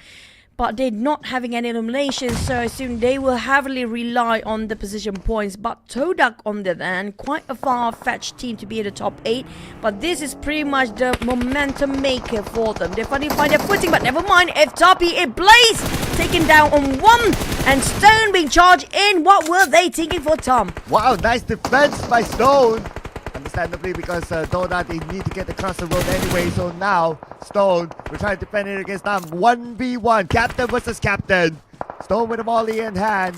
He'll probably use that. Nope, he's going to focus on his M4. Switches back to a molly. He's going to try to flush out Lam, and he will make that move. Oh, at least he's just moved away slightly towards the other position, but Stone will charge him anyhow. Tom, where is the support fire coming out from the other end? Where is the TODAK? The other cover fire is not opening fire at all. Stone is in an open spot. Cleon couldn't spot him out due to the uneven terrain. What a spot Stone selected for himself. Man, and what an individual play by Stone. Very swift on his feet, very quick thinking as well. YOODO 02 defended their ground against FaZe Clan, eliminating them. At number 9 with 3 eliminations, YOODO 02 collected 4 points so far. Doing so far so good with the defense. Interesting parking spot selected by YOODO 02 players. A very rare scene indeed, but back to Sam9. Now Sam9, they want to just assure themselves got the top 8 here because next is going to be hectic. Now Crit VIP built inside with a Vector. Sam9 can he ask taking this second level while you are on the ground floor. Here comes hello and surprise and getting on 1. Oh, Bill almost got the clutch. Oh, almost got it. Well surrounded by the other members of Sam9, and the follow-up happened quickly. And with now Sam9 8 points collected this round, they still have the circle, and now they have this whole house for themselves to reset. YOODO Alliance, Sam9, and last player of PA. Definitely right. No, not yet. But stolen away. Stolen, like what you said, man. Blaze could have got it. So close, man. It's all about that 0.1 millisecond that makes such a big difference. But PA down to 1 player. Blaze trying to hold on as long as he can. At least he got himself some placement points. But Fredo and YOODO 02, they want to go for the top 8. They're still trying. While Sam9, they're trying to solidify. YOODO Alliance still having a full squad. High chance YOODO Alliance have this shot, but jumper. What a nade! It's also an all-Malaysian finale, ladies and gentlemen. Yuhai currently down on his knees. Kenny is the only member still active for Sam9. And Blaze trying to take advantage of him. But Jumper, the moment he comes into the corner. Kenny is waiting for him, and he will be eliminated by Kenny. Fredo now is going to be the last member standing for YOODO to one last thing of Valve. Close one for Fredo. On the side of PA, he tried to steal away those eliminations, managed to knock down, but didn't get those points of elimination in the last minute. But YOODO 02, they almost got themselves a double chicken back-to-back, but they have to settle down at third place. Now, YOODO Alliance, there's no way you cannot secure this chicken dinner. Yep. With Sam9 pinned down to the corner, and the blue putting pressure onto them. YOODO Alliance well spread out as well. There's almost no way for Sam9 to get the chicken dinner. Let's prepare the graphic for YOODO Alliance as Adelu gathers the information. He sees Yuhai, but he's playing the patience game because they know they have the blue advantage. Oh, Kimmy? 2v2. Make it out. They look on the second floor and they secured it, and it's a sure win. YOODO Alliance, what an interchangeable top 8 today, Cloud. What a tight match. I was half worried when I saw Jimmy OP went up to the zone. I was like, okay, is there going to be a plot twist? But okay, no. Leo and Adilu got it. And they scored. Another chicken dinner for themselves, and it is against 7-9, but still 7-9 getting a second place together with a good amount of eliminations. It should still be good. That was really close for the start of YOODO Alliance. If you know, you know, okay? If you know, you know. But speaking of which, the all-Malaysian finale, we got to see the rise of the Malaysian team in the very last minute of the last chance stage here. With 500 over damage coming up from the side of IQOO and Olia, they're working hand in hand. Now Leon, I have to say, he's giving so much good support from the back line as well. But the throwables, he's actually tanking quite a number. But if you look at Adi, look at this, so much work. His damage received is actually almost similar to his damage dished out. Yeah. And this is the Adi look that I believe a lot of fans would miss. The guy who's able to come up with a lot of damage, and he comes in with as the MVP. 562 damage, 520 damage received. And like what you point out, it's very close. Though with one elimination, he did a lot of work for his team, and his other team is finished off the opponents, and at the end of the day, it's still points collected for YOODO Alliance. I realized one thing about the Malaysian teams when it comes to their precision and efficiency of using their weaponry. They're pretty much one of the top in when it comes to getting those headshots. But it's all about the teamwork. They still need to work out their strategizing, need to go back to the drawing board to make sure they don't come in the very last minute like today. But for the top 4 team here, YOODO Alliance, 7-9, YOODO 02, Vampires still scores them. They're squeezing in the last minute. Vampires, I mean, this is Vampires finally rising up, and also, you know, the ties are up there. Though we have a top 4 Malaysian finish earlier on, but like what you pointed out, Vampire Esports is not missing out in the top 4 in terms of points collected. So they are up here together with YOODO Alliance, 7-9, and YOODO 02. So 2 rounds in a row as well. YOODO 02 did well with the chicken dinner, and now it's the second round. Let's check out the best moments here brought to you by YOODO Alliance's chicken dinner.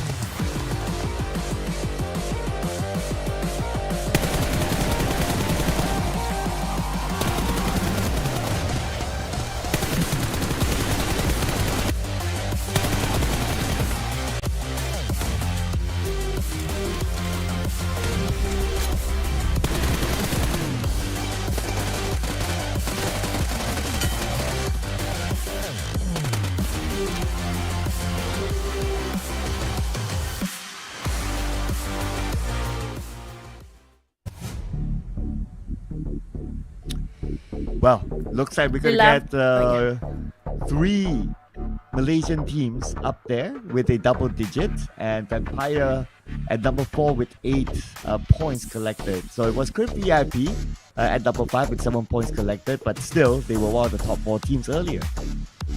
I have to say this is the best round for Crypt VIP so far. We haven't seen them in first page here for a long time. But PEA, they still managed to secure 1 eliminations in the very last minute. That give them a bit of contribution towards the point. But they are in the red. So we do know for a fact from this 8th place, probably 8 7, I'm not sure. 8, 9, 10, 11, probably even 12 is quite close. We can see the frustration of Team Roy before this, that they were devastated when they're being executed just now. But where do they stand for Team Secret and Roy? Is it still within the reach for the top 8 by end of today? Ooh, we need to look at the overalls, but in general, it's not looking good for Roy. It's not looking good for Team Secret with only 1 point after all that action. NKT, no points at all. Oof. Those are some of the top contenders here. So FaZe Clan, 3 points collected. Although it's not that much, but it's also because the teams below them got eliminated earlier. And this is the top 8 as of now. So the golden number, 87, PEA. Can they still hold on to the last game? Well, the top 4 already breaking the 100 up to possibly the 7th place after this. So the 100 mark must be on the top 8 here. If you want to reach to the top 8, the 100 point is going to be crucial for whoever plays themselves, or even close, like 98 or 99 or even 95 and above for the 8th place. I have a feeling PEA, when it comes to 9th place, is not going to be that big of a gap. Definitely less than 10 points there.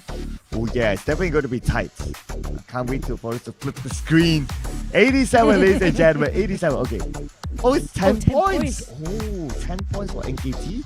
MORPH, 11 points. And then you got Team Secret with 20 points. Okay, Team Secret is going to be quite a stretch. But for MORPH and NKT, yeah, this will be the 2 teams that we will need to highlight coming to the last game. I don't think... I mean, can they do the Xaviers in the very last minute as well? Because they did yesterday. Can they pull that one out for NKT and MORPH? That's the big question that only they can answer for us. If I were to look at the numbers further, NKT only 9 eliminations, MORPH 14 eliminations. So in terms of the firepower department for today, MORPH, they seem to be having this strategy of trying to get as many eliminations as possible. As for NKT, they want to play a little bit more safer, but because it's the last game and they are 10 points behind, still, they need to change their strategy to play a little bit more aggressive to get elimination points. And even better if they get eliminated like 7-9 or other teams at the borderline. I feel I want to rewind that for a bit just to see the placement points, because that's going to be the tiebreaker if NKT and PA happen to be at a tie spot as well, because none of them getting those chickens. But for YOODO Alliance and Sam9, we have this comparison, but well, that was fast. I didn't even say it, but you guys saw the numbers. But last map, Miramar Cloud, this is gonna be hectic. It's gonna be fun. It's gonna be explosive. Okay, if it's the same points between PEA and also NKT, PEA actually has a chicken dinner in hand. Assuming that NKT did not score the chicken dinner in the final game, of course. So, yeah, a slight advantage for PEA for now, but unless NKT scores the chicken dinner. But if they score the chicken dinner, then maybe by points they will overtake PEA. But NKT, we saw they took a risk just now trying to get those elimination. It didn't turn out what they expected to be. It just happened to be their most miserable moment for them as well. I'm not sure if they want still to go aggressive, because there's too much at risk and too much at stake down there. So this is the thing that they need to weigh, right? Unless somehow they want to try to challenge the drop spot of PEA. Okay, if we look at like objectively, right, when it comes to firepower, overall we're talking about, I see that NKT probably has better firepower than PEA, because PEA, they are not fans of taking early fights, and they know that. That's why they avoid early fights. So maybe NKT, if they are really that desperate, they can have the option of trying to gate crash PEA at the starting of Miramar. But the thing is, it's so hard to catch PEA. They're so smart at hiding themselves and finding those awkward angles that nobody trying to consider to pick. And remember the store moment, like the very small shack storeroom behind before. They did that before. And also they're so good at playing third party, because last time we saw them, even though they are not aggressively initiating fights, they're so good at picking over and stealing over those eliminations from afar. Now it feels like a cat and mouse moment, because NKT is the mouse while NKT is the cat, while PEA is like so good being the mouse, hiding unnecessary fight, just avoiding the conflict entirely, free from the start. True, And that's why maybe as the cat, you don't want to let the mouse go from the start. So you challenge them in that dot spot. So because we have already played the first Miramar, with this grouping, they would kind of have an idea of like, okay, where PA might be. And last we saw PA, they were all the way down south. And, okay, and just to add on to the point, right, now that I remember, they first dropped like kind of next to each other. So NKT, they can possibly try to take out PA at that very start, now that they of course have the data from the game 1. But at the same time, they have to weigh in the stakes at hand, because we do know NKT, if they botch this last round, that's going to be nada Super Sunday for them for this entire week 1. So I think whether they take, it would be fun if they really take the risk and try to just crash into those compounds early on.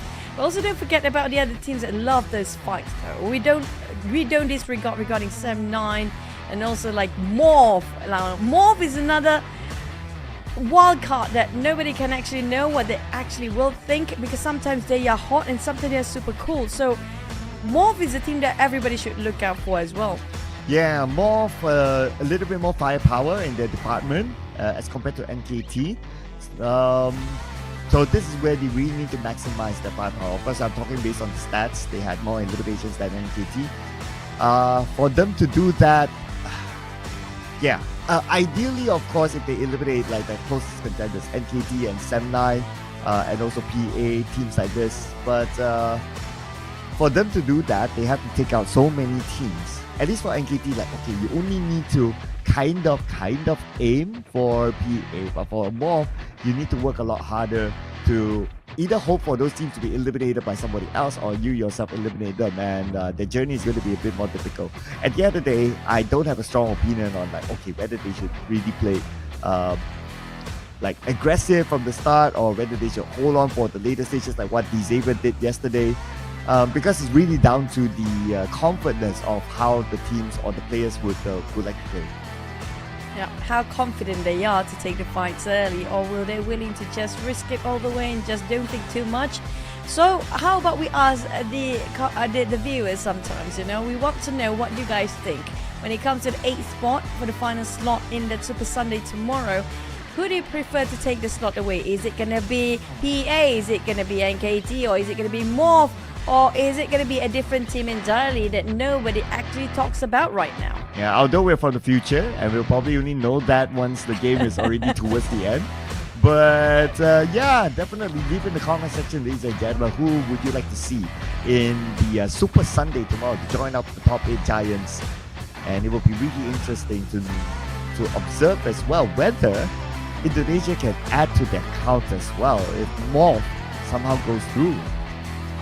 Yeah, I do want to see for tomorrow's Super Sunday, since we do see Malaysian teams and the Thai teams start to warming up to this entirety of the tournament of our summer split PMSL 2024 now. Since we see such a big difference from the first few days of the league stage and the grouping stage before this, now finally they start to gain their momentum. Some of the teams like even YOODO 02 start to brew up their chemistry pretty nicely in the very last minute here. Will things change regarding their performance on Super Sunday? Will the Indonesian teams already up there, especially because like what's out of 8 Indonesian teams, 6 already up there? So are they prepared to see any surprises by the teams that's competing here for the last stage? But the best part about their preparation is that they can chill and watch the game, and they can take notes on the side, while everyone here who's playing cannot do that. They can only, like, I don't know, after everything is done, everything's locked in, only they can look at the entirety of the game and prepare themselves for tomorrow. So it's shorter time for the teams playing the last chance as compared to the teams that have already qualified. I also want to point out another fact is that now that PIGMY is pretty much secure onto the grand finals, only MORPH now from Indonesia is left out. And if you're from the same region, you'll be like, I don't want to be left out of the party, but you know what? You have to work it out. You know, none of the other Indonesian teams can do anything to help you. So all the best MORPH from the other Indonesian teams as we go to our final game. Here we go.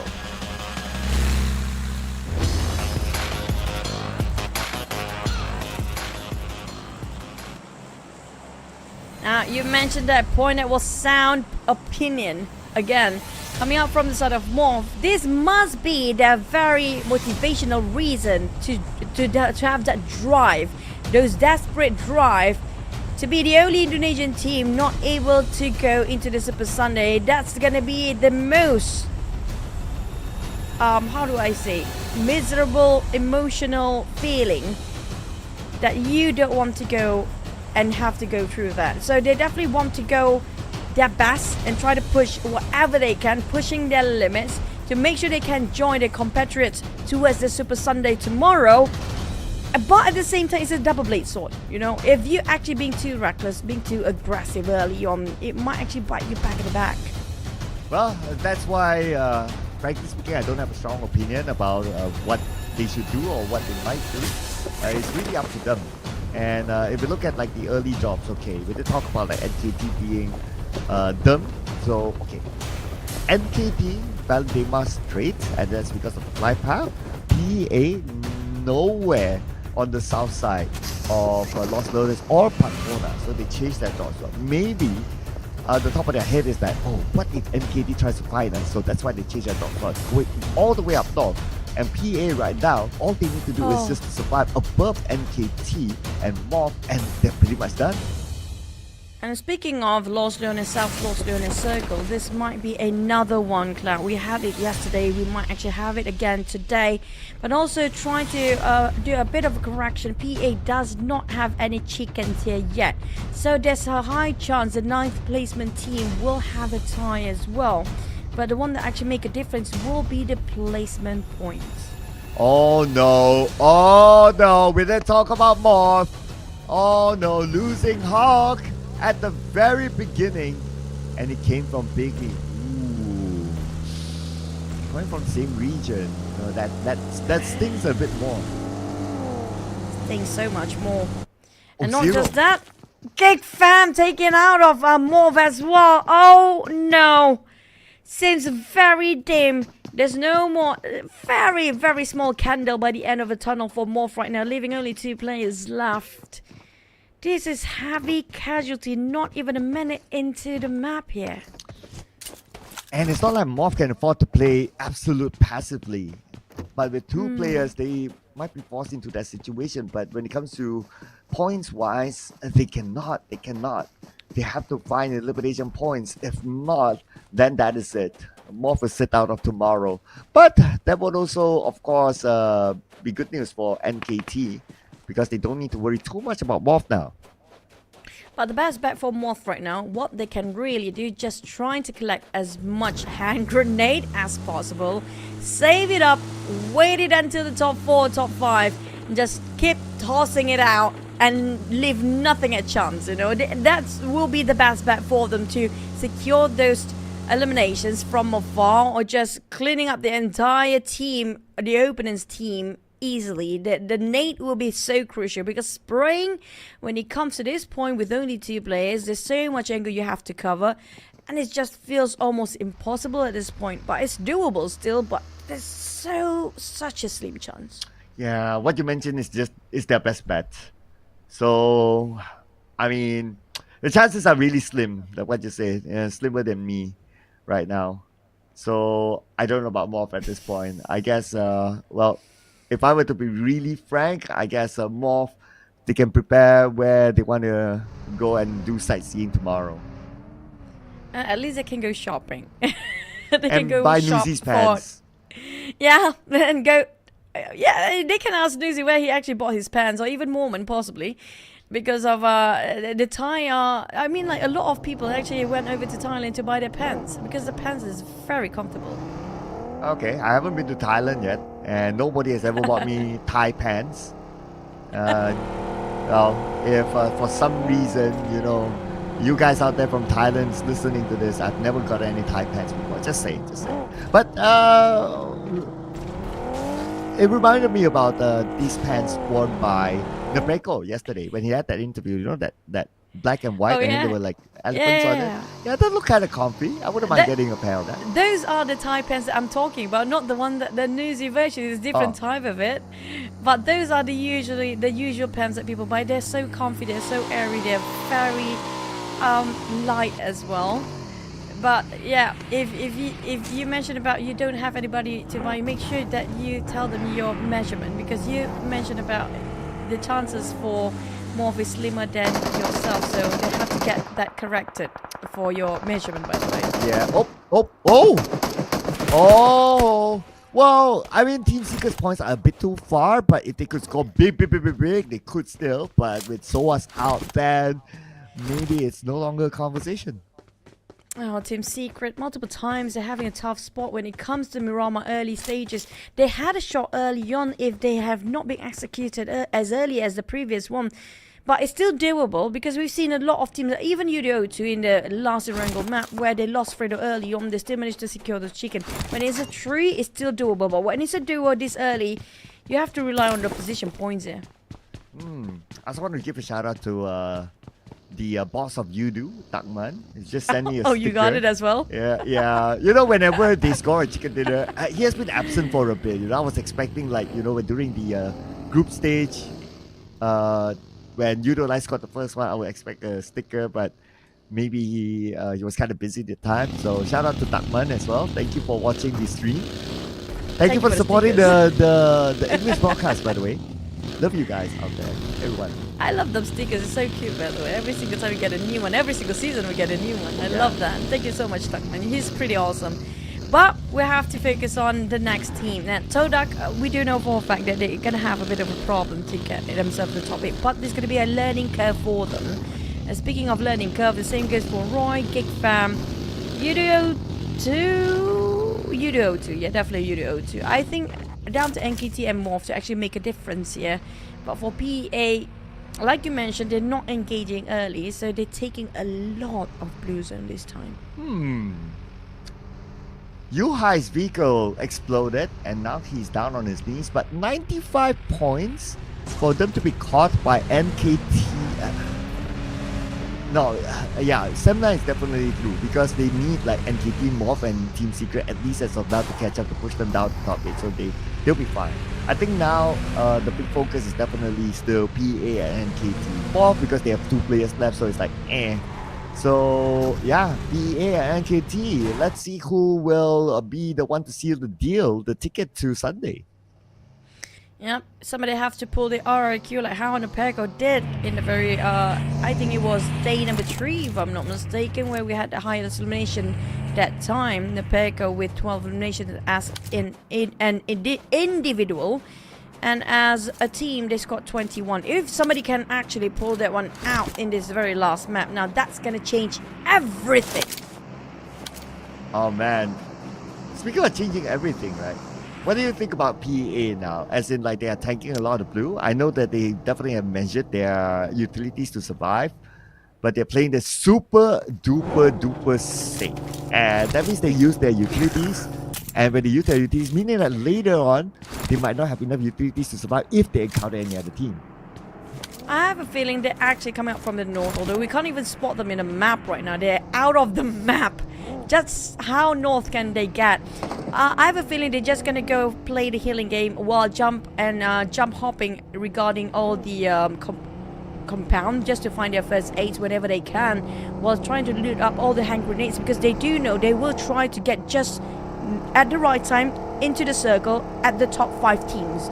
That's what they're aiming for here right now. They're gonna play super extremely safe, because if they eliminate it right now, there's no more chance for them to go to the Super Sunday. At least there's still a slim chance of hope they won't be overtaken with their position points right now. Despite of that, NKT, are they gonna make any actions early? Because we talked about NKT have to be slightly aggressive if they really want to be in the top 8 here.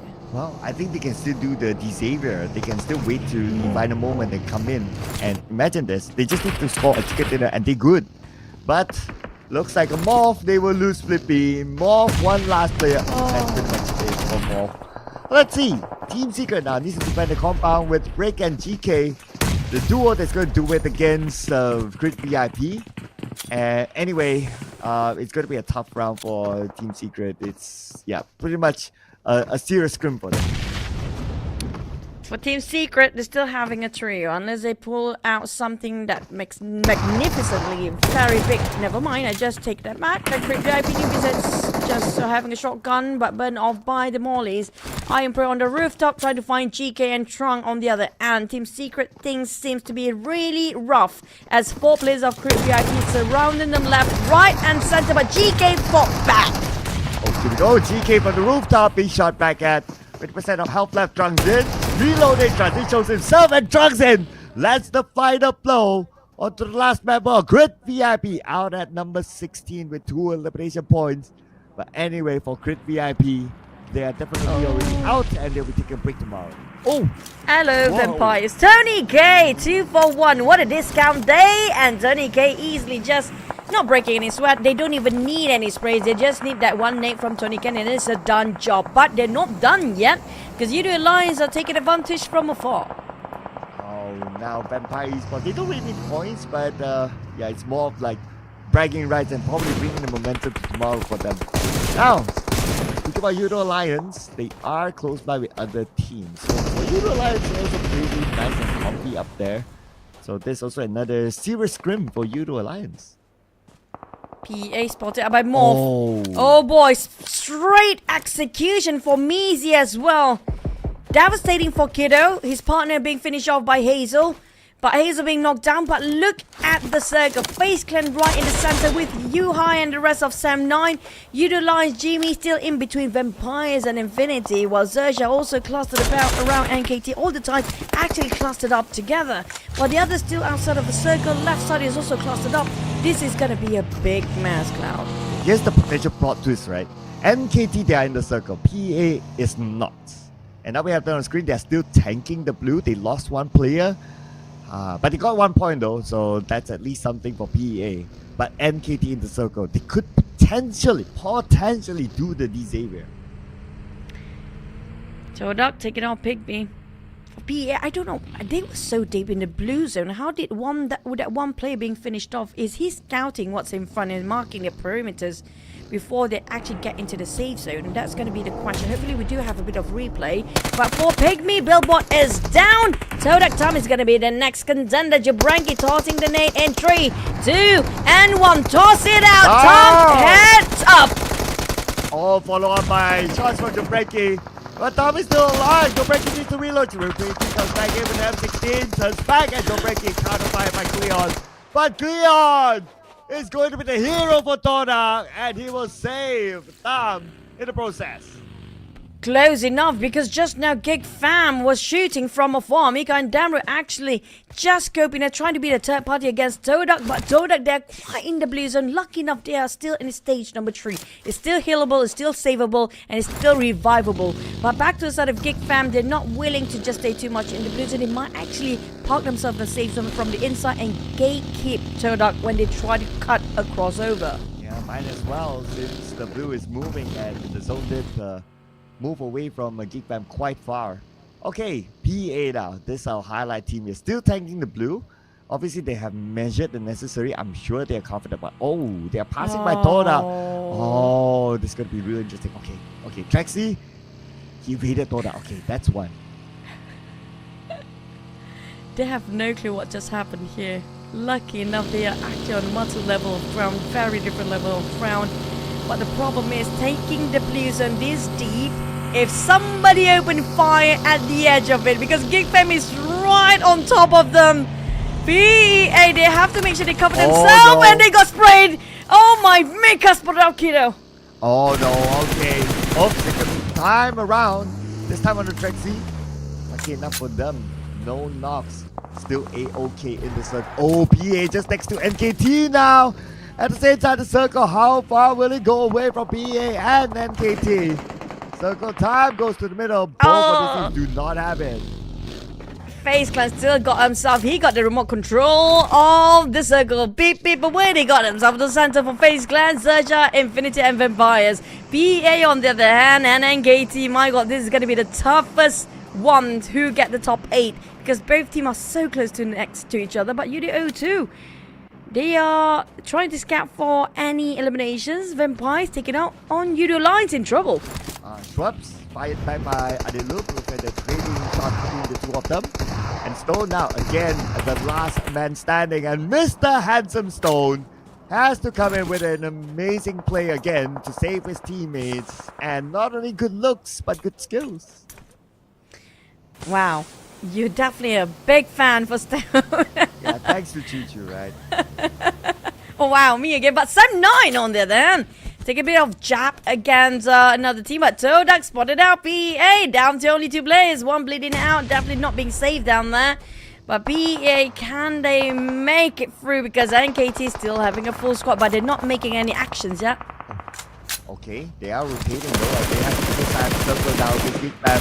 Damru fires up with the god, but the god managed to get into the house. It's okay. Plus, we do have fire, support fire back onto Damru. So now GEEK fam, it's their game now to cut across. NKT might be a bit distracted to the sort of GEEK fam. At the same time, XERXIA and XERXIA seems to be moving towards the direction of NKT as well, but GEEK fam, they decided to part ways probably. TODAK is nearby. NKT, will they be able to hide themselves from all the eyes that are watching and just keep prying onto them right now? Mr. J, don't amplify, there's too many teams around them. I just want to point out that PEA only has 2 players left. So NKT, look at the elimination be telling themselves that they have a chance, they have a shot at the top 8 now. Still doing the Xavier. Xavier, if you remember yesterday, they only came out like towards the end. They played in the middle circle, they came out towards the end, and there were enough bodies for them to shoot, to score. And they calculated it well. But for GEEK fam, now they have to calculate against TODAK. You know, to take it on PEA. PEA in trouble, down to 1 last player. GEEK fam on the other hand have to face the wrath of TODAK, but TODAK and GEEK fam both having a bit of exchange of blood down there. Tom cooking up the nade, Mika approaching, Audrey standing up, resetting himself, managed to negate the damage coming up from those explosion of those grenades. Mika going in straight in the face of Tom. He missed it, he whiffed it. Audrey coming in from flank side, ring around the Rosie, playing around the slopes of the hill. 2v1. Aha! Fighting back. Look, it's clear. Okay, Audrey's gonna come in with P90. Audrey fires. Audrey shoots. But it's P90. Only 16 bullets left. Yet he's not the fight. It's clear. Damn rude. Need to help Mika, but Tom is still not willing to go down yet. Link's gonna give support fire and cover fire from the back, but Vampires is there. Vampires is butting in. TODAK crammed down in between. GEEK fam safe by the hands of Vampire. Thank you so much, Vampires. The GEEK fam will definitely say that, but they're not done.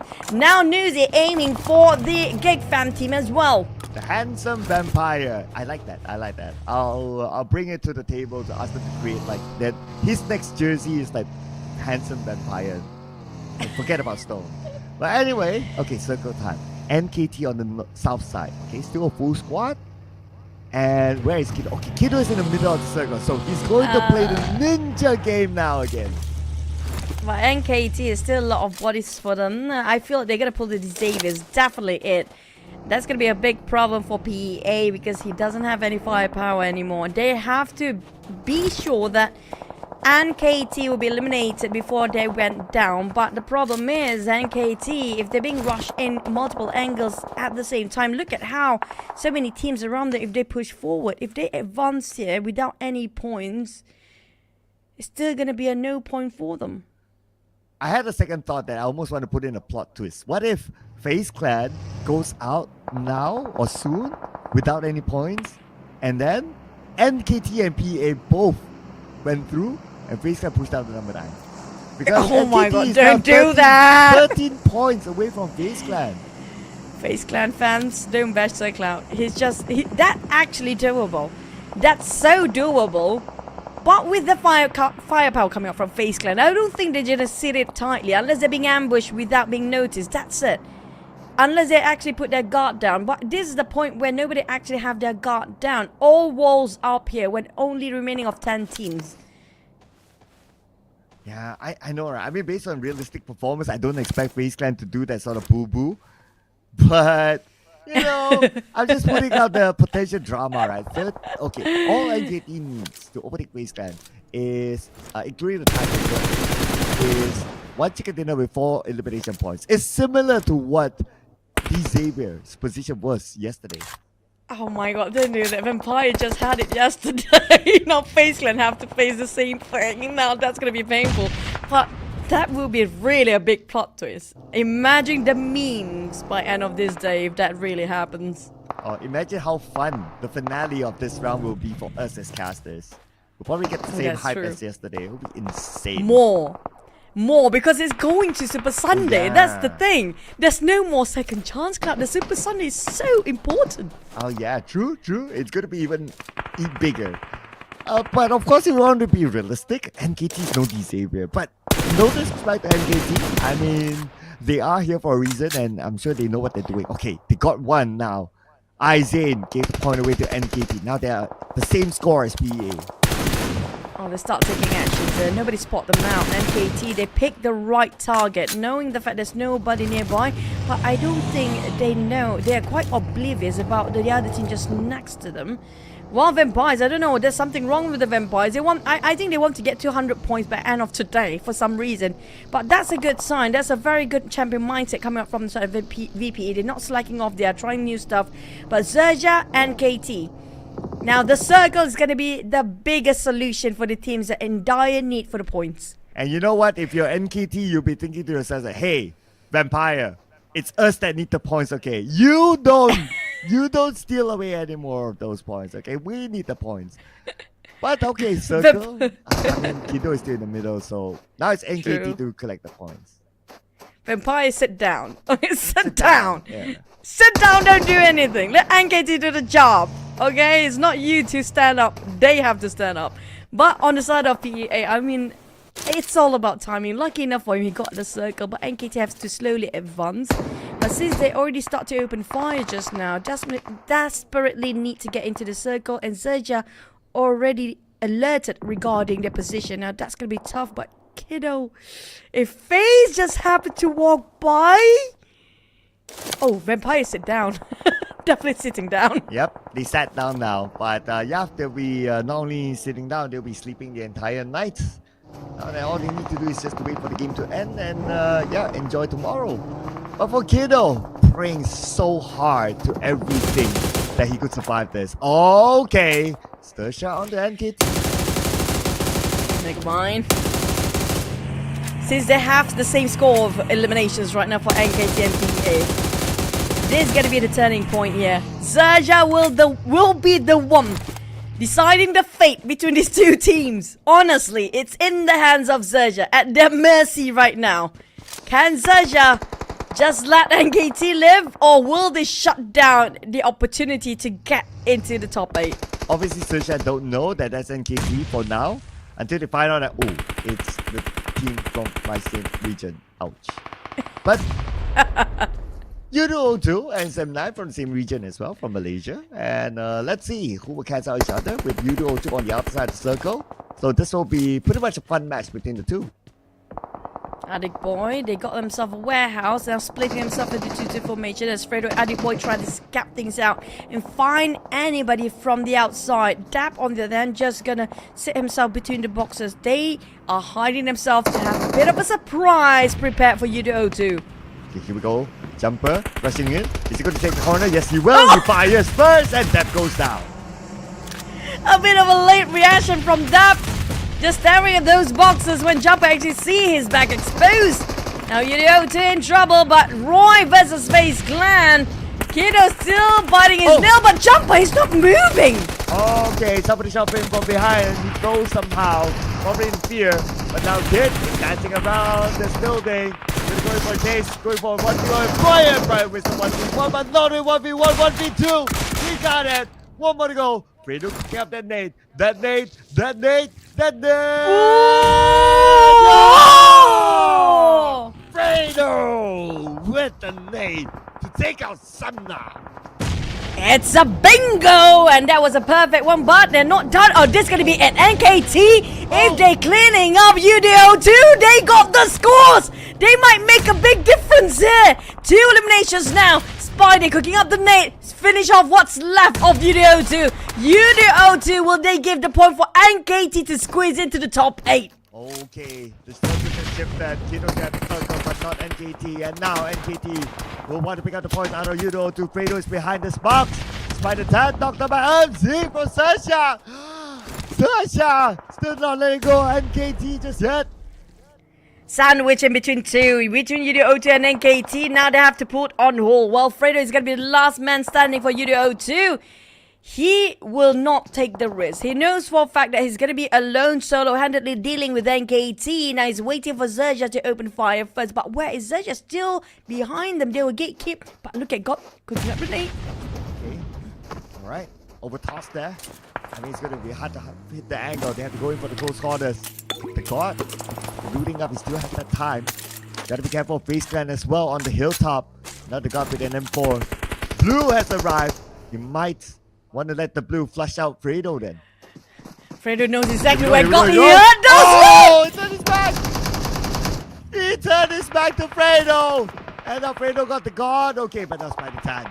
He knows that Fredo is there. Fredo pretty low himself, finish off by the side of FaZe Clan out of nowhere. What, FaZe Clan? Now NKT, they're down to only 3 players left. Mr. Joe pretty low, but XERXIA still not letting go the lead on NKT. They got those elevations, and NKT secured 3, but PA being eliminated.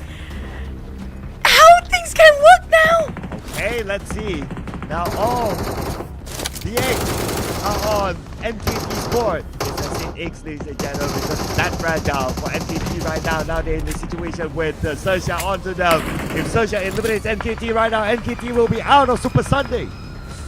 They need to score at least 6 eliminations or at least more, because they need more than 10 points to make sure they can get themselves into Super Sunday. But Megamind, they just keeping it tight and pressuring on the side of NKT. There's no room to breathe. There's no room at all except for the pitch and valleys for the side of NKT to take covers from. But the blue zone will start closing in less than 40 seconds. Oh man, there's no body for NKT. There is still, but they have to get a lot and a lot and a lot. Okay, here we go. NKT now onto the high ground where XERXIA is at. Nade toss across them, but none of the nades actually knocked down the members of XERXIA. XERXIA still holding strongly to the high ground. Triple F, they have to be careful of FaZe Clan as well, but FaZe Clan are a bit occupied with Infinity. Now the only one that's stopping the side of NKT to march is going to be XERXIA. Entirely down! Oh, was it? They shut down. They're too close towards the Daisy. Yeah, Mr. Joe on the ground. They know that's one knock. Will they go in for the rush? Here comes Lobby's coming in with a nade. Oh man, and Megamind still has this high ground, but now they will need to be careful of FaZe Clan. Across the Mr. Joe taken out by Lobby. Oh man, NKT. 2 active players left. Lobby will go down to Mela. Megamind now need to pick up his teammate. Triple F together with Spider 10 still there. But the bodies are going away, slipping by NKT. I don't think they can make it now. All ties finale again, but the problem is the one that really needed a point is going to be NKT. And all eyes onto NKT, down to 2 players. FaZe Clan with the 2 players, XERXIA with the 2. It's the battle of the duos. Triple F going in. He's hoping to land for more, but Megamind, he couldn't do it with a reset. Going for it with NKT! No! Not enough, they only got 3 eliminations. So welcome PA to the Super Sunday. And now it's a matter of which team was going to find a contender for today, whether it's the Infinity, XERXIA, or FaZe Clan. Questions answered for now. XERXIA is the bane for NKT. Out of all the 4 finalists for the Thai teams, the one that needed the most desperate of them all have to bow out first, with the high percentage of XERXIAs, with the most players on their side, and even got themselves quite a decent ground. Here comes Infinity trying to shut them out. Oh, you want no new Thai angry words? You got to stand between XERXIA and NKT because they will exchange them after this round. But for now, XERXIA not stopping yet, knocking out Ventores and even taking it out. Tony K, not Tony K. This is going to be Tony K. Mormon. His legs are sticking out. FaZe Clan resort to play XERXIA. All they need to do is just finish off the job. But Infinity still have 2 very healthy men. On the side of XERXIA, only Megamind having a full HP. They need a bit of a reset for the side of the other two players. One knock right now. They managed to reset one, but can they revive another one just to have the security of getting those chicken dinners? Here we go. Tiger X with the P90. Oh no, he slipped. Oh no, Tiger, he slipped. Oh, Tiger, but he's fight his back. He still got it, but no plot twist now, ladies and gentlemen. XERXIA with 4-5 and chicken dinner, and of course, they are through to Super Sunday. They better be scoring the chicken just now. They shut down their hopes of NKT. NKT, if they last long enough and get plus one more elimination points or two, if they even play themselves second, it's going to be more than enough for them to push forward. But unfortunately, it is what it is. But congratulations to XERXIA coming in strong for this time. Z getting himself the MVP with 700 over damage. Damage received less than 200. Look at the amount of damage versus the amount of eliminations. He did a lot of work for the team. And even if you look at the player data graphic, like he edged above the average. So great work there by XZ. Also scoring 19% headshot, 50% body shot, and 30% leg shot for him. Anyway, for XERXIA, it's a good run out for them because they already secured their slot into the Super Sunday even before this. The funny thing is, all the Thai teams that were in the top 4 just now, except for NKT, the others are pretty much confirmed for this Super Sunday. Except for NKT, the only Thai teams not able to join the rest of the Thai region. Same goes for MORPH, the only Indonesian team not able to join for the Super Sunday as well. Oh man, what a bummer. Well, we know which team are not friends after this. I mean, you gotta think about it, right? And like NKT from like the right side of the circle, they were shot by XERXIA. They moved to the left, and then they got a couple of eliminations through YOODO 02. And then XERXIA still had to be there. It's like, guys, XERXIA, you guys serious, bro? You guys can go anywhere, but you had to be always above us. No, the thing is they're not loosening up the leash on NKT for the longest time. They dealt with YOODO 02 as well for the side of XERXIA and tried to fight against the other teams across them, but they still go back to NKT. It's just fated at this point, but we had the top 4 finale of all the Thai teams just now across the board here. We don't have NKT. They are the one being eliminated slightly early, but XERXIA, Infinity, FaZe Clan, Vampires made it through for this Super Sunday. Well, if NKT is up here as the 4, but they don't have enough points, you know, it's that sad. It's like it's like the loser's medal sort of thing. Yeah, it's those sad moments that is hard to describe. Well, man, but it's more even depressing and devastating if it happens to FaZe Clan, like how we mentioned before. Now that's gonna be a tear breaker, by the way. But back towards the scores and the points, we're gonna see a bit of a highlight moment how XERXIA shut down NKT's hope to Super Sunday while they get themselves the chicken dinner.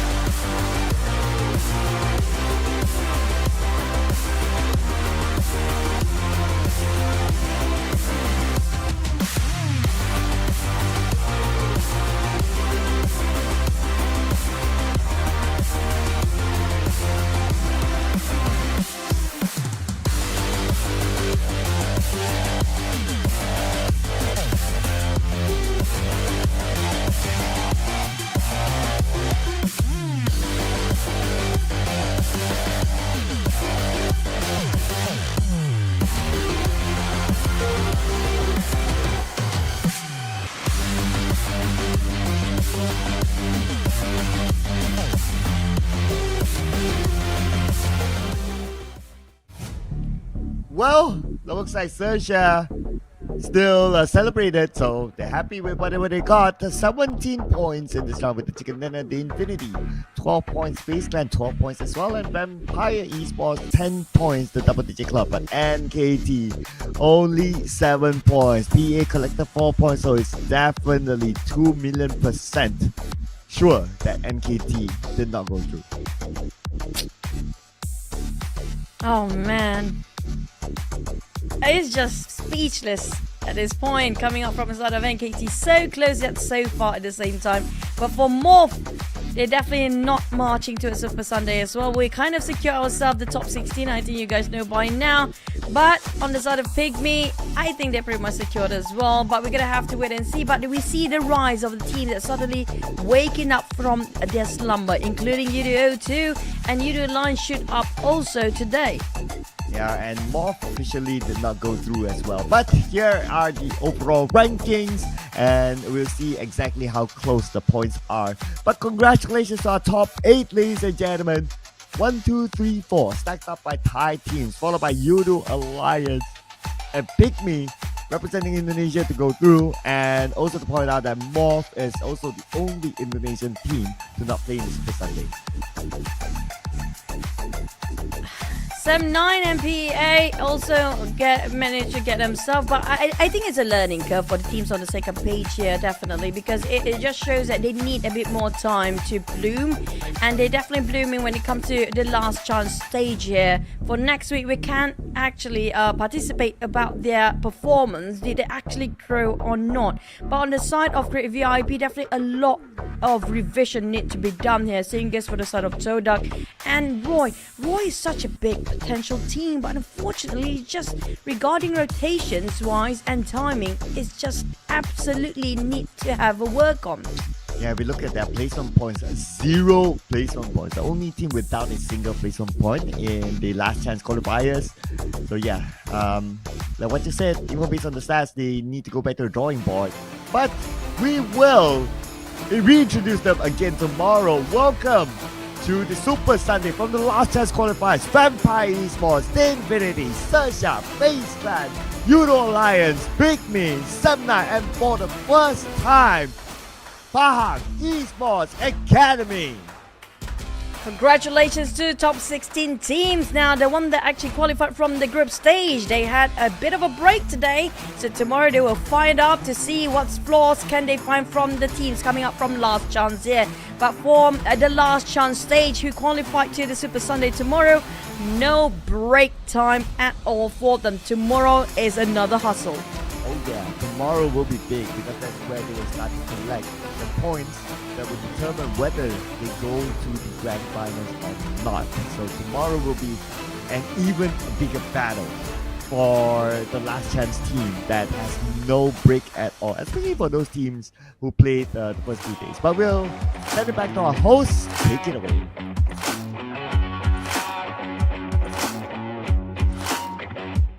Welcome back, and now I'm here with PEA Kiddo. Hi.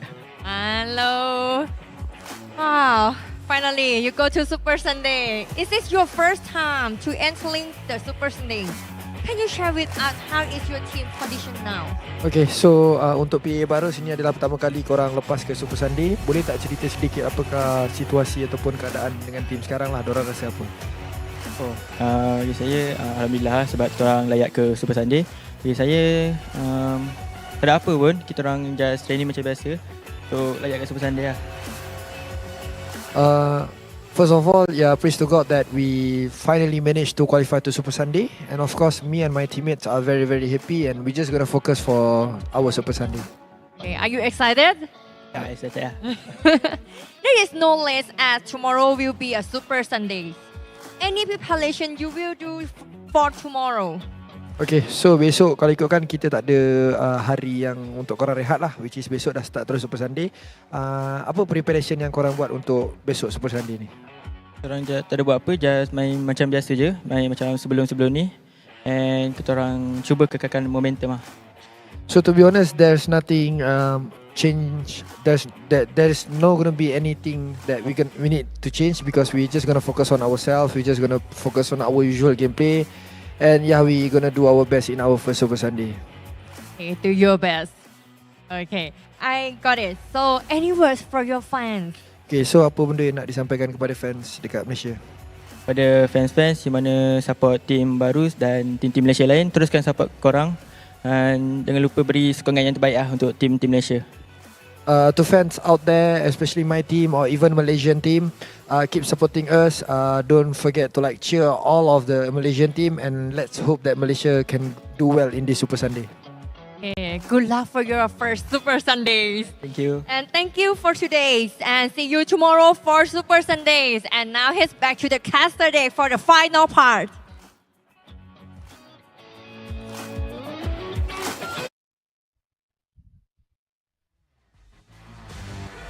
Tomorrow is going to be super fun, by the way, because we do know that all the Indonesian teams are waiting and just chilling out there. One for sure what they're made of, but the team from the last chance stage won a bit of redemption when their group stage didn't work out so well. Well, that's about the Super Sunday, but you know what was my takeaway from the interview? I like the hostess shoes. I agree. Yeah. I love it so much. I love her dress too. They're like Cinderella shoes, you know? And it feels like she should twirl a bit, right? To see just how flowy it can get. But also, now you make me have a different idea. What if Jung's actually been put into that dress and with those shoes? Because they do have the same height though. Yeah, he has the height. I think he can pull it off, you know? Maybe just don't face front. Maybe just, you know, turn back. Maybe and he needs your wigs to work it out. Yes. I would gladly borrow him the wig. He can pull it off for sure. He does have the, you know, he does have the curves. Yeah, that's kind of true. I mean, like, yes, from the back, definitely. But that was quite an interesting interview. I feel like we are definitely going to be very nervous since this is going to be their first ever Super Sunday. They didn't get any Super Sundays last season. Yeah, not at all. So welcome PA to the Super Sunday. And obviously the Super Sunday, you're going to pick the best of the best 16 teams together out of all the groups. So the challenge will definitely be big. But hey, you want to be the best, you got to beat the rest, they say. But ladies and gentlemen, that is all for tonight. Tomorrow is going to be the same time, same channel, whichever platform that you're watching. Don't forget to subscribe, follow, also like the live stream as well to support the English broadcast. My name is Glad together with Chuchu. We'll see you again tomorrow for Super Sunday.